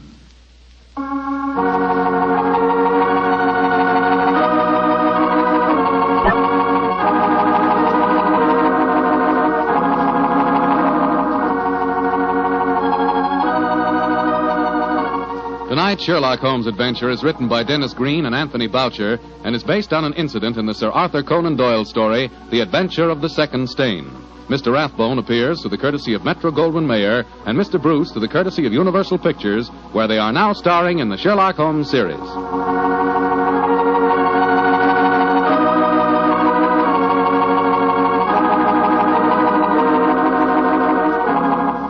The Petri Wine Company of San Francisco, California, invites you to tune in again next week, same time, same station. Oh, the Petri family took the time to bring you such good wine. So when you eat and when you cook, remember Petri wine. To make good food taste better, remember... Petri.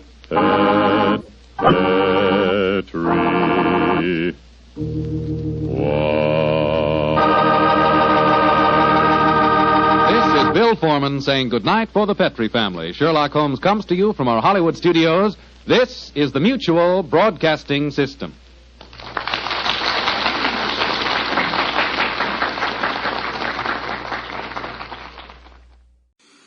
As evening approaches, a thick London fog moves quietly across the still waters of the Thames River, spreading along the cobblestone streets, covering the familiar landscape of the city. In Baker Street, the lodgings of 221B are empty, for Sherlock Holmes and Dr. Watson have left long ago on another case of murder.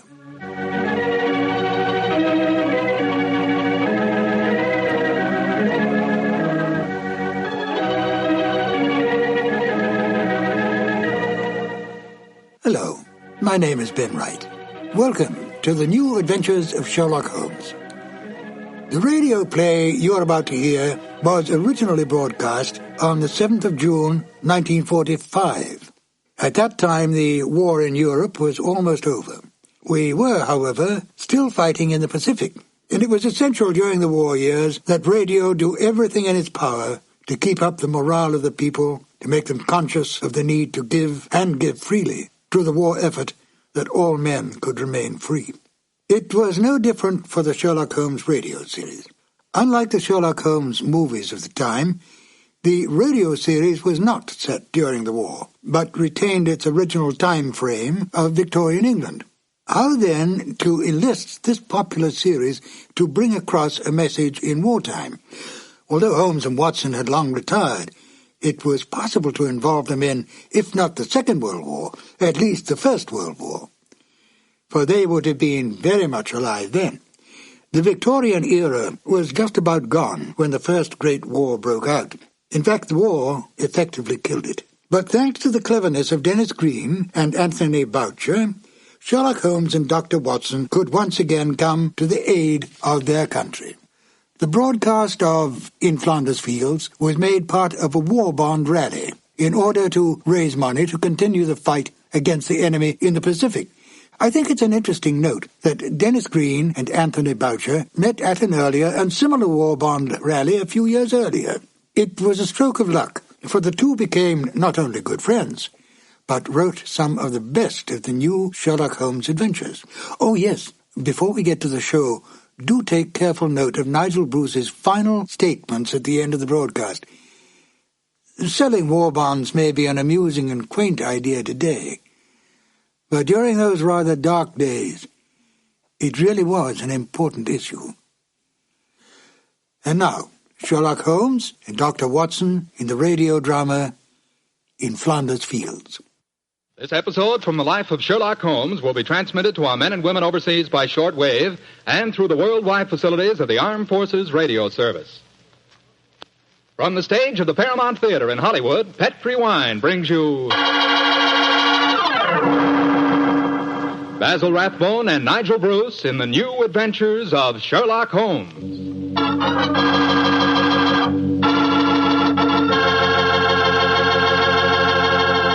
The Petri family, the family that took time to bring you good wine, invite you to listen to Dr. Watson tell us about another exciting adventure he shared with his old friend, that master detective, Sherlock Holmes. You know something? If right now it were possible for me to ask every one of you what you had for dinner this evening, I'll bet a good many of you would say chicken. Chicken is an all-American favorite. But boy, you just haven't tasted chicken till you've tried it together with a glass of well-chilled Petri California Sauterne. Petri Sauterne is a perfect mealtime wine, just made to go with chicken. That Petri Sauterne is a white wine, delicate in color, and what a flavor. A flavor that comes right from the heart of luscious, sun-ripened grapes. You can just taste those wonderful grapes. And I'll tell you something, that Petri Sauterne is pretty much on the terrific side when served with fish or any kind of seafood, too, and that's a fact. But say, whenever you serve that Petri Sauterne, remember you can serve it proudly, because the name Petri is the proudest name in the history of American wines.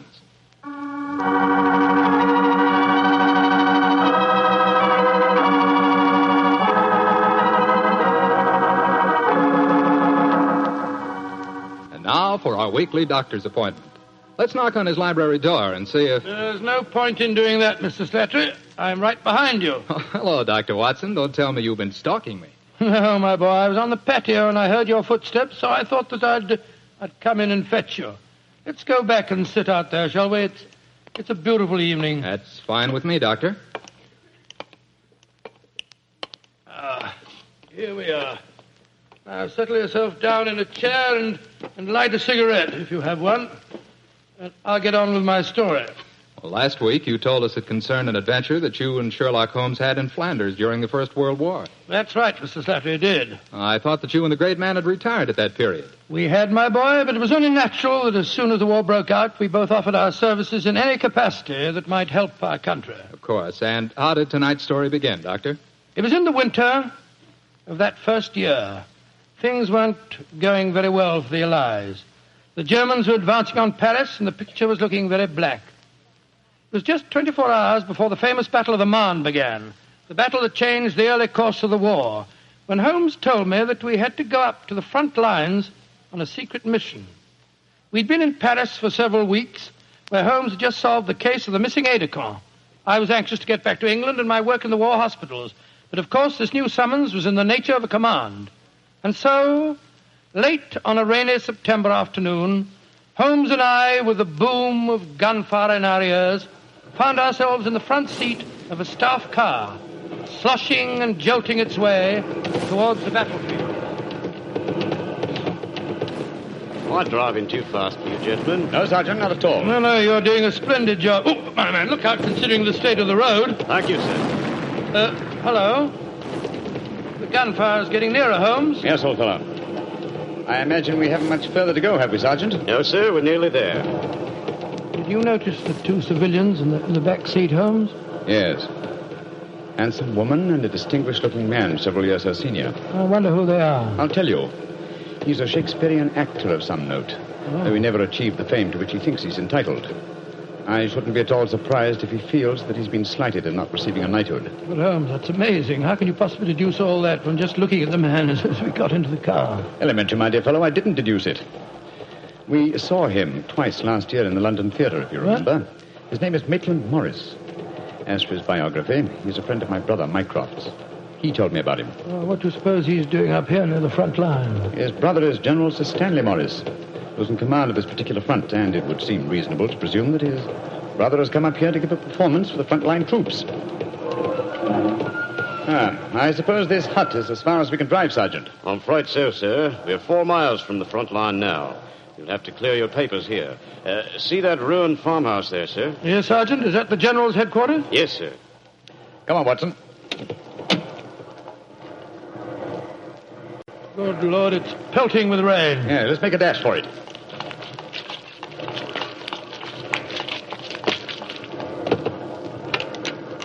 Oh, who goes there? Friend. Give the password. St. Crispin. Pass, friends, and show your papers. How did you know the password, Holmes? I was given it before we left Paris, old chap. Oh, it's Sherlock Holmes and Dr. Watson, isn't it? Yes, Captain. I'm Captain Maxwell, General Morris's aide-de-camp. He asked me to escort you up to his headquarters. By the way, weren't Maitland Morris and his wife in the car with you? Yes, they're just behind us. Oh, splendid. I'm afraid I'll have to ask to see your papers. Yes, of course. Here's my permit, Captain Maxwell. Thank you. I know you both, of course, but we can't afford to take any chances when they're this close to the enemy lines. Let's see.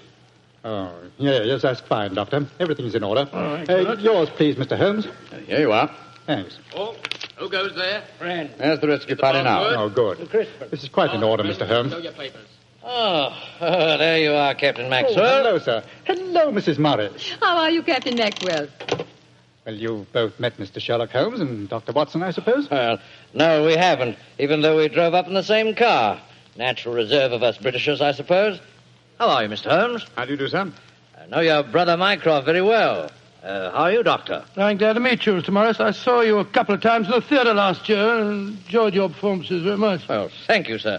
Well, then you must know my wife, my leading lady. How do you do, gentlemen? How do you do, Mr. Morris? Can I see your papers, Mr. Morris? Just a matter of form. You understand. Yes, of course. Mrs. Morris, I presume you and your husband are going to give a performance tonight for the men going up the front line. Yes, Doctor. We're very flattered. They've asked us to do some Shakespearean scenes. Oh, yes. Although I should have thought something a little lighter would have been more appropriate. The General, he's Maitland's brother, you know, seemed to think differently. Well, my dear, show Captain Maxwell your papers. Then we can all go along and see my brother Stanley. Very well, Maitland. Mr. Morris, I shall look forward to hearing your reading of Shakespeare's St. Crispin's speech from Henry V tonight.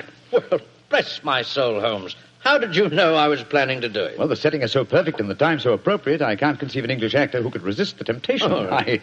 I noticed that your brother appreciated the fact in naming today's password. Yes, it's amazingly appropriate. You know, it's almost 500 years ago to the day that the Battle of Agincourt took place. Well, let's hope that the results of the forthcoming battle will be equally successful for England. Yes, indeed. Oh, by the way, Holmes, this will probably seem rather silly to you, but I'm an inveterate autograph collector, and I have my book here with me. I wonder if you'd mind signing. I should be very glad to, Mr. Morris. Give me a pen, will you, Watson? Here we are, Holmes.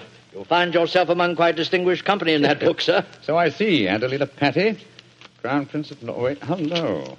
Field Marshal von Tauchnitz. Oh, yes. He was one of my admirers when I played in Munich before the war. I suppose now that our countries are fighting, I should tear that page out. Do you know, I cannot help but feel that art and the appreciation of art are independent of national hatred. Quite so, sir. I myself still have a medal presented to me by the University of Leipzig for some trifling services. There you are, Mr. Morris. Oh, thank you very much, Mr. Holmes. A notable addition to my collection. I shall be very glad to sign your book for you, Mr. Morris, if you'd like me to. That's very kind of you, Doctor. Oh, Captain Maxwell, if our permits are all in order, don't you think we should be moving along? Just what I was going to suggest myself. I'll take you all straight over to General Morris's headquarters.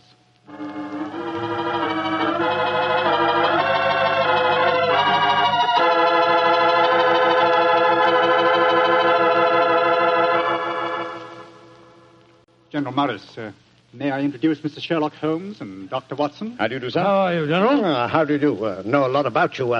Long way from Baker Street, isn't it? Yes, indeed, sir. Where's that brother of mine? Ah, there you are, Maitland. Cynthia, how nice to see you both. Oh, it's good to see you again, Stanley. Hello there, Stanley. The men will be glad you arrived. They're looking forward to your show tonight. We're very flattered that they want to hear us do some Shakespeare. Oh, rubbish, old boy.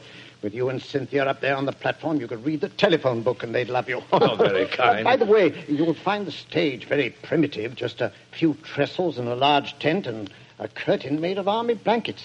And your dressing room will be even worse. Oh, don't worry about our comfort, Stanley. As long as we cheer the boys up, that's the important thing. Yes, of course. By the way, what program do you have mapped out for us? Well, I thought we'd have two shows. The tent's not large enough to hold everybody at once. Anyway, we have to keep up an alert all the time. Mm-hmm. Think you can manage two separate shows? Oh, of course I can, Stanley. I may look old, but I don't feel it. You don't even look it, you scoundrel. Thank you. Perhaps we could take a look at the stage and equipment, eh? Oh, certainly. Captain Maxwell, take them over to the tent and show them what the facilities are, will you? Right, sir. Will you follow me? Oh, yes, of course. See you later, Stanley. Come along, my dear. All right. I'm glad you're here, Holmes. I'm sure I can speak quite freely in front of Dr. Watson. Oh, yes, with perfect freedom, sir. He's my colleague, and he's an old army man himself. Really? What regiment, Doctor? 5th Northumberland Fusiliers, sir. Later attached to the Berkshires in Afghanistan and wounded in the Battle of Mainwan. Really? Oh, then I'm sure I can speak freely in front of you. Holmes, you know why you're up here so near the front line, don't you? I have a very shrewd suspicion, sir. Yeah, I thought you had. That's why I asked for you to be sent here. You asked for me to be sent here, General. Yes, I think I understand. Well, I wish I did. You will, Doctor, in due time. In the meanwhile, gentlemen, I'll have an orderly show you to your quarters. Thank you, sir. And, Holmes, take a look around, will you, and keep your ears open. We're comparatively a little distance from the German front lines, and yet there's a very puzzling silence just now. Yes, I noticed that, sir. And half an hour ago, on our way up, there was quite a lot of shelling. Exactly. It's unnatural and rather frightening at a time like this. You see, we're attacking at dawn. The enemy might be trying to infiltrate spies, and the whole success of this battle depends on a surprise attack. I quite understand, sir. Come on, Watson.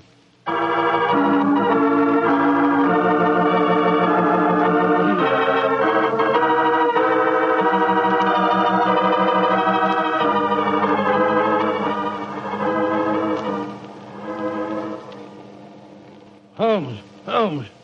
The first performance starts in a few minutes, you know. They're all there waiting. Why are we tramping about out here in the mud and the rain? I thought a pipe or two in the open air would clear our brains. Yes, a pipe in the open air is one thing, but a pipe in a downpour of rain is another. Was it raining? Oh, didn't even notice it. I was listening to the silence. What do you mean? Thousands upon thousands of Germans. Armed Germans. Full of a blind fanatical hatred and desire to kill, are crouched in trenches only a mile or two from here. Surrounding us are an equal number of English boys, also armed. And with the will, if not the desire, to fight. Because they know their cause is the cause of freedom and justice. All these thousands poised, ready to pounce on each other and fight to the death. And yet,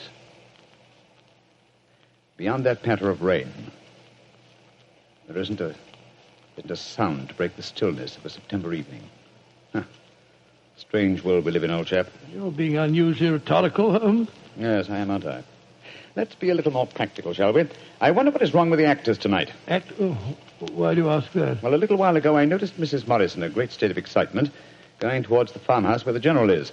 Then she went back to her own quarters, and now she seems to be headed in our direction. Is anything wrong, Mrs. Morris? It's Maitland. What's wrong with him, madam? He's disappeared. Disappeared? What's happened? We were in the tent together, making up for our performance, when an orderly came in with a message. Maitland said it was from his brother. Slipped on a raincoat and went out, saying he'd be back in a few moments. I waited and waited, and after a while I got worried, and I went over to see the General myself. He said that he'd sent no message, and that he hadn't seen any sign of Maitland. Good Lord, what could have happened to him? I don't know, Doctor, but I'm frightened. What shall I do, Mr. Holmes? You're a brave woman, Mrs. Morris. Brave? I don't know, Mr. Holmes. Why? Because the show must go on. I shall take your husband's place. But Holmes, something's happened to Maitland Morris. He's in danger. True, Watson, true. Huh? But 1,000 men inside that tent are in mortal danger, too. Tomorrow morning, many of them may be corpses on the fields of Flanders. But tonight, they've been promised a show. Do you think that you can do it, Holmes? Oh, I think I can, with the help of Mrs. Morris. I can't do it, Mr. Holmes. You can, Mrs. Morris, and you will.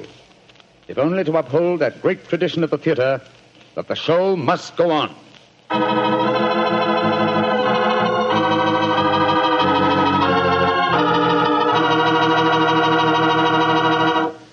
We'll hear the rest of Dr. Watson's story in just a few seconds.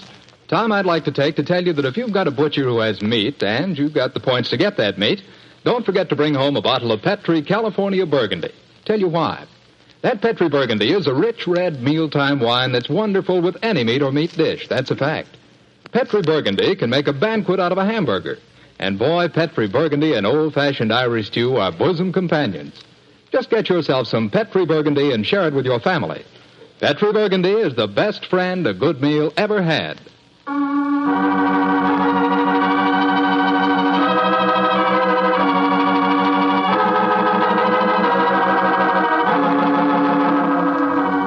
And now, back to tonight's new Sherlock Holmes adventure. It is just before the Battle of the Marne in the First World War, and Sherlock Holmes and Dr. Watson are at headquarters a few miles behind the front-line trenches. A famous Shakespearean actor who was to give a performance for the troops has mysteriously disappeared, and the great detective has taken his place at the last minute. As we rejoin our story, Sherlock Holmes, alone on the improvised stage, is delivering a Shakespearean speech before a spellbound audience. This happy breed of men, this little world, this precious stone set in a silver sea, which serves it in the office of a wall or as a moat defensive to a house against the envy of less happier lands. This blessed plot, this earth, this realm, this England.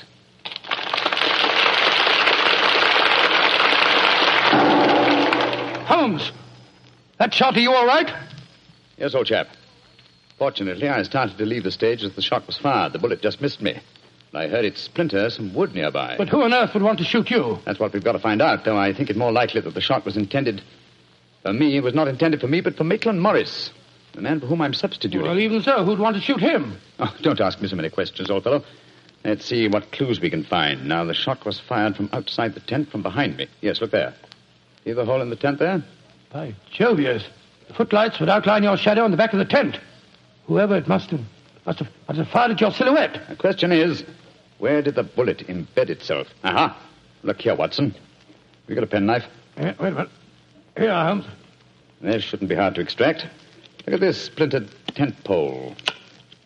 Wait a minute. There we are. Excellent. Huh. Very interesting. Oh, what's so interesting about it? Just a revolver bullet, isn't it? No, it isn't, Watson. What? It's far from just a revolver bullet. This bullet was fired from a German Luger pistol. A German pistol? There must have been a spy here behind our lines. That's a reasonable enough assumption. Yes, we may be sure that no English soldier would carry such a weapon and face inspection. Come on, I want to talk to Mrs. Morris.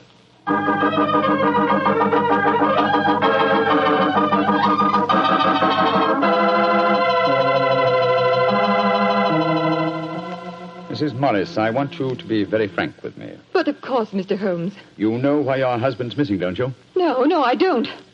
Have you found out anything? Come, madam. Why keep up this pretense any longer? I know that your husband is a spy, or at least a great sympathizer with the German cause. The General's brother a spy? Good Lord. How dare you say that? Because it's true. Foreign Office have been suspicious of his sympathies for some time. His own brother knew it.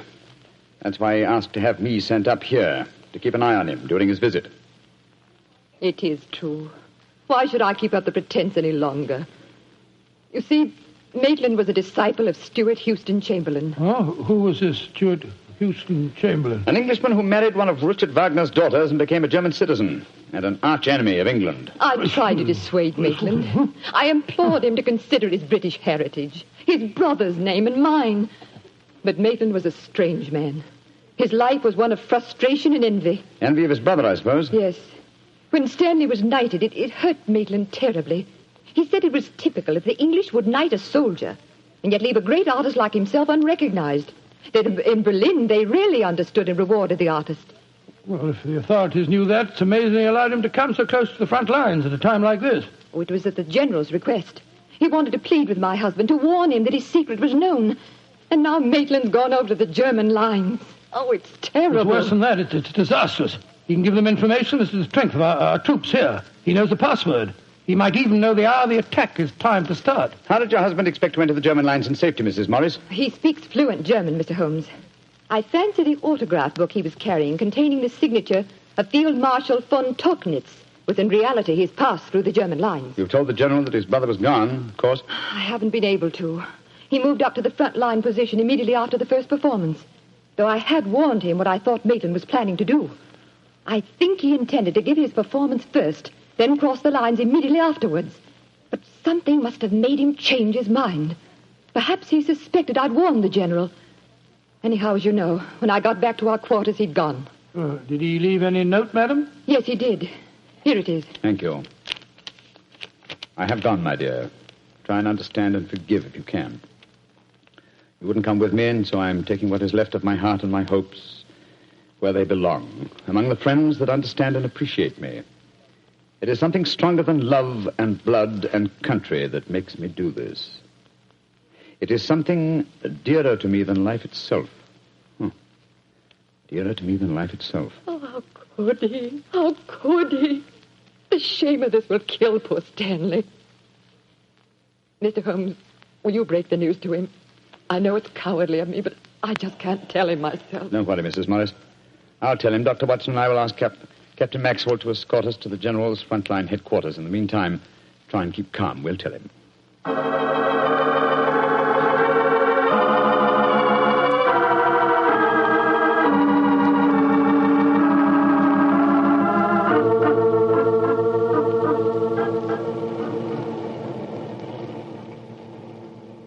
If you will wait in the dugout, Mr. Holmes, I'll tell the General that you're here. Thank you, and be sure to let him know the urgency of the matter. Yes, sir. Holmes, this is a dreadful business. Yes, it is, Watson. Though if my plans work out correctly, I think the success of tomorrow's battle may not be imperiled. What plan? Listen. You know, Holmes, a strange silence from the German line since we came here might be accounted for by the fact that they knew Maitland was making his getaway. They wouldn't want to risk wounding such a valuable spy. Quite possibly. What I still don't understand is who shot at you with a German pistol and why. You're being very dense, old fellow. Surely it's obvious that... Here comes General Morris now. Poor devil. This is going to be a dreadful shock to him. Hello, Holmes. Dr. Watson? General Morris, I'm afraid that I've bad news for you. Your brother has gone over to the German lines. Maitland did go there. I should have put him under an armed guard as soon as he came here, but I thought I could reason with him, appeal to his sense of honor. Instead of which you tried to shoot him, sir, but fortunately for me, you missed. You see, I took his place at the first performance. But that shot was fired from a German pistol. True. That was when I first knew the general had fired the shot. But I still don't see how you could now. Only a high-ranking officer, not subject to inspection, could carry a non-regulation firearm. You're an old army man, you should know that.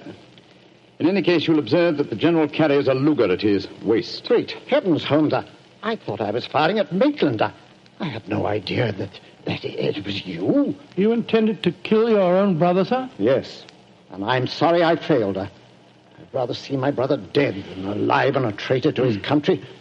But now he's safely in the German lines. Heaven knows what secrets he may be imparting.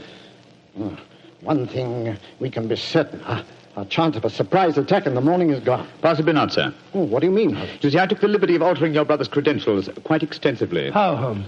I knew of his German sympathies. Mycroft had given me a great deal of information about him, and so I took it on myself to decide that it was unsafe to allow him so near the enemy lines with his own identification on him. Well, what did you do, Holmes? I took the liberty, sir, of stealing his autograph book, the one containing the magical signature of Field Marshal von Tauchnitz. I have it in my pocket now. I think we shall find within its pages a code concealed in the various autographs, giving valuable information to the enemy. Good Lord. I also switched military permits on him. I felt that in the event that he did go over to the German lines, his welcome might be less cordial if they were under the impression that they'd captured Sherlock Holmes. To make that identification doubly sure, I also slipped in his pocket a slight souvenir of my own. By Joe, Holmes, you mean that medal that was presented to you by the University of Leipzig? Exactly, old fellow. I no longer wish to own a decoration given me by a country of barbarians, and it seemed a rather neat and effective way of returning it to them. So the Germans will think they've captured Sherlock Holmes? Yes, sir, and unless I'm much mistaken, he'll receive very short shrift at their hands. Yes, they hate you. There's your answer, sir. I'm sorry. Well, don't be sorry, Holmes. It's better that way. Now his secret can die with him. Excuse me, sir. Yes, Maxwell, what is it? Would it be in order for me to return to headquarters now, sir? It's very nearly time for the second performance, and I've still been unable to trace the whereabouts of your brother. Well, my brother will not be acting tonight, I'm afraid. Holmes, I wonder if I might ask you to take his place once again. If you want me to, General. I do. Maitland had planned to do the St. Crispin speech from Henry V. He knew how much I loved him. I realize that, sir. When I was told the password up here. Well, can you remember the speech, Holmes? Oh, I think so. At any rate, I can try. Then do it for me, my dear fellow, will you? For me. I'll be very proud to do it, General. Goodbye and good luck. Thank you, Holmes. Captain Maxwell, take them back to headquarters, will you? The men will be waiting for the performance.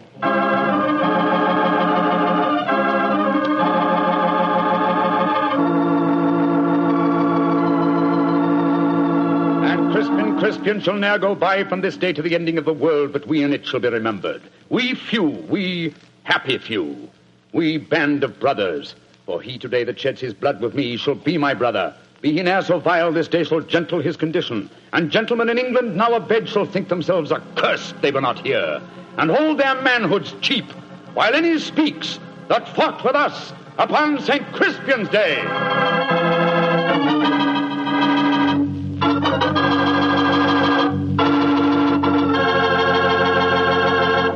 Well, Doctor, that was a bit of an exciting adventure you You know, I can still remember that awful feeling I had when I heard the shot in the tent and realized someone had tried to kill Holmes. He did have a narrow escape, didn't he? Well, Holmes always said there was no such thing as a narrow escape.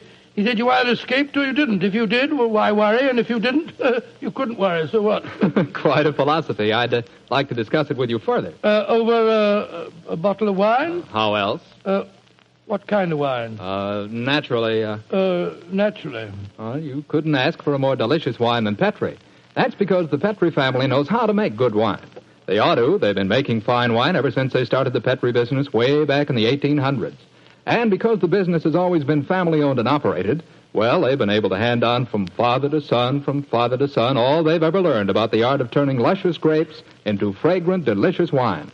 That's why no matter what type Petri wine you buy for any occasion, you can be sure it's good wine because Petri took time to bring you good wine. And now, Dr. Watson, how's about giving us a clue to next week's Sherlock Holmes adventure? Next week, Mr. Flander, I'm going to tell you a most unusual adventure in which Holmes and I are trapped in an airtight metal chamber, our only companion being a murdered scientist. Well, sounds like a story we don't want to miss, Doctor. See you next week. Yes. Oh, just a second, Mr. Flander. Before we go, I just want to tell our listeners that tonight we're broadcasting from the stage of the Paramount Theater here in Hollywood on behalf of the 7th War Loan Drive. The ticket of admission to the theater was a war bond. I'm mentioning this to remind you, our friends, that you have an important part to play in making the 7th War Loan a success. Buy more and buy bigger bonds than ever before. They're needed to pay for new super forts, new jet-propelled fighters, newer and bigger weapons to lick Japan. Remember, in spite of the magnificent achievements of our forces in the Pacific, the Japanese war has just begun. So let's go all out for the mighty 7th War Loan.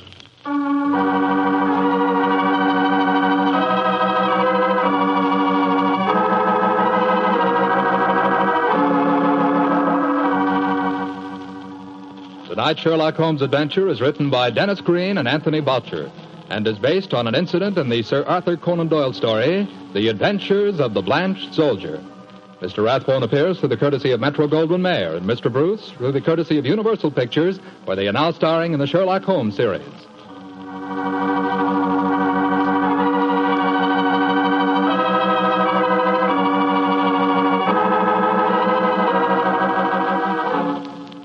The Petri Wine Company of San Francisco, California, invites you to tune in again next week, same time, same station.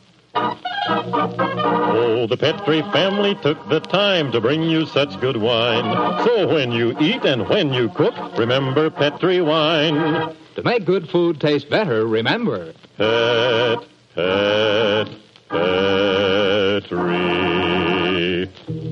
wine. This is Jack Slattery saying good night for the Petri family. This is the Mutual Broadcasting System.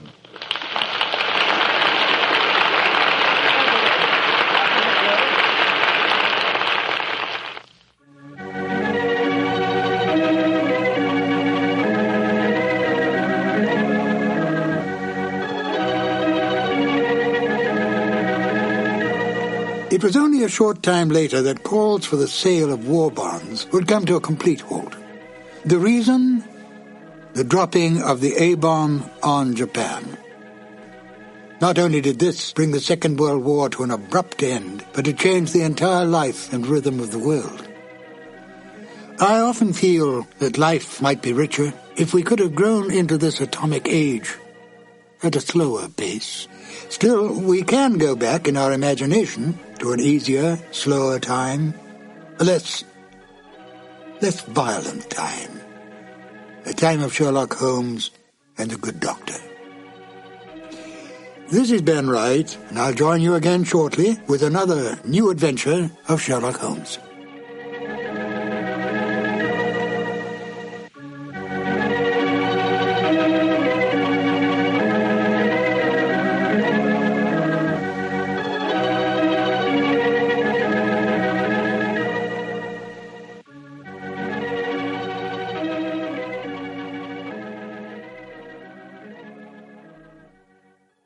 Petri Wine brings you Basil Rathbone and Nigel Bruce in the new Adventures of Sherlock Holmes.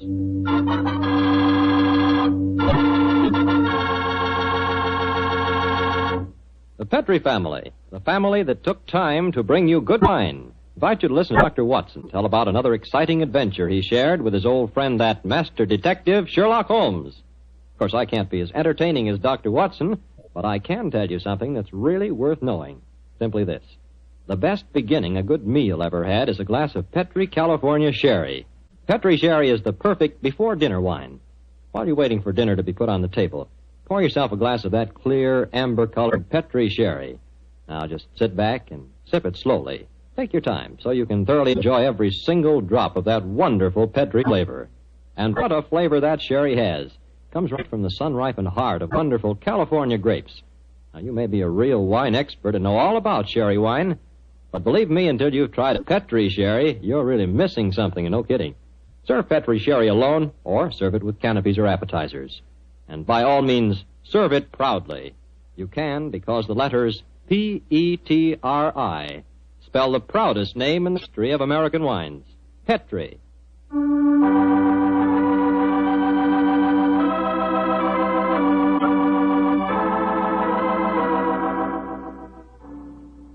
And now for our weekly visit with the good Dr. Watson. Let's see if he's expecting us. Come in. Ah, good evening, Doctor. Good evening, Mr. Campbell. It's about time you got here. Draw up a chair and make yourself comfortable. Oh, thanks. Well, you have the old black dispatch box out again, I see. I suppose you've been going over your notes on tonight's adventure. That's right, my boy. And this may interest you. Mrs. Watson figured prominently in the story. She did? Yes, in fact, if it hadn't been for some remarkably quick thinking on her part, Holmes and I might have... well, there I go again, telling you the end of the story before I've begun it. Well, how did it begin, Doctor? On a winter evening in 1887. I'd been married some months, and in consequence I hadn't seen much of my old friend Sherlock Holmes. Well, you're still living at Baker Street, I suppose. Yes, my boy, but we couldn't persuade him to come round and see us. From time to time I'd heard some vague accounts of his doings, of his summons to Odessa, in the case of the Trepoff murder, and of his clearing up the singular tragedy of the Atkinson brothers. But to get back to tonight's story, my wife and I had just finished an excellent dinner. I remember had settled ourselves down for an evening of pleasant domesticity. She was stitching away on a piece of extra petit pois, and I was at my desk balancing figures in the family account book. After a few moments, my wife looked up to me and said, John, dear, don't look so troubled. "Oh, was I looking troubled?" Well, you've been scowling at that account book for 10 minutes now. What's the matter, dear? Don't the figures add up correctly? Oh, yes, they add up correctly. In fact, they tell a very pretty story. After buying my practice and setting up all my outstanding accounts, I find that we have nearly £150 left of the diary that Mr. Sholto settled upon you. 160, isn't it, dear? I was doing the same sum this morning. Oh, well, but still 160. In any case, Mary, dear, the point I was going to make is that we don't need the money just now. My practice is picking up splendidly, and I was thinking that we might invest it in something really sound, of course. Who's been talking to you, John? Dr. Wilson again. Well, as it happens, I did bump into him at the hospital today. He can put us onto something very good in Peruvian silver. What do you think of the idea? Well, John, the fact is, I'd almost decided to make a business investment with it myself. I thought I'd surprise you. Well, now let me tell you about it, John. Oh. Yesterday, when you were out on your rounds, yes? a most charming man called here, Oh, a Mr. Ted Barber. He introduced himself as a friend of Mrs. Cecil Forrester's. He said he was certain we'd be interested in his new company. And he talked so convincingly that, well, I'm afraid I almost promised him I'd buy some stock in the company. Did you really? What sort of company is it? Well, I didn't quite understand that part of it. But it sounded wonderful. He left a prospectus. It's in the right-hand drawer of the desk. It's something to do with a wonderful new metal that's been discovered by an American chemist called Paradol or Paradis or something. Oh, let's have a look and see what it says. A company formed to exploit the amazing new metal discovered by Dr. Paradis. Paradol preferred stock. The potentialities of this new alloy are immeasurable. The fourth dimension has been conquered. What? Vital dislocation is an accomplished fact. Oh, gracious me, my dear child. This prospectus is absolute poppycock. Now, John, you mustn't be stubborn. I think at least we should investigate it. The man said that if we went to the laboratories, Dr. Paradis would give us a demonstration himself. But Mary dear, the fourth dimension. I mean to say, it's obviously fraud. That's what everyone says when a new invention comes out. Now, this might be an opportunity for us to make a lot of money, John. Mary, I do wish to please me, dear. Well, I can't argue with you very long, Mary. All right. I'll take you to the laboratory in the morning, but I warn you, I'll show this Dr. Paradis up for the charlatan that he is.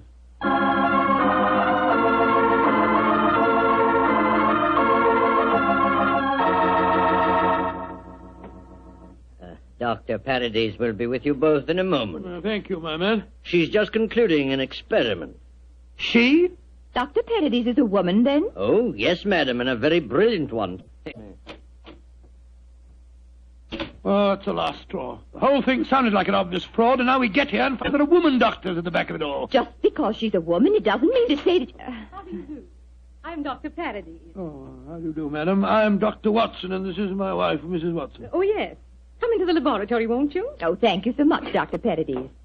Oh, I'm afraid we're just wasting your time. We're not really interested in this at all, you know. John, don't mutter. Mr. Barber told me that he had called on you, Mrs. Watson, and that you were very interested in my invention. Oh, yes, I am. That's why I persuaded my husband to come down with me and see a demonstration. I'll be most happy to show you everything I can. Here's a practical example of the application of my work. This chamber you see in front of you is made completely of my new alloy. Oh, what's the thing do? It's just a great metal box with a lot of dials and switches and things. Why is it so big? Do people get inside it? They can. What? Though if they do, they're liable to find themselves transported many miles from here. Come inside, won't you? Oh, what a lot of nonsense. Now, John. I give you a demonstration. I want you both to see that there is no exit from inside this chamber. No trapdoors or anything. The only exit is the door we just came through. Yes, it's just like an airtight metal room. Stuffy in here, isn't it? Now let's go outside again. I'll show you how the machine operates. Albert! Yes, Dr. Paradis. I'm going to demonstrate the Paradol Chamber to Dr. and Mrs. Watson. Oh, very well. The usual time? Yes, please, Albert. Now, my assistant goes inside the chamber. I close this metal door on him, so. What are you going to do with him? Within a matter of seconds, he will be 7 miles from here. Really, madam, you Please, can't Dr. expect Watson, us to believe. you're a scientific man. At least give me the opportunity of demonstrating my work. I'm sorry. Now, I adjust these dials, turn on the electrical generator, and...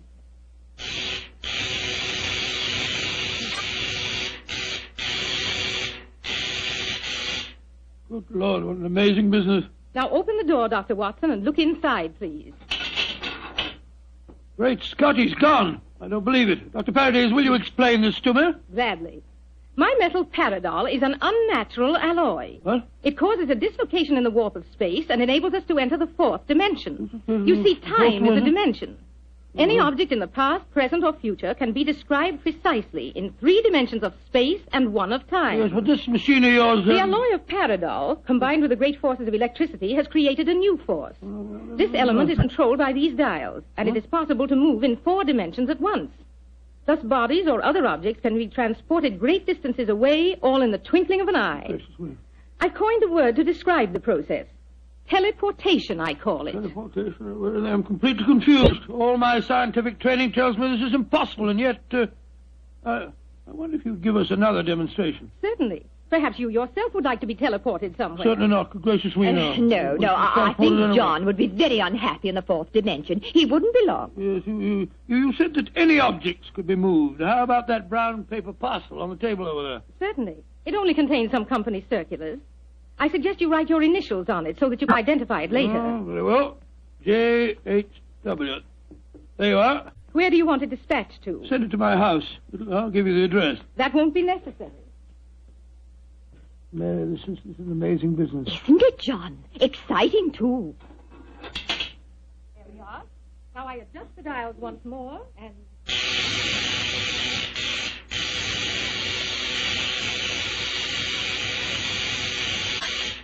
The parcel is already at your house. Oh, Doctor. it's impossible. Come on, Mary. Let's get a cab and race back there as fast as we can. Well, Yes, goodbye, dear. Doctor. Goodbye, Doctor. Goodbye.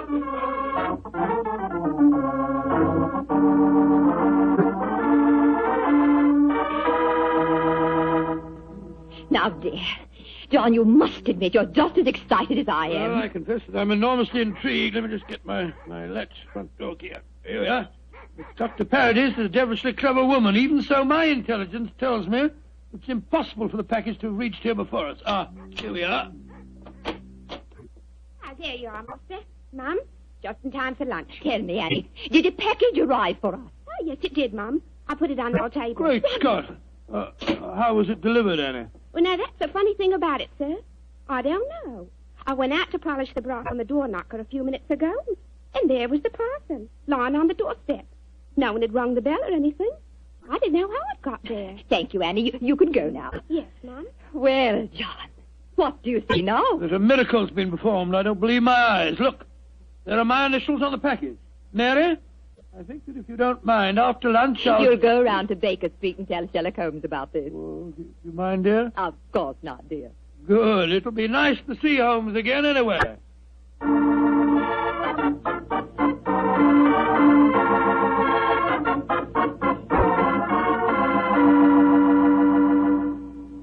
Dr. Watson, how nice to see you again. Hello, Mrs. Hudson. How are you, my dear? Oh, I'm just fine.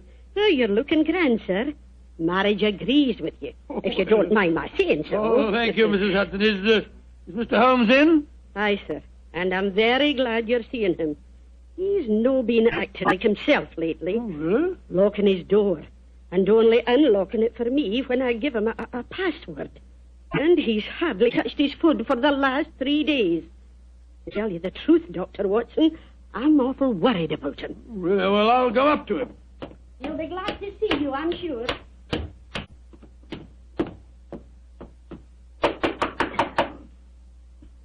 Yes?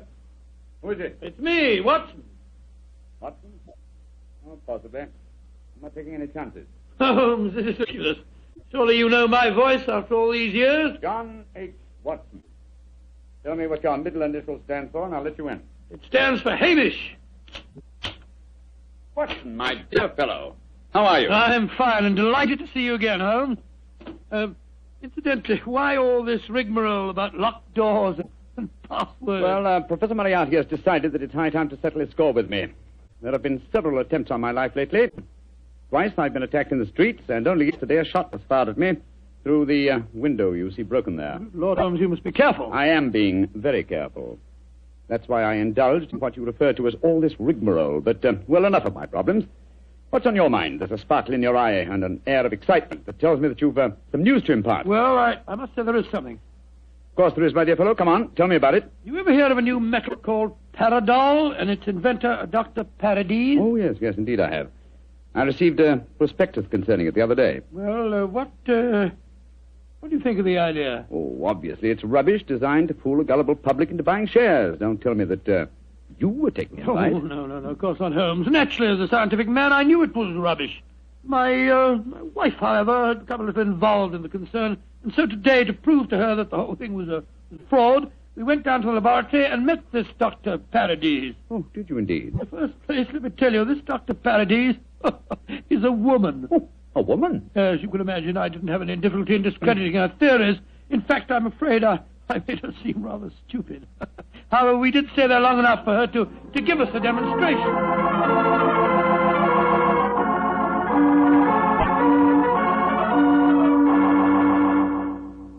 And that's the way that it was, Holmes. When we got back to our house, the initial package was there, waiting for us. Oh, childish trick. Obviously, the Paradol Chamber contains an ingeniously hidden trap door, through which the assistant disappeared and later the package.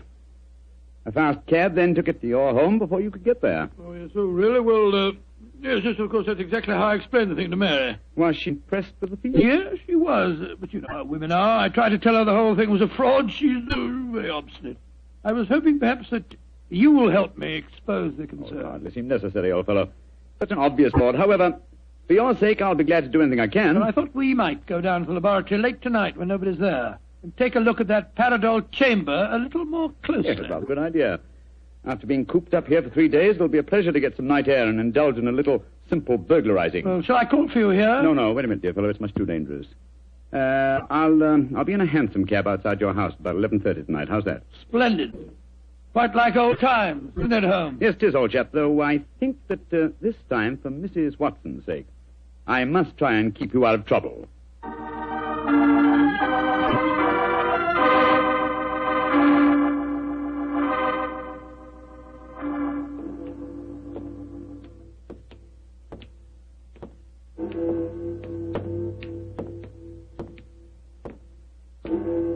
Midnight, Holmes? Yes, Watson. And only confirmed old bachelors like myself should be wandering the streets of London. Oh, rubbish, Holmes. You talk as if Mary was a tyrant. Now, don't get angry with me, old chap. I was only being facetious. Is this, Dr. Paradis' laboratory? Yes. I'd like to be seen. I don't imagine it'll be very hard to break in, though. Like a match, will you? I took the precaution of bringing this lantern. There you are. Thanks, old fellow. Is the door locked? Yes, but I think a skeleton key will do the trick. Hold this lantern for a second, will you? Yeah. Oh, this is child's play so far. Come on. There's the Paradol Chamber over there. Uh-huh. Give me the lantern again, old chap, will you? Thanks. Mm-hmm. Quite an elaborate construction. The door's been left open. Let's go in and take a look at the inside of it. Not both of us, Watson. If this is the only entrance, and the two of us walked in, it'd be too easy to slam the door shut on us. I suppose so. You go in and I'll keep watch out here. All right. Oh, I trust that in a few minutes I won't find myself lying on your doorstep. Holmes, there are times when your sense of humor is a little strained.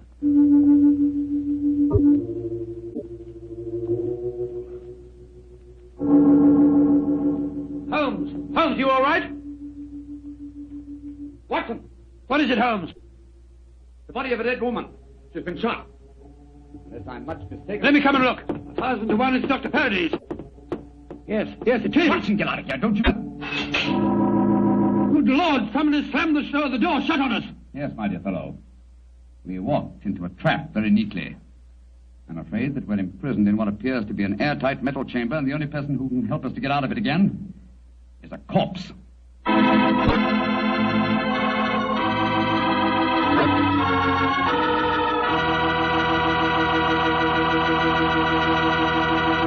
Dr. Watson's story will continue in just a few seconds. It's time for me to remind you that good food always tastes better when served together with good wine.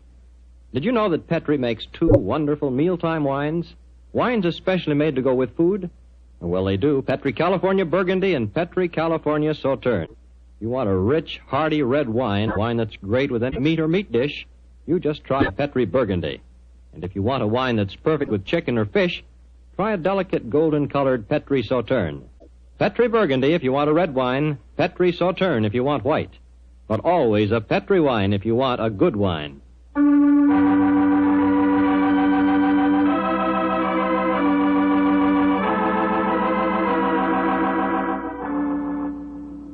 Now back to tonight's new Sherlock Holmes adventure. It is in the early hours of a winter's morning in 1887. The famous pair, while investigating the mysteries of a scientific laboratory in the East End of London, have been trapped in an airtight metal cabinet, their only companion being the dead body of a woman scientist. As we rejoin our story, Sherlock Holmes and his old friend Dr. Watson are listening intently as footsteps approach what appears to be their metal coffin. There's someone outside. They're sliding back the mental panel. Good evening, gentlemen. That voice, it's Dr. Paradis' assistant. Let us out of here. Or should I be more precise, Mr. Holmes, and say good morning? Hello, Moriarty. Moriarty, you scoundrel. I can just get my hands on him. Dr. Watson, I wish you could get over your dislike for me. For my own part, I'm genuinely sorry that my trap had to catch you, too. I've often felt unhappy that you're not on my side. Such slavish admiration of you given your friend Sherlock Holmes must be highly gratifying. There's never mind about all that. What you're up to? It's obvious, my dear Watson. The whole scheme was a plan to lure me out of my safe hiding by presenting an intriguing problem, and one that victimized the wife of my old friend. You knew it would get back to my ears, didn't you, Moriarty? Yes, exactly. But why did you murder this Paradis woman? That's equally obvious, my dear Watson. It served her purpose in presenting a most convincing scientific front.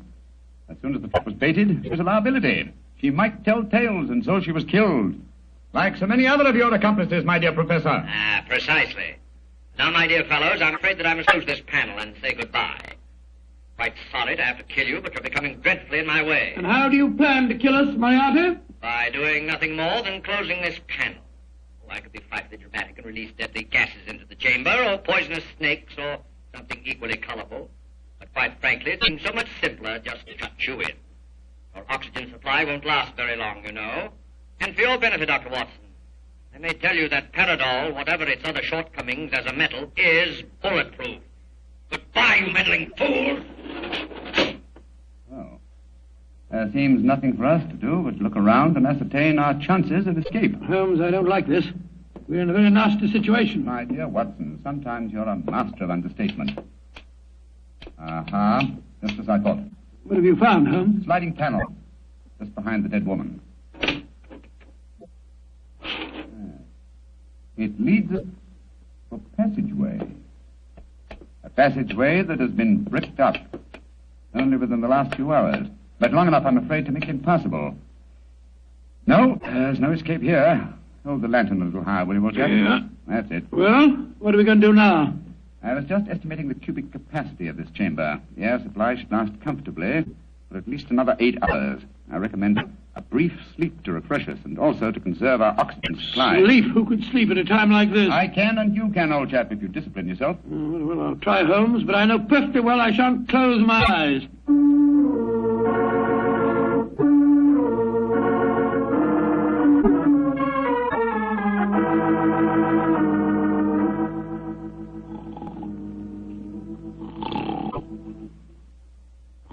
Wake up, Watson, wake up. Yes, Mary dear. It's you. We're still in this infernal trap. I'm afraid so, old chap. What time is it? Just after 7 in the morning. How long did you estimate our oxygen supply would last? Probably about another hour. Well, it's just possible that some worker will come to the laboratory early and let us out. I shouldn't count too much on that if I were you. I suppose not. I say, Holmes, I'm famished. Yes, I thought you would be, my dear chap, so I saved you this half of a bar of chocolate. I ate my own share just before you awakened. Oh, thanks, my dear fellow. Did you sleep too, Holmes? No, I didn't, Watson.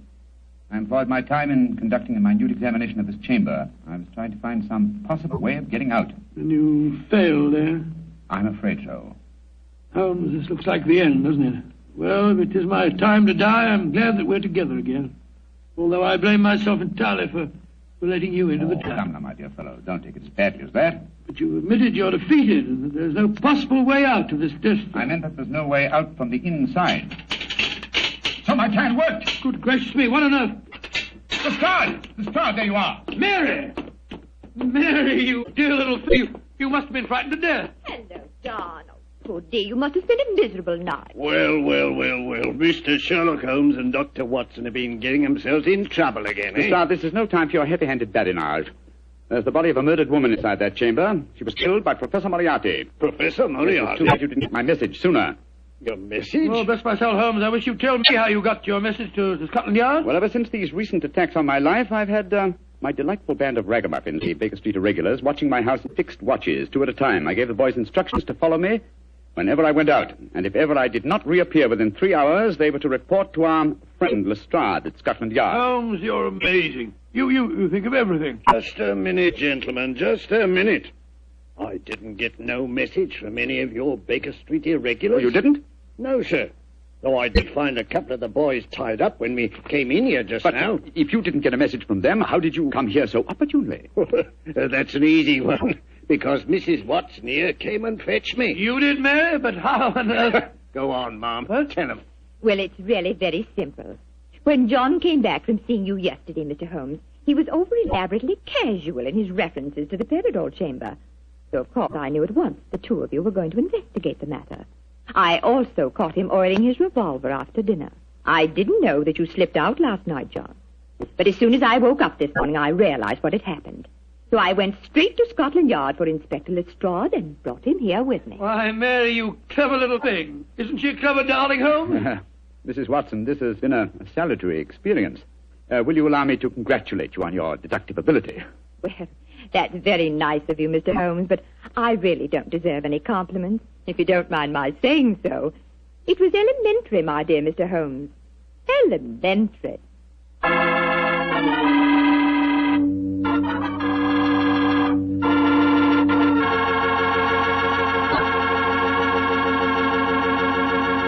This is Bob Campbell saying good night for the Petrie family. This program comes to you from our Hollywood studios. This is the Mutual Broadcasting...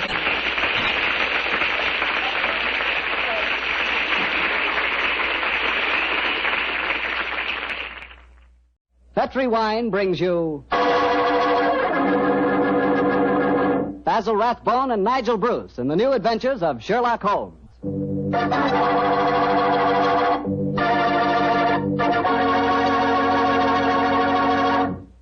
The Petrie family, the family that took time to bring you good wine, invite you to listen to Dr. Watson tell us another of his fascinating stories about his old friend, that master detective, Sherlock Holmes.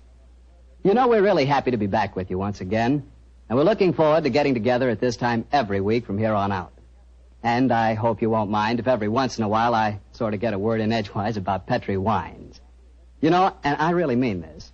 Petri wines are wonderful wines.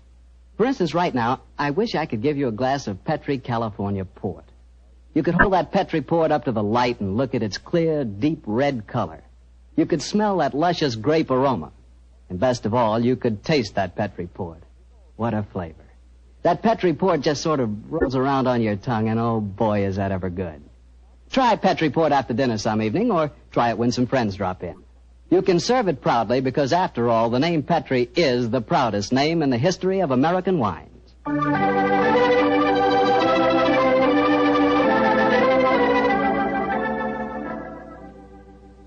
And now let's look in on our good friend Dr. Watson and see if he's expecting us.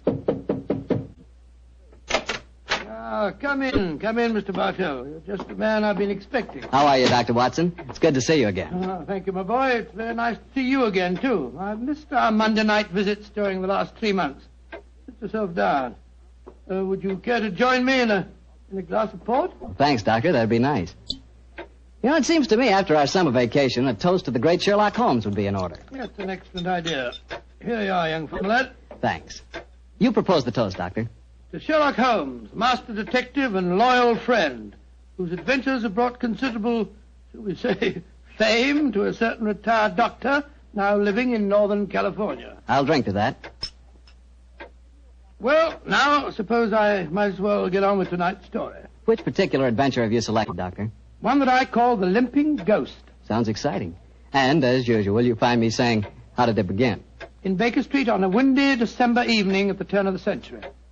A young, white-faced boy sat in front of our blazing fire. And as he told us his strange story, the flickering firelight danced weird patterns on the walls. The young man was Alexander McMorris, the 7th Earl of Lochnair. The Earl of Lochnair? Say, didn't I read in the papers the other day that the 8th Earl of Lochnair had been killed in an airplane accident? Quite right, my boy. Even in this day and age, the tragic history of violent death seems to dog the footsteps of the Lochnair family. But to return to my story. On that December night in 1900, we heard the whole history of the Limping Ghost of Lochnair. The first Earl had lost a foot at the Battle of Flodden Field in 1513. In spite of this terrible handicap, he fought on valiantly until he died on the battlefield from loss of blood. From then on, right until the time this story begins, the Limping Ghost, clad in a suit of armor, always appeared at Lochnair Castle before and after the death of the current Earl. Yes, Mr. Bartell, it was a strange story that Sherlock Holmes and I listened to that night. A story of death and horror over the centuries, punctuated by the limping clank of ghostly armor.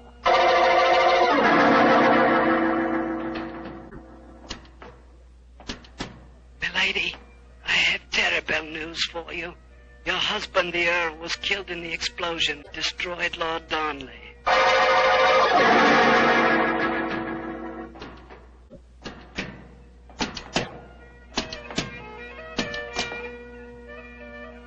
Milady, the Guy Fawkes plan to blow up the Houses of Parliament has failed. Your husband is in the Tower of London. They say he's to be hanged, drawn, and quartered.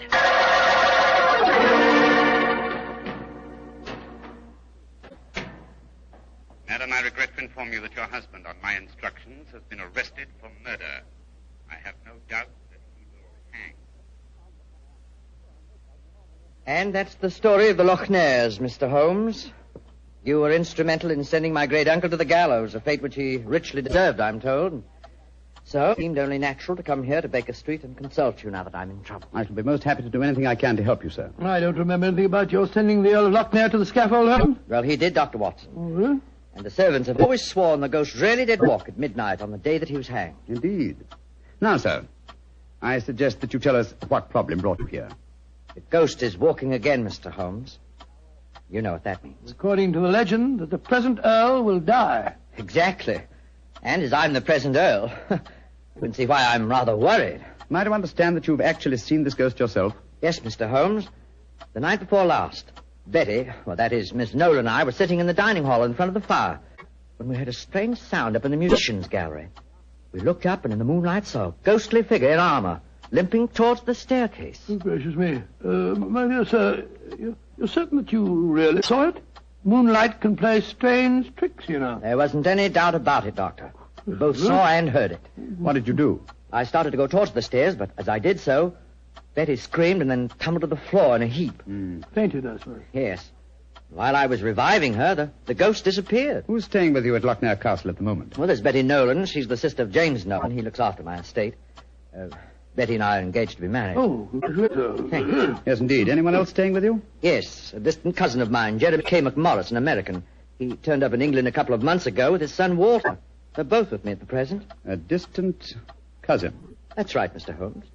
Actually, they're descendants of a more than usually black sheep branch of the family. I don't know how long the old man's going to be with us, though. If you ask me, he's a dying man. Why do you say that, sir? As far as I can gather, he's been wasting away for years. It's only a question of time before his strength fails him entirely. I was hoping perhaps you could take a look at him, Dr. Watson. That is, if I could persuade you and Mr. Holmes to come and stay at the castle for a few days. Well, what about it, Holmes? It's an intriguing problem, Watson. The current Earl of Lochnair would seem to be in danger. A cousin of his is dying of an obscure disease, and the ghost of Lochnair Castle is walking again. Yes, it's an irresistible invitation. I see no reason why we can't leave on the Scotch Express tonight. It's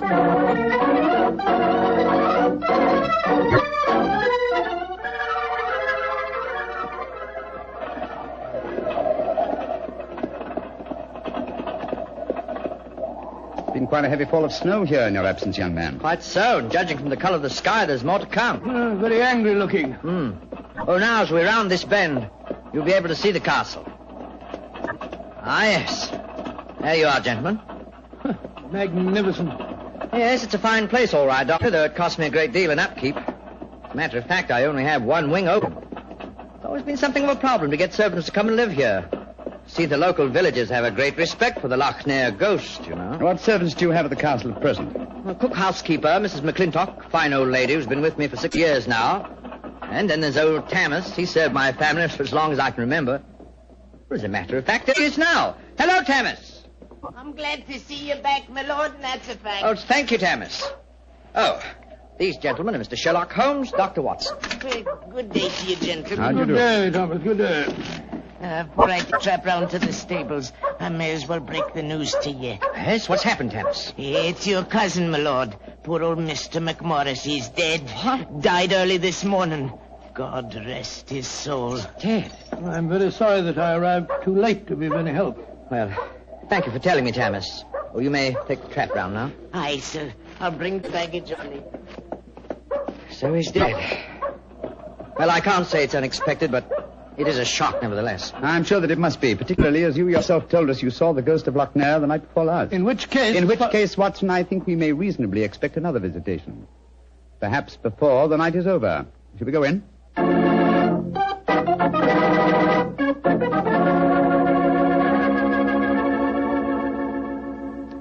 This is Miss Nolan, my fiancée, Mr. Sherlock Holmes, and Dr. Watson. I'm very glad to meet you. How do you do, sir? And this is her brother, James Nolan, the manager of my estate. How do you do, sir? How are you, Mr. Nolan? Much better for seeing you both up here.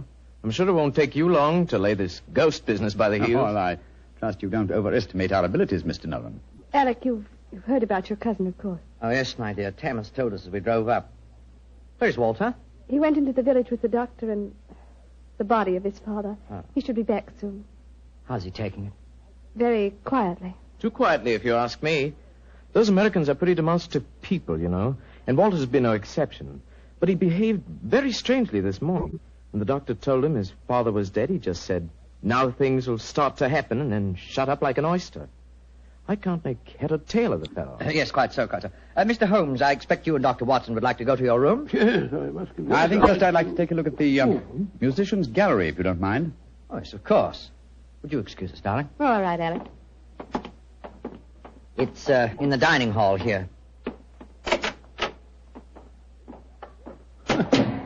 They must have been very hospitable people in those days. 50 or 60 people could eat at that table. Yes, Doctor. Needless to remark, we hardly ever use the room nowadays. There's the musicians' gallery, Mr. Holmes. Oh, yes, I see. How do we get up there? I'll show you. See, there's a stone staircase behind this tapestry here. Follow me. Watch your step. It's quite narrow, rather dark. Watch your head, Watson, old chap. Oh, don't worry about me, Holmes. I'm perfect. Oh, I say. Must have built these stairs for pygmies. Oh, yes. Here we are, gentlemen. This is the musician's gallery. By Jove. It must have made a pretty picture in the days gone by. A little string orchestra fiddling away up here, and down below the Scottish nobility bobbing and floating round in the intricacies of a Highland schottische or a stately gavotte or something. Where does that door lead to? To the bedroom wing.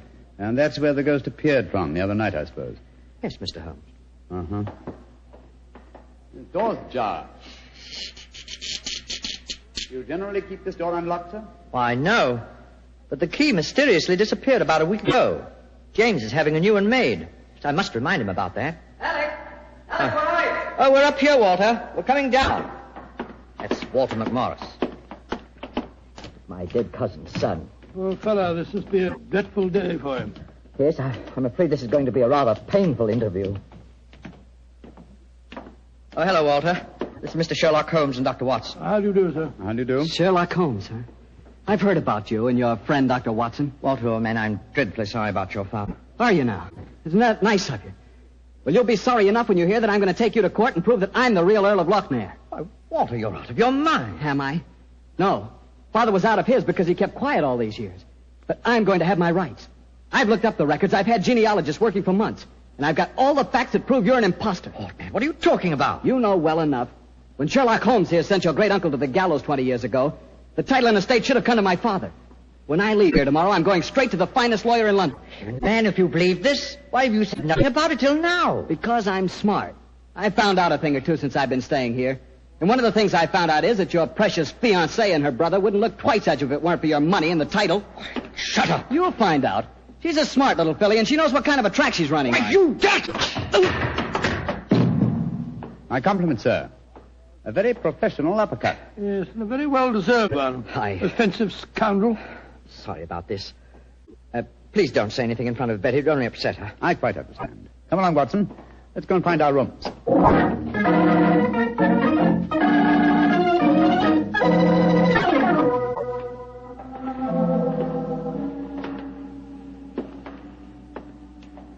Holmes, it's nearly dinner time. Why are we wandering about here in the dark instead of having a glass of sherry with the others in the library? I'm a conscientious practitioner, Watson. I like to earn my fees. It occurred to me that a further examination of this dining hall might prove profitable. Well, personally, Holmes, I think you're wasting your time on this case. What makes you think that, old chap? It's perfectly obvious that young American fellow was impersonating the ghost a few nights ago. He knew his father was going to die, and he wanted to build up the legend so as to make his own claim seem more believable. Well, that's very sound reasoning, Watson. Though to be logical in his deception, he should repeat the performance now that his father is dead. Well, ghosts only work at midnight, so why don't we go and have a glass of sherry? What is it, Holmes? Someone's coming in from the library. The lighted candle. Yes? Who is it?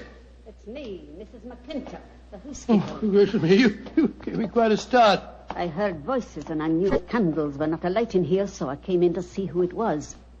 You're watching for the ghost, I suppose. Well, you'll no be disappointed, gentlemen, though you may see more than you bargained for. Those that meddle with ghostly things they dinna comprehend are playing with something much more dangerous than fire. Fire burns.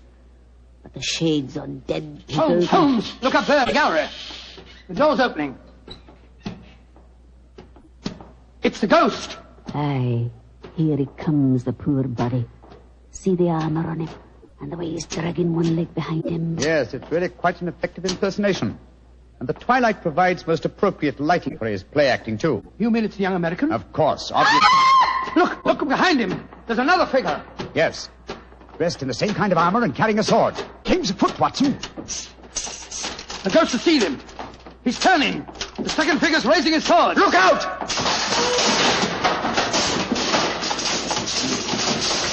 Great heavens. He's knocked him through the railings. That must be a 20-foot fall. Come on, old fellow. Help me open his visor. Just a minute. Yes. It's Walter McMorris, the American. Though from the angle of his head, I would suggest that it might be the late Walter McMorris, eh, Watson? He's dead, all right, Holmes. Neck broken. Meanwhile, the second figure has been able to slip back through that door and escape us. Come on, he was dressed in armor. He can't go very fast. Perhaps we can overtake him.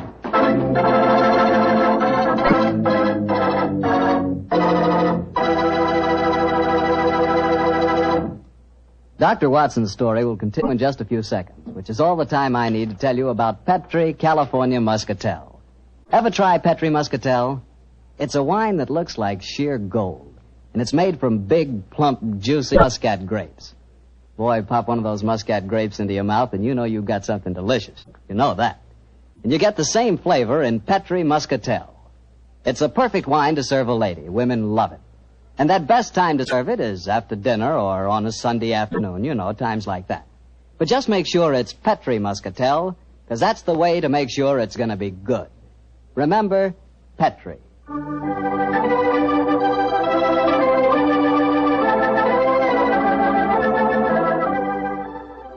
And now back to tonight's new Sherlock Holmes adventure and the story of the Limping Ghost of Loch Ness. Confound it, Holmes. There's no trace of the ghost in Musician's Gallery. We gave him too much of a start, I'm afraid.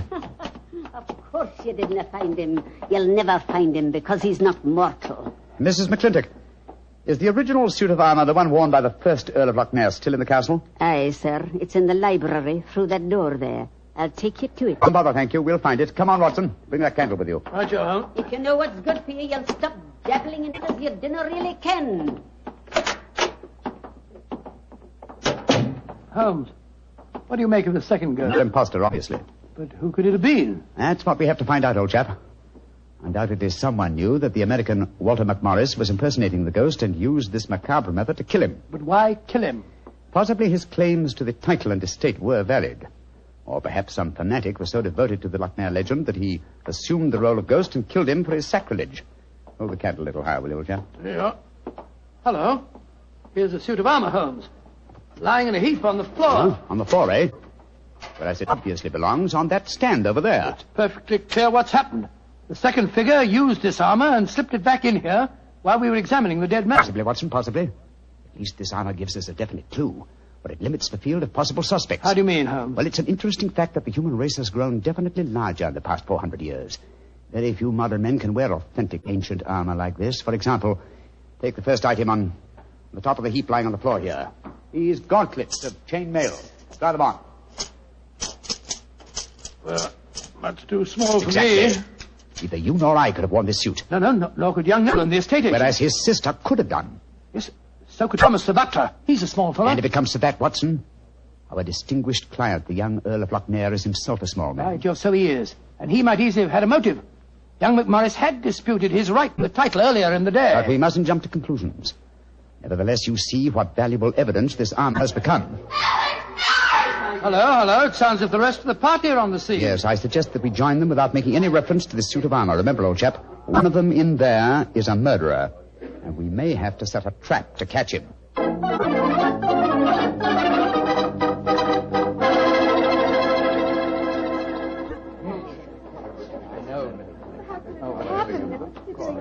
Are you sure he's dead, Dr. Watson? There's no doubt about it. His neck was broken instantly by the fall. It's dreadful. Father and son both dying on the same day. And you said the real ghost came up behind him, Mr. Holmes, and struck him so they crashed through the railing up there. I said another figure dressed in armor killed him, Mr. Nolan. It was a real ghost. I saw him with my own two eyes. He killed that man for trying to bring shame on the name of Loch Ness. Shouldn't we get into touch with the police? How can I get a message to them tonight? Have you looked outside? We're almost completely... Snowed in. Oh, Alec, I'm frightened. Hush, darling. There's nothing to be afraid of anymore. No, at least we have the assurance that the ghost will not limp again. Why? Well, the murderer has no further motive for impersonating the ghost. To walk now would be to support the dead American's claims. No. We shall spend a quiet night, and tomorrow I shall communicate with the proper authorities as to my quite definite notions regarding the murderer's identity. But if the ghost should walk again, Mr. Holmes? Well, then, sir, I shall know that at last I've encountered a truly supernatural crime and shall retire from the practice of detection.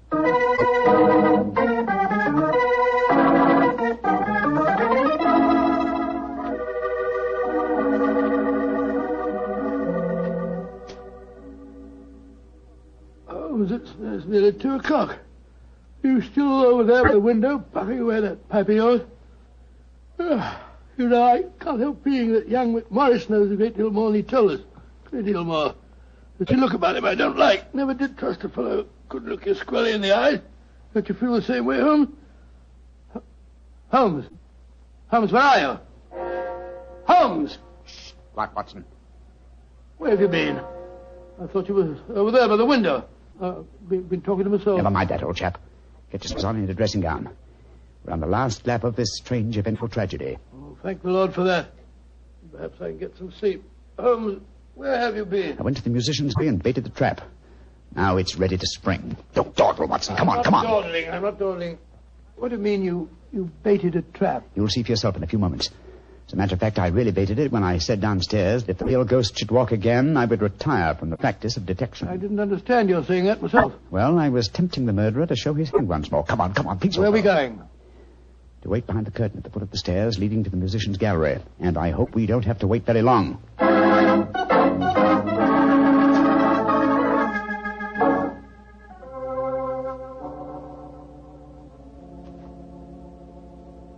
Holmes, I'm getting a crick in my neck trying to peer through this wretched curtain. How much longer do we have to wait? Until our murderer arrives. You certain he'll come? Not certain, but hopeful. Extremely hopeful. You know who it is, don't you? Yes. But my proof is too thin for a court of law. I must catch him in the act. Here he comes. Splendid. Let's go up and grab him. No. Did he walk into my trap? He's coming towards the head of the stairs. Oh! Great Scott! Exactly. A simple piece of wire stretched across the gallery is remarkably effective, even with ghosts. Come on, Watson. Help me off with his visor. There we are.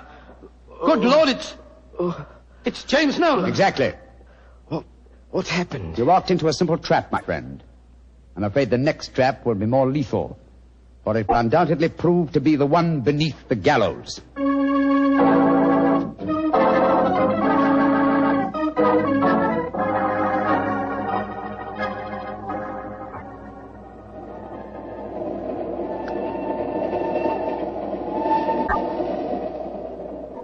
Well, now that we're headed back for London, Holmes, perhaps you'll settle one or two points in the case that are bothering me quite a bit. With pleasure, my dear chap. What are they? I still don't see what Nolan's motive was in murdering the American. Oh, that should be obvious. He wanted to ensure that his sister's fiancé would enjoy undisputed title to the named estates. Well, how did you know it was Nolan? When I examined the authentic suit of armor, you see, it was obvious it had never been worn. But I still don't quite understand. Oh, come now, old chap. The suit of armor was in a heap on the floor. Yeah? And if it had been hastily discarded, and yet, the gauntlets were on top of the pile, you remember? Well, that's right, they were. If the suit had really been worn, the gauntlets would have been the first things to have been taken off, and so would have been underneath the pile. Obviously, therefore, the armor had been disarranged in order to make people believe the real ghost had walked. Yeah. After the American's death, the suspects were four: Miss Nolan, her brother, Thomas, the butler, and the Earl himself. Well, I ruled out Mrs. McClintock because, you remember, she was standing behind us at the time of the murder. Well, I'm beginning to understand. All the suspects except Nolan were small enough to have worn the armor. That's right. Therefore, only he could have pretended to use it. Pretended? But he did use it. Oh, no, my dear fellow. Undoubtedly, he procured a similar one of modern manufacture. An amazing case, Holmes. An interesting one, at any rate. And once again, old fellow, I'm forcibly reminded of an old Scottish litany. Scottish litany? Which one's that? Oh, you remember it. From ghoulies and ghosties and long-legged beasties and things that go bump in the night. Good Lord deliver us.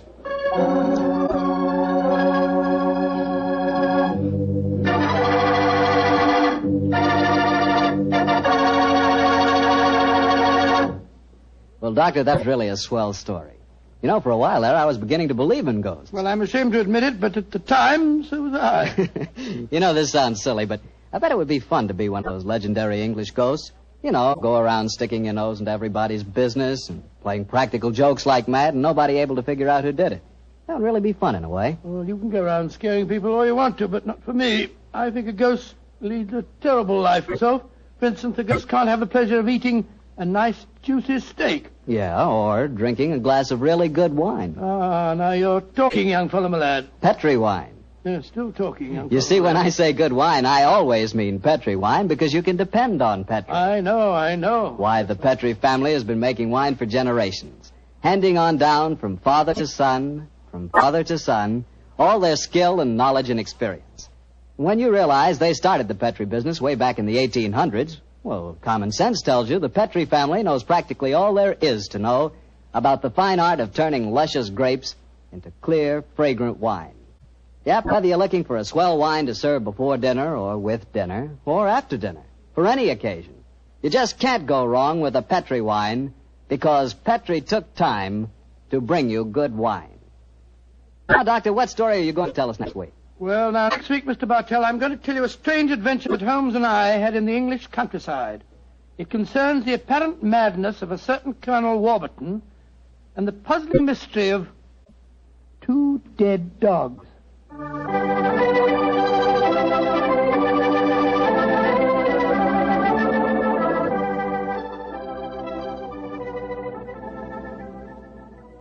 Tonight's Sherlock Holmes adventure is written by Dennis Green and Anthony Boucher and is based on an incident in the Sir Arthur Conan Doyle story, The Crooked Man.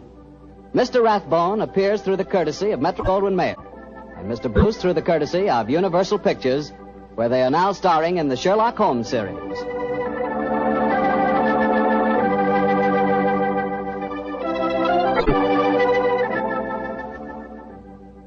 The Petri Wine Company of San Francisco, California, invites you to tune in again next week, same time, same station. Oh, the Petri family took the time to bring you such good wine. So when you eat and when you cook, remember Petri wine. To make good food taste better, remember... Petri wine.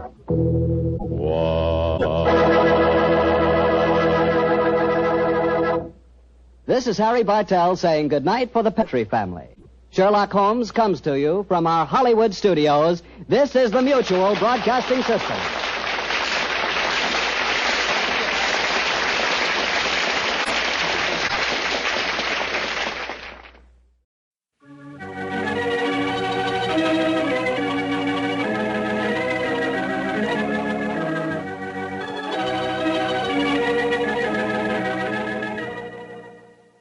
Once again, it's time to walk down Baker Street with its swirling fog, its passing hansom cabs, and bustling London life. Hello, this is Ben Wright, welcoming you to 2 more new adventures of Sherlock Holmes, starring Basil Rathbone and Nigel Bruce. At the end of each broadcast, the announcer says, tonight's episode was written by Dennis Green and Anthony Boucher. Both men, although they are no longer with us, were married. Dennis Green's widow, Mary Green, lives in New York and is still active in theater and dance.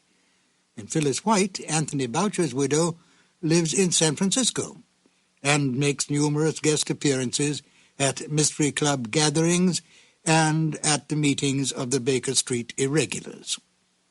Well, tonight it is my pleasure to present Phyllis White, who will tell you a little about what her husband and Dennis Green did for the Sherlock Holmes radio series. Phyllis? I've been asked to give an account how it happened that my husband got involved with the Sherlock Holmes show. The way his career developed was not according to any underlying plan. Whenever he turned a corner and moved into a new field, it was brought about by chance. And this was a good example of that. He was at the time a mystery reviewer for the San Francisco Chronicle. Well, this time he went over to the book department office, got his books in his mail, and found among the mail an invitation to a cocktail party. It was in honor of Basil Rathbone and Nigel Bruce, who had come to San Francisco to do a war bond promotion. The party was going on right then, so he could quite easily have learned about it too late. But he trotted right over, and aside from meeting Rathbone and Bruce, there were other people who had come along from the radio program. There was Glenn Hall Taylor, who was the producer, and there was Dennis Green, who was one of the writers. He was writing in collaboration with Leslie Charteris. Well, as it turned out, the Greens were staying on a little longer in the Bay Area. My husband invited them to come over to Berkeley and have dinner with us and see his Sherlock Holmes collection. Well, they went back to Hollywood, and not long after, it turned out that the program was in need of a new writer. Dennis suggested Boucher. Well, it turned out that it meshed just beautifully as a collaboration. Here was a noble project working with gifted colleagues, something that they could all feel affection for and respect, and a lot of fun along the way, too. Thank you, Phyllis. And now, Sherlock Holmes and Dr. Watson in Colonel Warburton's Madness. Petri Wine brings you Basil Rathbone and Nigel Bruce in the new adventures of Sherlock Holmes.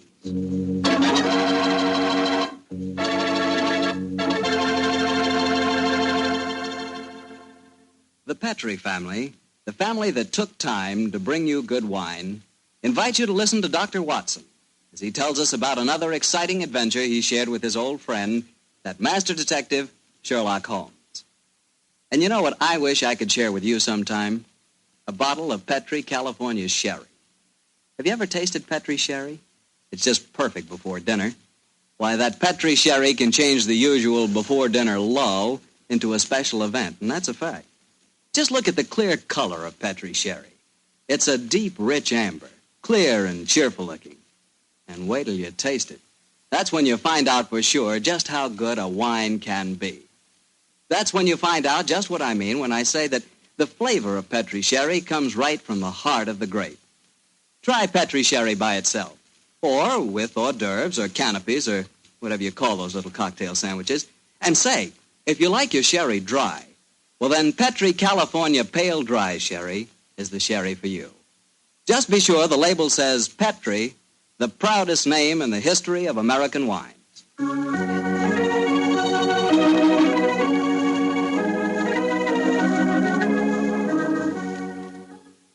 And now let's look in on our old friend, Dr. Watson.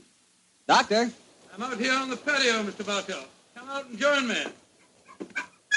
Quiet, Winnie. Quiet. Down, Monty. I see the welcoming committee's here. Yes, little scoundrels. They begin to think they own this patio. Scoop them off the chair, Mr. Bartell, and settle yourself down. All right, off you go, boy. Off you go. Go on, off you go.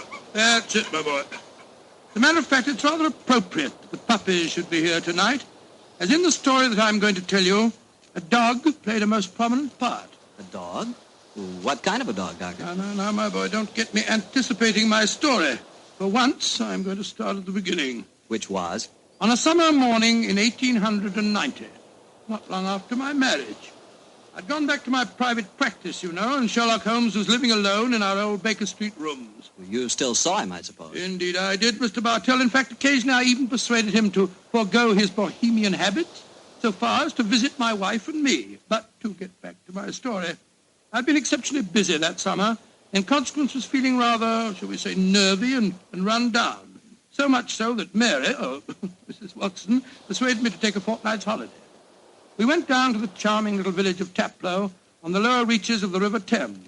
But, as so often happens, the best laid schemes of mice and men gang after glade. I guess the holiday backfired on you, Doctor, and you found yourself involved in a mystery? Maybe a mystery calling for the aid of your old friend Sherlock Holmes? Quite correct, Mr. Bartell. We'd only been down there a couple of days when the trouble began. In fact, the whole thing became so involved that I thought the best thing to do was to put the whole strange story in a letter to Sherlock Holmes. This I did. And I can imagine how he chuckled when he read my Dear old Watson. Seems to be a little out of his depth. My dear Holmes, I need your help. Or at least your advice. 2 days down here, and I've become involved in a most unusual problem. It began this morning when Mary and I were out for an after-breakfast stroll. The sun was shining, the birds were singing, and there seemed every indication of it being a happy and carefree. You know, Mary, I've always thought up to now that balmy was rather a silly word. I still do, John, dear. Nevertheless, it's the only possible word that describes a day like this adequately. Very well, dear, it's balmy. Personally, I'm so happy to see you relaxing that I don't care what the weather's like. You've been working much too hard. Yes, it's been a busy year. Yes, and last year Sherlock Holmes monopolized most of your time. At least I've got you to myself for once. You dear little thing, you've always been rather jealous of my association with Holmes, haven't you? Not jealous, dear, but I must confess his influence on you wasn't entirely for the good. He had a habit of keeping you out all night. Well, you should be used to that, dear. After all, it happens often enough in my practice. True, John, but on those occasions I know where you are and don't worry about you. And again, you've copied so many of Mr. Holmes' eccentricities. Keeping your tobacco in a Persian slipper, for instance. And, oh, John, look down. Look, do you see that woman walking across the field towards us? Yes, what's the matter? Do you know her? I'm not sure, but I think it's Ellen Warburton. I believe she does live somewhere near here. And who is Ellen Warburton? An old friend of mine. She's frightfully clever and advanced. She's interested in women's suffrage and all sorts of things. Oh, sounds dreadful. Imagine giving women the right to vote. Their place is in the home. It is Ellen. Ellen Warburton. Oh, how are you? Mary Watson. How very nice to see you again. I'm Mary Watson now. This is my husband. How do you do, Miss Warburton? How do you? How do you do? Mary, I'd heard that you'd married. Aren't you a medical detective or something, Mr. Watson? Not quite, dear. I hold the degree of Doctor of Medicine from the University of London, madam. But he's helped the great Sherlock Holmes on many of his cases. That's how I've heard of him, then. Do you mind if I walk with you a little way? Of course not, Ellen. Come along. Do you live near here, Miss Warburton? About 4 miles away, Doctor, at Chevy Grange. I'm a glorified housekeeper for my uncle, Colonel Warburton. Oh, dear, that sounds rather dull for you. As a matter of fact, the state of my uncle's health at the present moment makes it anything but dull for me. That's why I asked if I might walk with you for a way. Well, what's the matter with him, Ellen? He's going mad. Before my eyes. And I can do nothing to help him. Mad? Oh, come now, Miss Warburton, surely you... Doctor, I'm not an hysterical girl. In fact, I regard myself as something of a scientist. I studied physics for a number of years at Bristol University. And I tell you that my uncle is going insane. What are the symptoms? Most of the time, he's perfectly normal. But when these attacks are on him, he gets in the most frightful rages and says the strangest things. He's even complained of hearing a shrill piping whistle that comes out of nowhere. I can't hear it, nor can anyone else. But Uncle gets into the most dreadful state. I wonder, would you have a look at him for me, Dr. Watson? Well, I don't hardly Of course, feel... John will do everything he can. Thank you so much. Then supposing you both come over... So, my dear Holmes, at 7 o'clock this evening, we found ourselves approaching Chevy Grange. It was rather a forbidding-looking place, covering a little more than an acre, I should say. As we stood waiting for admittance, I must confess that I was not entirely... Gloomy-looking place, isn't it, Mary? It is a little forbidding, John, dear. Oh, dear, what's that? Sounds like a tom-tom. Someone singing a weird chant. Seems to be coming from the direction of that barn over there. It doesn't seem quite appropriate, dear, does it? I mean, not in the heart of Buckinghamshire. Why not knock on the door again, John? Yes, it's all right, I will. Perhaps they didn't hear us. Oh, they did. Who is it? Oh, it's Guess. It's Dr. and Mrs. Watson, my good man. Acker's the name, sir. Come in, please. The Colonel's expecting you, sir. He's in the study. This way, sir. By the way, Hacker, as we were waiting outside the front door, we heard a strange chant, and it sounded as if someone was beating a tom-tom. Oh, that was Miss Narda. You'll be hearing more of her. Promising beginning. Let's see what happened next. This very unpleasant fellow Hacker showed us into the study where we met Colonel Warburton. First, it was hard to believe that he was a sick man. He looked well enough, and his conversation was sprightly. Spent most of his army life in Africa as military governor in a Zulu district. And the African spears and other trophies that lined his study walls bore mute evidence to his past life. He encouraged me to tell him some of my own army experiences. Oh, dear, poor fellow. It was really rather flattering. There I was, Colonel Warburton, on the howdah of this wretched elephant. The river was a raging torrent, and I couldn't get the confounded animal to budge. Well, I'm a pretty strong swimmer, you know. Won several cups of swimming, as a matter of fact. Of course, I was a much younger man then. John, dear. Yes, ma'am? You interrupted Colonel Warburton's story, Oh, dear. sorry. I thought this little incident would be interesting. Do go on, Colonel. Yes, Your please story don't. was so All right, interesting. all right. You were telling us that you were intercepted by an African drum code message. Oh, yes. Well, I don't want to sound conceited, but I doubt if there was another Englishman in the world who could have told you what those particular drum beats meant. Oh, I don't doubt that, Colonel Warburton. Well, I'd spent a good number of years studying the native customs. I spotted the code right away. It meant that an uprising was planned to start throughout the whole province at noon the next day. Of course, there it is again. The devilish whistle. Can you hear it, Dr. Watson? Mrs. Watson?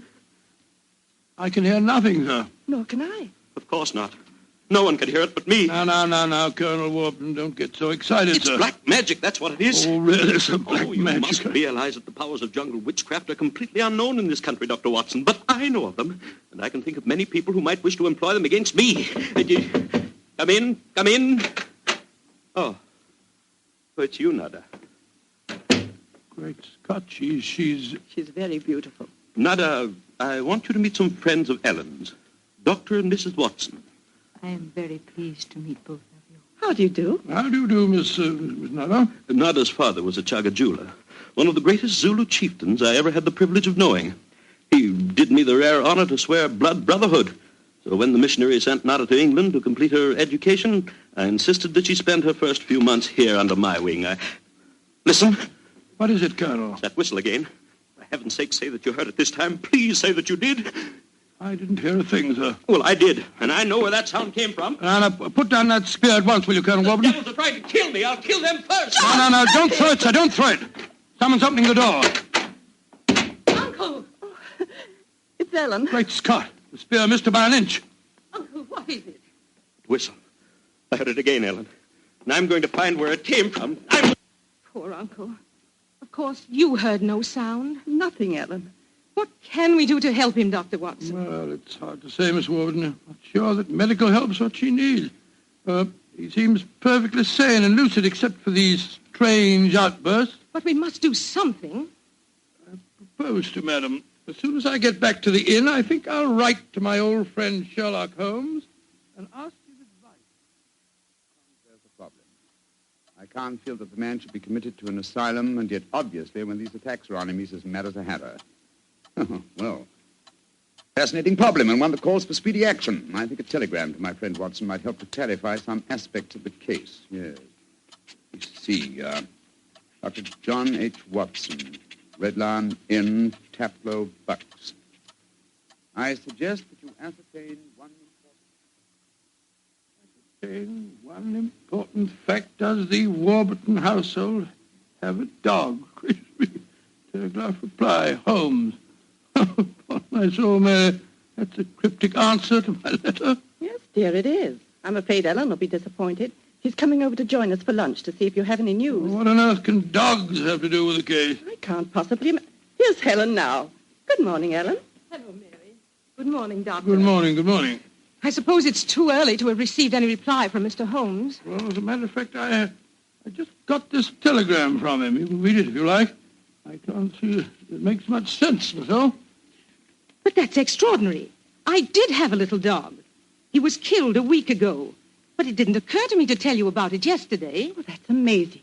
How could Mr. Holmes have known about it? There's very little that Holmes doesn't know, my dear. How was your dog killed, Miss Warburton? I found him in the grounds with his head smashed in by a stone. Oh, how dreadful. Who do you think did it? It might have been a poacher. And then again, it might have been... Your uncle? It's possible. When he's in those rages, I don't think he knows what he's doing. That's very important. I think I shall go and send Holmes a telegram at once. Don't wait lunch for me.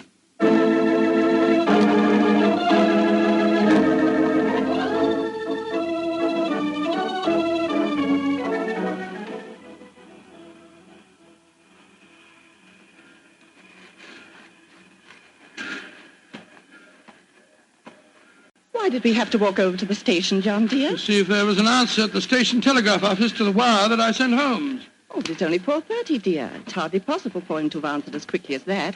In any case, they delivered the telegram to the hotel, you know. Well, it was a nice walk, my dear. Hello, there's a train in the station now. I wonder where it's from. Why don't you ask that porter, dear? It's not a bad idea. Porter, what train is this? Oh, it's the London train, sir. Right on time. Next stop, ready? Not many people getting off, there are there? Great Scott! Look who's here! Oh, dear, it's Mr. Holmes. And he's got a dog on a leash. Oh, Watson, my dear fellow, how are you?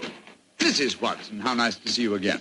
Thank you, Mr. I'm Holmes. delighted you're here, old fellow. We walked over to the station to see if you'd answered my telegram, and here you are in person. It occurred to me that I could be down here in the same time that it would take a telegram to reach you.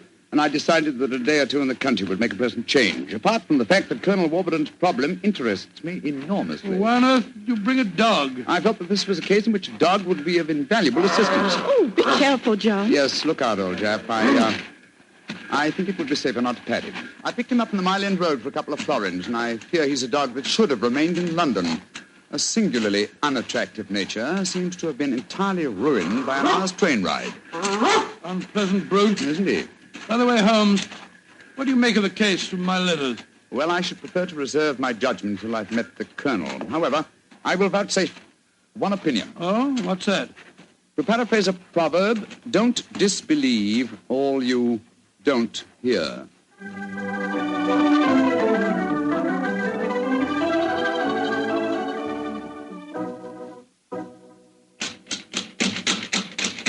I can't think why someone doesn't answer. They can't all be out.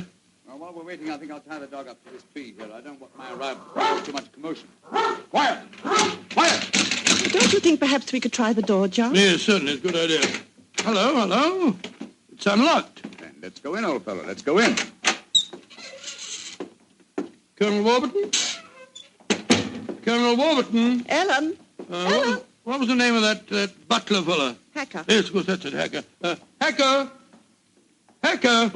We appear to be in an empty house. The dog! Oh, fool that I am, I shouldn't have left him here. Come on!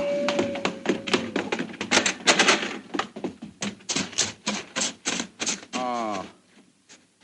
We're too late. Oh, the poor dog. He's been killed. Yes, poor brute. Stabbed to death by one of the Colonel's spears. That proves it, Holmes. The man is mad. I think not, Watson.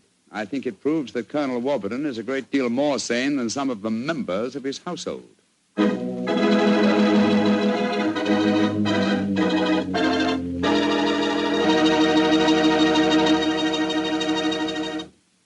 You'll hear the rest of Dr. Watson's story in just a few seconds. Time for me to remind you that there's one secret every smart woman knows. Simply, good wine makes good food taste better. And by good wine, naturally, I mean Petri wine. Try a Petri wine with your dinner. If you want a wonderful red wine, try Petri California Burgundy. If you want a perfect white wine, try Petri California Sauterne. In fact, try them both. You'll agree, I'm sure, that next to your good cooking, nothing can do more for a meal than a glass of good wine. A glass of Petri wine.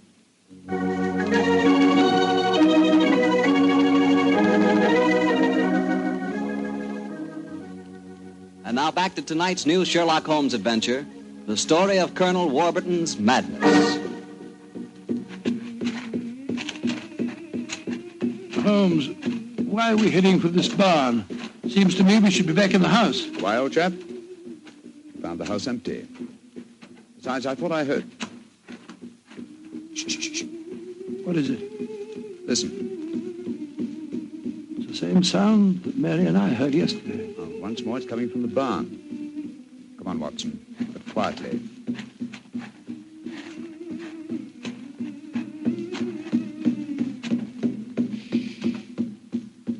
We can see through this window here. It's that Zulu girl, Nada. She's beating a drum and chanting. Who's the man with her? It's Colonel Warburton. No, it isn't.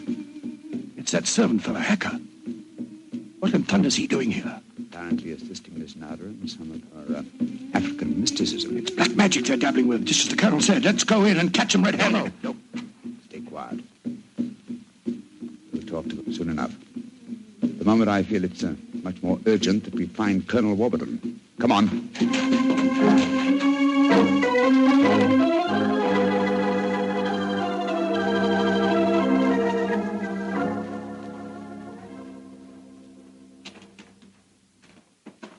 There's the Colonel pacing up and down in front of the house with Mary and his niece, Miss Warburton. We shouldn't have left the women alone with him, you know. The man's dangerous. I don't think the women have been in any danger, Watson. John, dear, where have you been? Oh, well, Holmes and I decided we'd take a little walk. It proved very interesting. Miss Warburton, this is Mr. Sherlock Holmes. How do you do, Mr. Holmes? I'm so glad you're here. How do you do, Miss Warburton? And this is Colonel Warburton, Mr. Sherlock Holmes, eh? I suppose you think I killed your wretched dog. Well, I might have done it. When I hear that whistle, something seems to snap in my brain. I might have killed it. Why doesn't your doctor friend certify me as insane? Send me where I belong before I do any worse, damn it. Poor man. Isn't there anything you can do for him, Mr. Holmes? I most certainly will try to, Miss Warburton. Watson, old fellow, I wonder if you'll follow the colonel and give him a sedative. I'm afraid he has quite an ordeal before him. Of course I will, Holmes. Miss Warburton, where were you when my dog was killed? Down in the greenhouse. As soon as I heard the poor animal yelping, I ran up to the house. I see. Mr. Holmes, you are going to be able to help the Colonel, aren't you? I'm convinced of it, Mrs. Watson. That is why I brought a dog with me from London. But now that he's dead, I must obtain another one before I can proceed further with the case. Now, I wonder where on earth I can find a dog. Look, Huh? down by the gate. There's a little girl walking with the dog.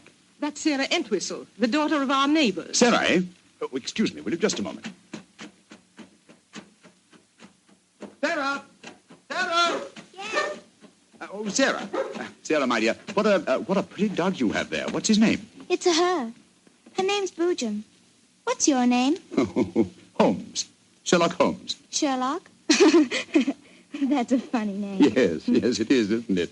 Look here, Sarah. Here's a nice, shiny half-crown for you. Why are you giving me money? Well, because I love dogs, and I want to borrow, what did you call him? Boojum. Boojum, oh, yes. I want to borrow Boojum for half an hour. Why? Well, I want to play with her, Sarah. You can play with her here. She's awfully friendly. Well, you see, I really want to take her for a nice walk. Why? She's just had one. Now, look here, Sarah. It's a beautifully shiny half-crown. Mommy's told me I mustn't take money from strangers. But I'm not a stranger. I'm a friend of Colonel Warburton. Having trouble, Mr. Holmes? Yes, I am, Mrs. Watson. You see, I want to give Sarah half a crown for borrowing Boojum for a short while, but she doesn't want to do it. Sarah, does Boojum like bones? Oh, yes. Loves them. We've got a lot of bones up at the house we'd like to give her. Have they got plenty of meat on them? Plenty. She can have a wonderful feast, and then we'll bring her back in half an hour. All right. Go on, Boojum. Now, promise you'll bring her back in half an hour. We promise. Yes, Sarah. And Sarah, what about the half crown? Well, I'll take it home and ask Mummy if I may keep it. Good. Goodbye. Goodbye. And take care of Boojum. Oh, she's a sweet little girl. Mr. Holmes, you're not going to expose Boojum to any danger, are you? None, Mrs. Watson. Otherwise, I shouldn't have borrowed her. I'm convinced that Boojum will give us the clue to what appears to be Colonel Warburton's madness.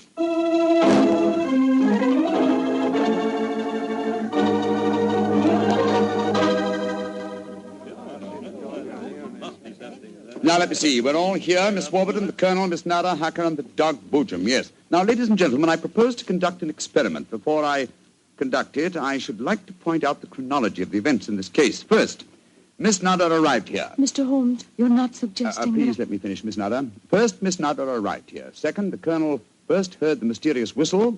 Third, your dog was killed, Miss Warburton. Fourth, the whistling set in dead earnest. The Colonel Warburton and Miss Warburton. Doesn't that pattern suggest anything to you? No, I can't say that it does, Mr. Holmes. I don't see what you're driving at. Nor do I, Holmes. We should be more explicit. Very well, then I will. I shall now conduct my experiment. I want you all to watch Colonel Warburton and the dog Boojum. Excuse me while I turn my back. Now. There it is again. That whistle. The dog heard it, too. Great Scott, Holmes.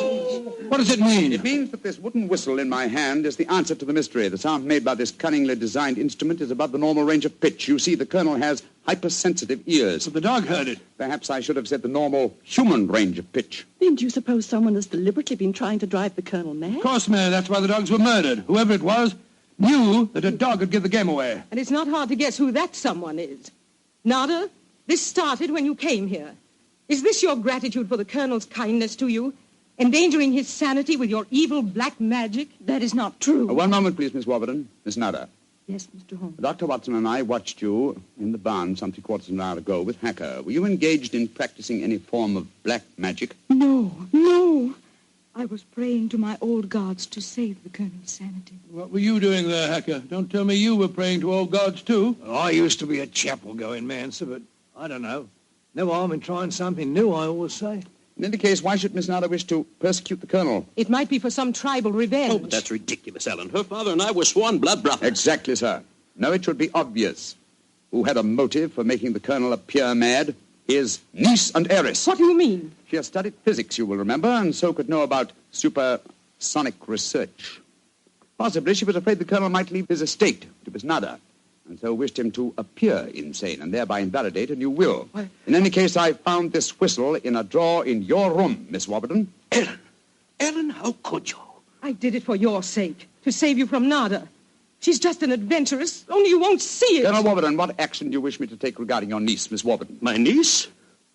I have no niece, Mr. Holmes. Come, Nada, my dear.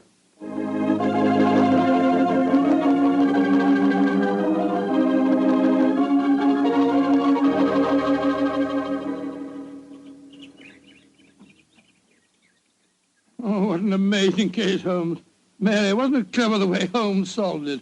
It was very interesting, dear. I was quite enthralled. Oh, now I think I shall return to London and let you two finish your holiday in peace. Before you do that, Mr. Holmes, there's one thing we should do. What, Mary? Boojum. We promised, you know. Oh, yes, of course. I think the three of us might walk her home. But before we do that, I suggest we rummage through the kitchen. The kitchen? What on earth for? Bones, dear. Exactly. And bones with plenty of meat on them.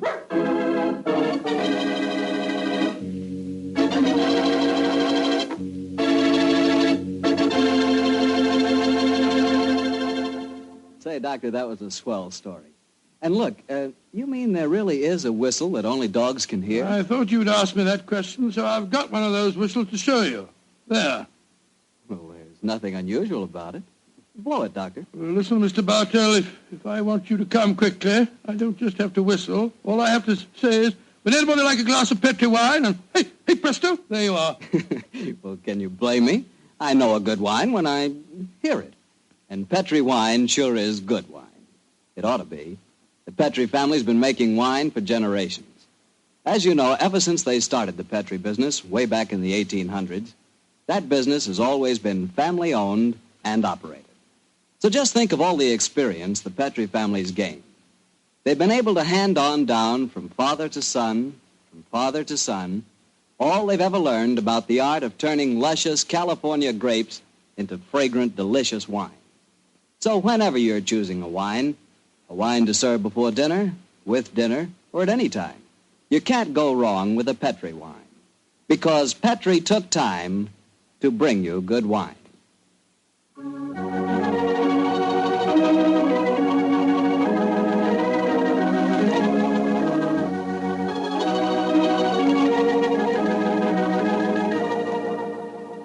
Tonight's Sherlock Holmes adventure is written by Dennis Green and Anthony Boucher and is based on an incident in the Sir Arthur Conan Doyle story, The Engineer's Thumb. Mr. Rathbone appears through the courtesy of Metro-Goldwyn-Mayer and Mr. Bruce through the courtesy of Universal Pictures, where they are now starring in the Sherlock Holmes series.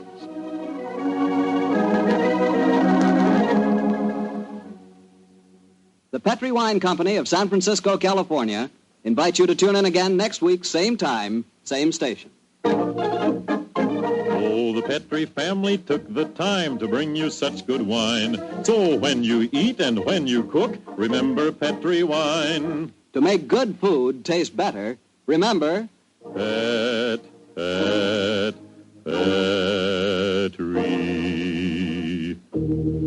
wine. This is Harry Bartell saying goodnight for the Petri family. Sherlock Holmes comes to you from our Hollywood studios. This is the Mutual Broadcasting System.